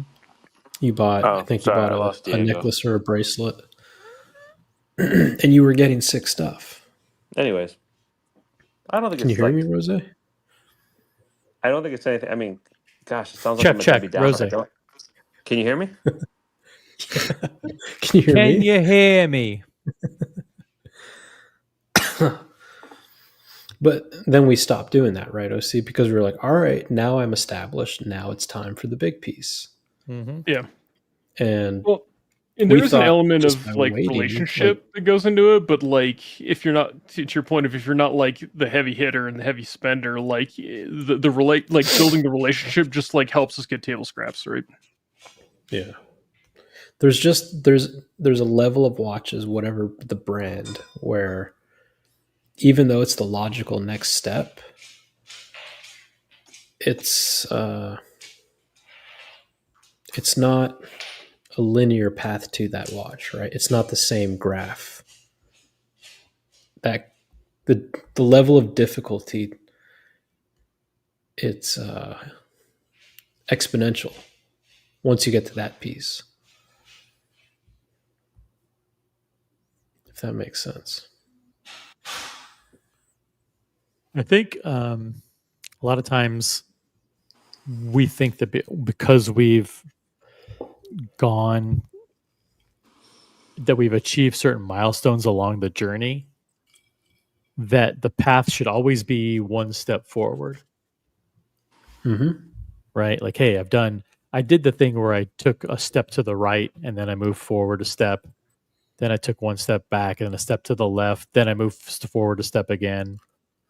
And then I move forward a step. And then I've done that so many times. Like now I'm at the point where I expect to move forward with every step. And those aren't the best customers. The best Right. customers know you are expected to take a step back once in a while. You know, just because you bought a Datejust in the past, oh, well, I did that. I checked that box. And I Mm-hmm. bought a Carl F. Bucher and I bought a Tudor and I did. That doesn't mean you're done. Those things, like, it's what those helped you get to where you are, but you got to keep getting to where you are. You Yeah, can't I just, agree. The most Yeah. elite customers, they don't ask for anything from what I've seen. They buy everything and the great pieces fall into their lap. They literally fall, they're dropped on them. But they have paid for that watch 7 times over because they're buying everything. And so they're, in ROI terms, they're certainly not a savvy consumer or anything like that. But they're not asking for these things. They're buying everything, and then it falls into their lap because if I buy from any boutique anywhere, if I bought every watch that guy texts me, I am too valuable to disappoint because I make that guy's quotas. And that's not unique to watches. That's business. I mean, anybody who owns a business and works with partners or providers or vendors, like we have vendors and partners that we work with that like They have to take the horrible projects that we give them, because if we don't, we'll stop giving them the good ones. It's not Mm-hmm. unique. I mean, we have partners that we work with, and they well, I I got to think of a different brand here. I can't say this because Buckley will quote me. Um, they have to buy all my Altiplanos, because if they don't buy my Altiplanos, I won't give them my Polo Sports. Yeah. Like, why would, as a collective, we would say, OC, don't go ask for an Oyster Perpetual. You have a Day-Day. You have a Pepsi. You have an Oyster Flex Daytona. Why would you go ask for an OP? Right? Or what are you doing asking for the Bruce Wayne? You want the Platona. Just ask for the Platona. Mm-hmm. No. And we would be right in saying that. But the sales staff is saying, well, no. OC, we sold you a Batman and a Pepsi and a root beer. Surely you're going to want the Bruce Wayne. Why aren't you asking for the Bruce Wayne? You bought a Datejust. Don't you like the new dials? And so you're right. We're winning by, like, it sounds crazy, by us not getting the pieces the way that is required. We're technically ahead, Oh, we're but we're totally ahead. still 100%. but we're We're still totally ahead. losing because we're not getting what we want. Well, it's only because no one no one in this community that I know hasn't jumped 100 lines. Everybody has. Everybody has killed it. They've gotten great pieces. If everyone in this community stopped and bought and never bought another watch, you'd have you'd have a great collection. And so I think that's when some people say, "Well, I'm tired, let's just stop." There's a truth to that, which is like, what are you doing? You got great watches. But the flip side of that is, well, you can move out of those watches and get into other things. It's not like, nothing is set in stone. You can still continue to move and know that if at any point you stop, you're good, you've killed it. And so there's an anxiety of, well, we'd like to do more, we'd like to do more, we'd like to do more, because at the end of the day it's fun. I mean, that's what it comes down to. At the end of the day it's fun. But you know if you're whatever, you're climbing a wall and you get this far and you don't get further, it doesn't mean you've lost. It just means, like, I mean, the wall is truly never ending. I mean, I think the one thing we would all agree on is the journey is never ending in this community. It's like trying to be the richest guy in New York City. It's never going to happen. It doesn't matter how much you have. Some guys got more, some guys got less. Like, it's never going to happen. You can't there's Oh, there's no way to objectively, for anyone to objectively, like, definitively and absolutely win. the sick thing about it too. Anybody here on the panel, if they got right now, what is their like goal piece? In 3 to 6 months, they've already got a new target, right? Because now they're Yeah. at level 5 and they're going to go level 6. Yeah. I deserve it. I've earned it. I'm at that level now. And that's the truth. A year ago or something like that, I used to talk about, like, the watches, and I was talking about piece uniques and stuff like that. And I honestly believe, if you think of this as an addiction or a drug, or, like, when does it all end? The way to veer off the road is to stop chasing watches that will be serially produced ad infinitum. So even the rarest of watches, ceramic Daytonas, or excuse me, ceramic Royal Oaks, will still be produced ad infinitum. So you're chasing a moving finish line. You're shooting at a moving bullseye. The only way to veer off of that, and no one here is going to do it, is to get, not necessarily, it doesn't have to be vintage, but to get into like certain pursuits where they're not being serially produced, and a like, if the dial is the most important thing to you, then I'm forgetting the lady. She's only making she's only making enamel dials for Patek and Romain Gaultier. The lady in Geneva, OC might know her name. Getting one of those is sort of the finish line, because you're getting the best dial artistry from the person that's recognized as being the best, and that's it. There isn't another one. It's like, if, I don't know, French post-impressionism is your thing, then like owning a water lily is probably the end of the journey.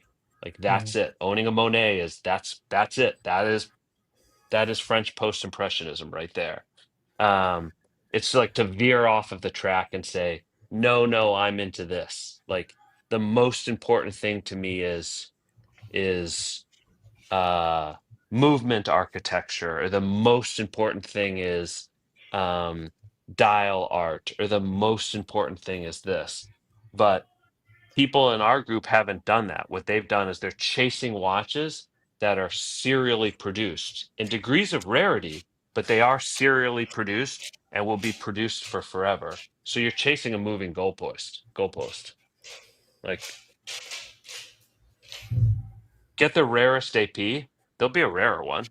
Get the rarest Patek, there'll be a rarer one. Yeah, you'll never be you'll never be happy. Yeah.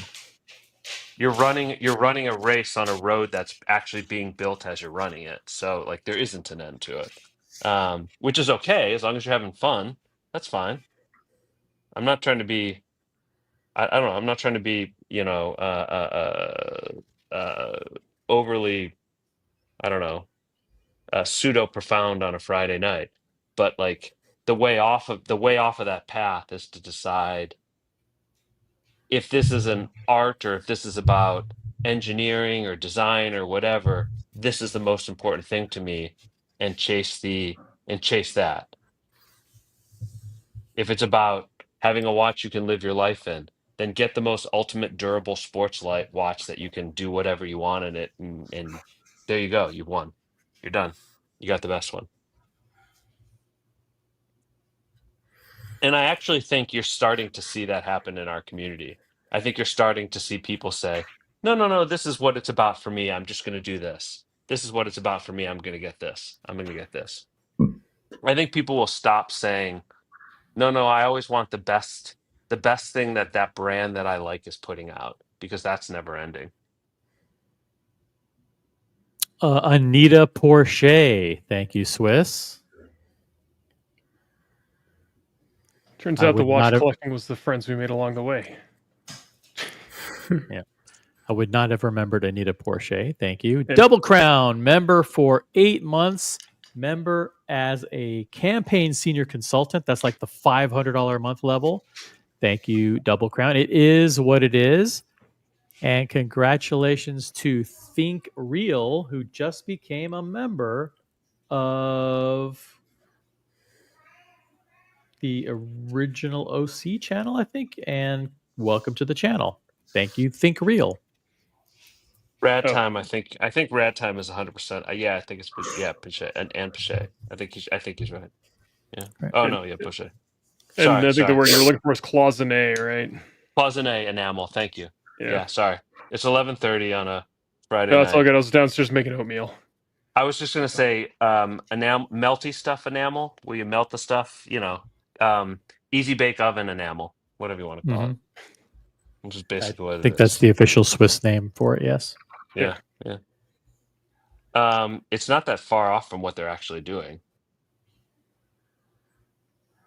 Back me up here, Evan. You cook it, you put it in there, you hope it doesn't crack, As far and as then I when it know, does, yeah. and then you try again, and you cook it in there, and you arrange it, and you put it in essentially an easy bake oven, cook it, hope it forms beautifully, and then it doesn't, and you do it again. Yep. It's kind of what it is. That's why, yeah, enamel works. It's fucking hard because we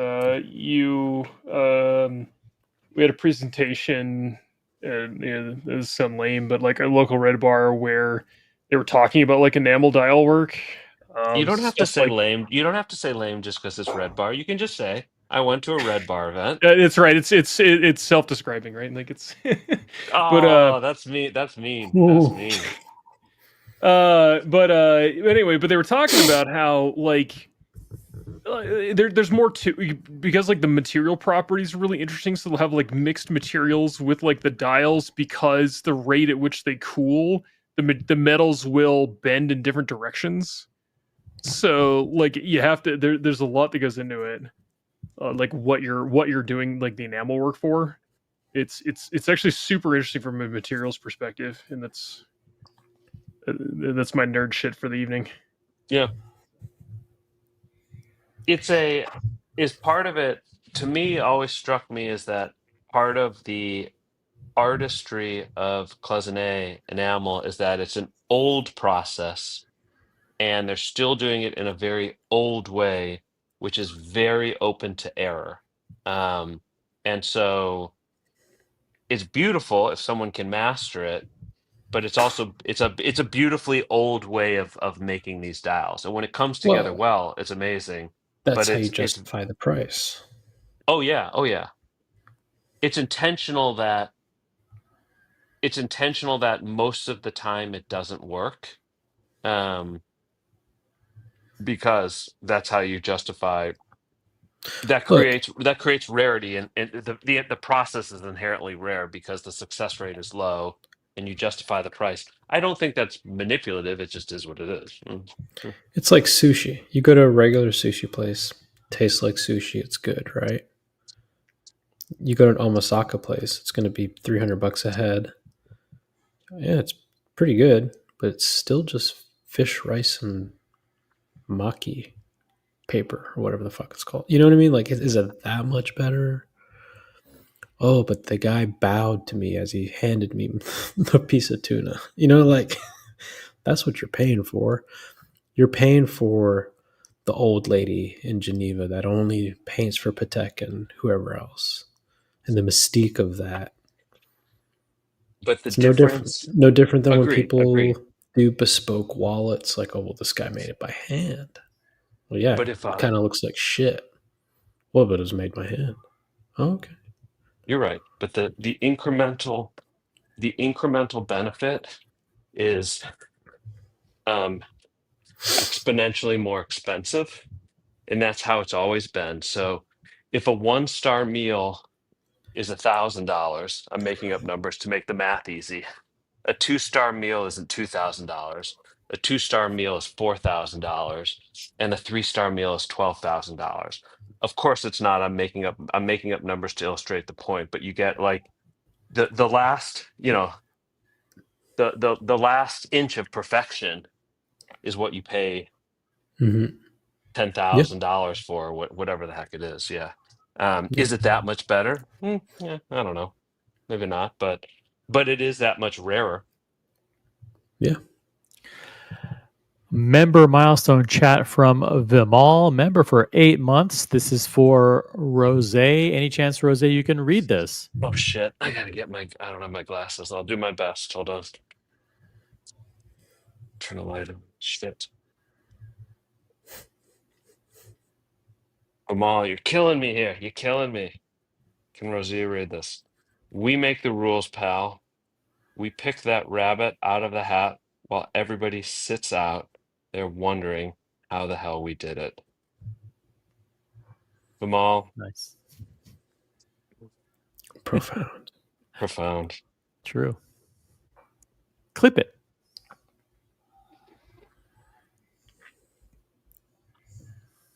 What's everybody doing this weekend? Vimal private, but just know before he chatted that, Vimal Vimal Venmo'd me $600 and said I needed you to read something. Nice. Nice. I'm doing tennis That's his tomorrow new morning. voicemail. I said no Yeah. problem. Tennis tomorrow morning Nice. for me. Yeah. Good weather for it. Nope. Oh, see, I got a question for you, and then I'll let you go. Yeah. Do you know what? Do you know what tennis elbow is? I'm assuming that it's pain in the elbow related to, after Okay. you play tennis. No, I don't. I was actually asked. Like, I don't actually know. It wasn't a trick question. Like, I don't know, and um, I'm dealing with something that someone called golf elbow, and then when I said, "Oh, tennis elbow," they said, "No, golf elbow," and I'm not playing golf, and never mind. It's basically the same thing. It's all ulnar nerve issues, right? Tendon usually. Oh, well, I'm dealing with ulnar nerve. Anyways, I digress. Don't get tennis elbow.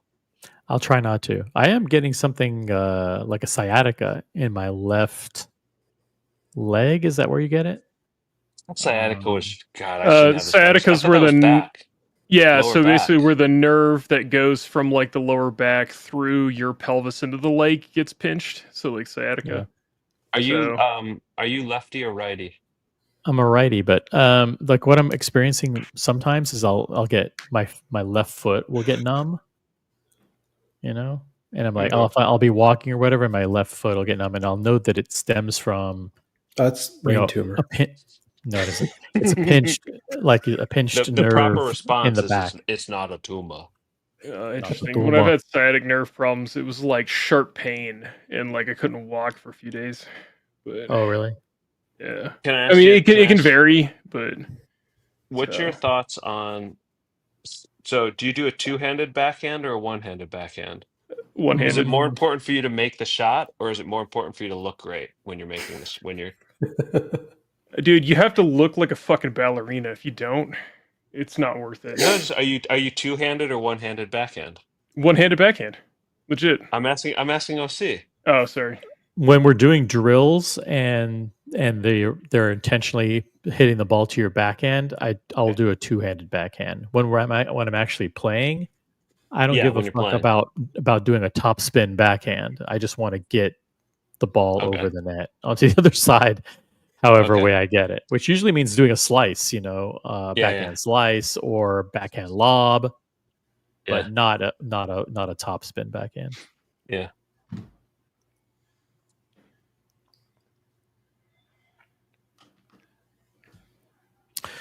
Brody is not giving medical advice, but he says that sciatica can occur on either side or leg, depends on which lower back nerve is impinged.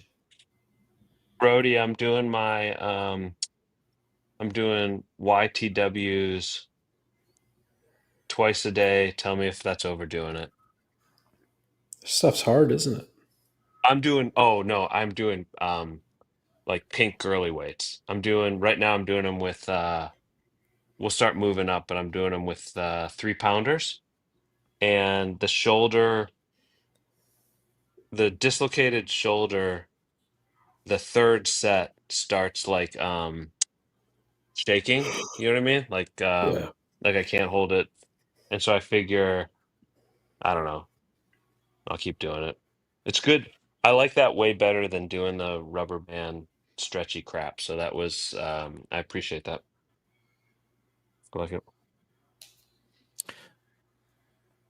We are 4.5 hours into the program. Let the record reflect we still have, after all this time, 57 combined viewers across all of our channels on all of our streaming platforms. Shout out to, we have 59 on YouTube, and we actually have 2 on Tinder. We still got 1 person on the PS3 and 1 on MySpace, making us the top rated watch live stream of the night.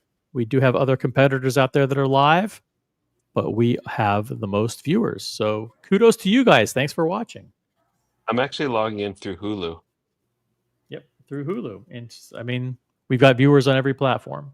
Guys, if you're on OnlyFans, checking us out right now while you're live streaming on OnlyFans, thank you very much. Type in a comment in the chat. let us know. Yeah. If your hands are free. If you're not, if your hands aren't free, then don't do that. Hey, PG, jump on the panel. What's up, PG? Oh, see, I'm on Grinder. Thank you to all the peeps watching on Grinder.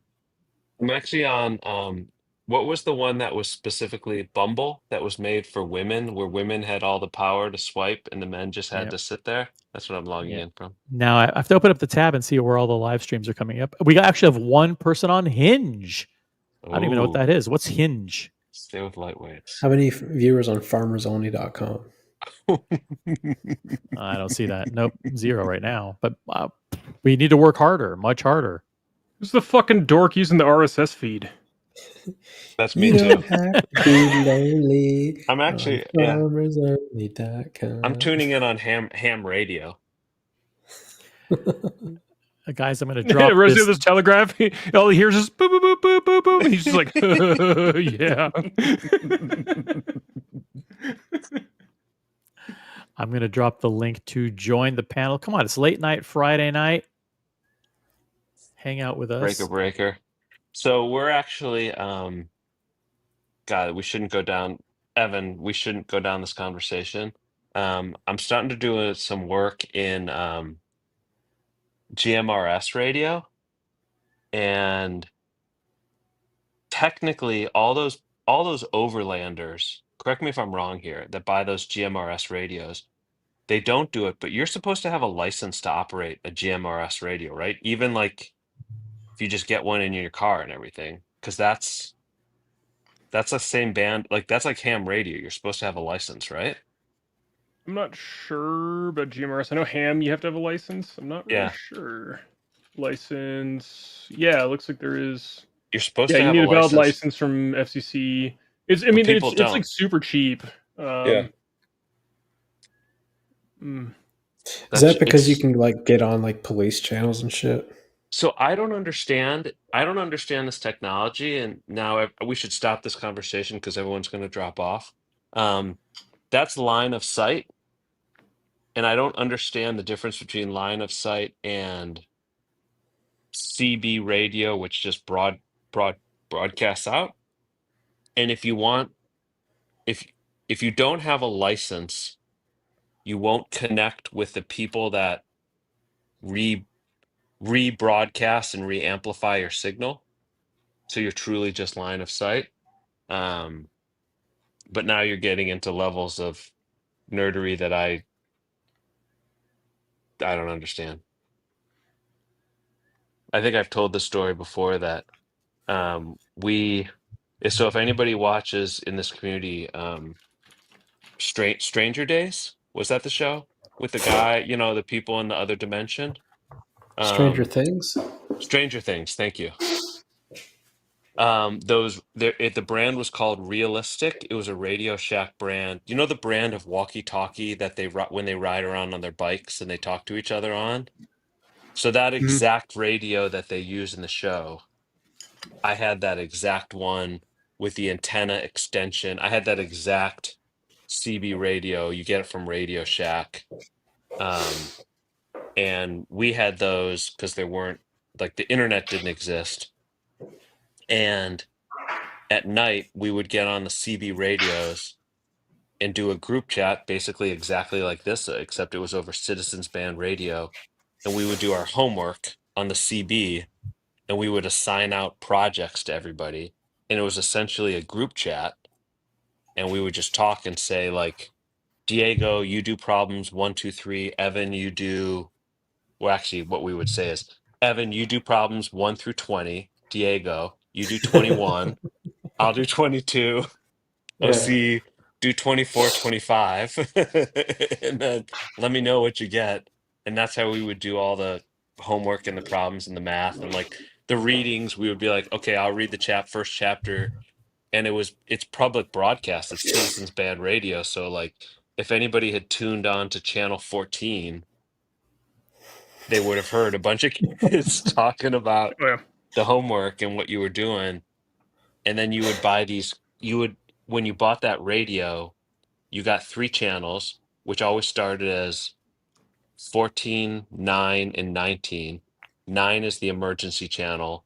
19 is the truckers channel, and you would just listen to it to sometimes hear the truckers go by and say rude things, and everybody else had 14. And then you would go to Radio Shack and literally buy a crystal, like it was the size of a thumbtack, to buy like channel 12, because Citizens CB radio, there's 40 channels, 1 to 40. So we would buy, like, let's do channel 37, and so you'd go to Radio Shack and buy the crystal for channel 37, then we talk on channel 37. So you did it. Hell yeah. I think it's bedtime for me. All right, good night. Sorry, Thanks for having me. No, you're good. I nerded out. It's a good time to. Yeah, it's a good have to time go. to call it. All Guys, we Call still it, have sorry. 57 people watching. I want to thank, by the way, the Watch Hangout viewers for stumbling in at the last minute. Go back 4.5 hours ago. We had a couple of amazing unboxings from the artifacts. Thanks to everybody who jumped on the panel. I want to thank Dear Artifact, Father Artifact, Buckley, Diego Evan G, Rose. I think that was everybody that jumped on. I want to thank everybody who did member milestone chats. That's Double Crown and Rose and Vamal. Thank you guys. Thank you, Think Real, for becoming a member. I want to thank Moser Club and Boris and Skip Intro for the super chats. And finally, I want to thank everybody who contributed to the Ronald McDonald House charities tonight. We raised, so far in the campaign, we raised over $5,000. Tonight alone, I think we raised over $1,200 towards that target. Awesome. It is incredible. I want to thank Father Artifact, $100. Dear Artifact, $100. I want to thank Logan Hall, Captain Toyota Mo, No Biggie Sal, $100. Diego, Jeff, $100. Ryan James, Pedro Bermudez, Vamal, Evan G, Otto, Kyle D. Father Artifact doubled his $100 with the second 100. Gatsby tossed in 100. Anonymous, RMNSD, Mr. Fahrenheit, Andy Lewis, and finally Curly with a whopping $105 contribution. We did it. And if you don't believe me, check this out. I will share the screen. Boom. Here it is. Watch Colony Unboxings, Ronald McDonald House Charities. The Nice. goal You was love to see it. $5,000. Yeah, $5,055. Thanks to you guys. It's all because of you guys. Thanks to the artifacts. We will catch you on the next one. Have a great night, everybody. Peace out. Peace. Peace. Later, Red everybody. button. Boom. See ya.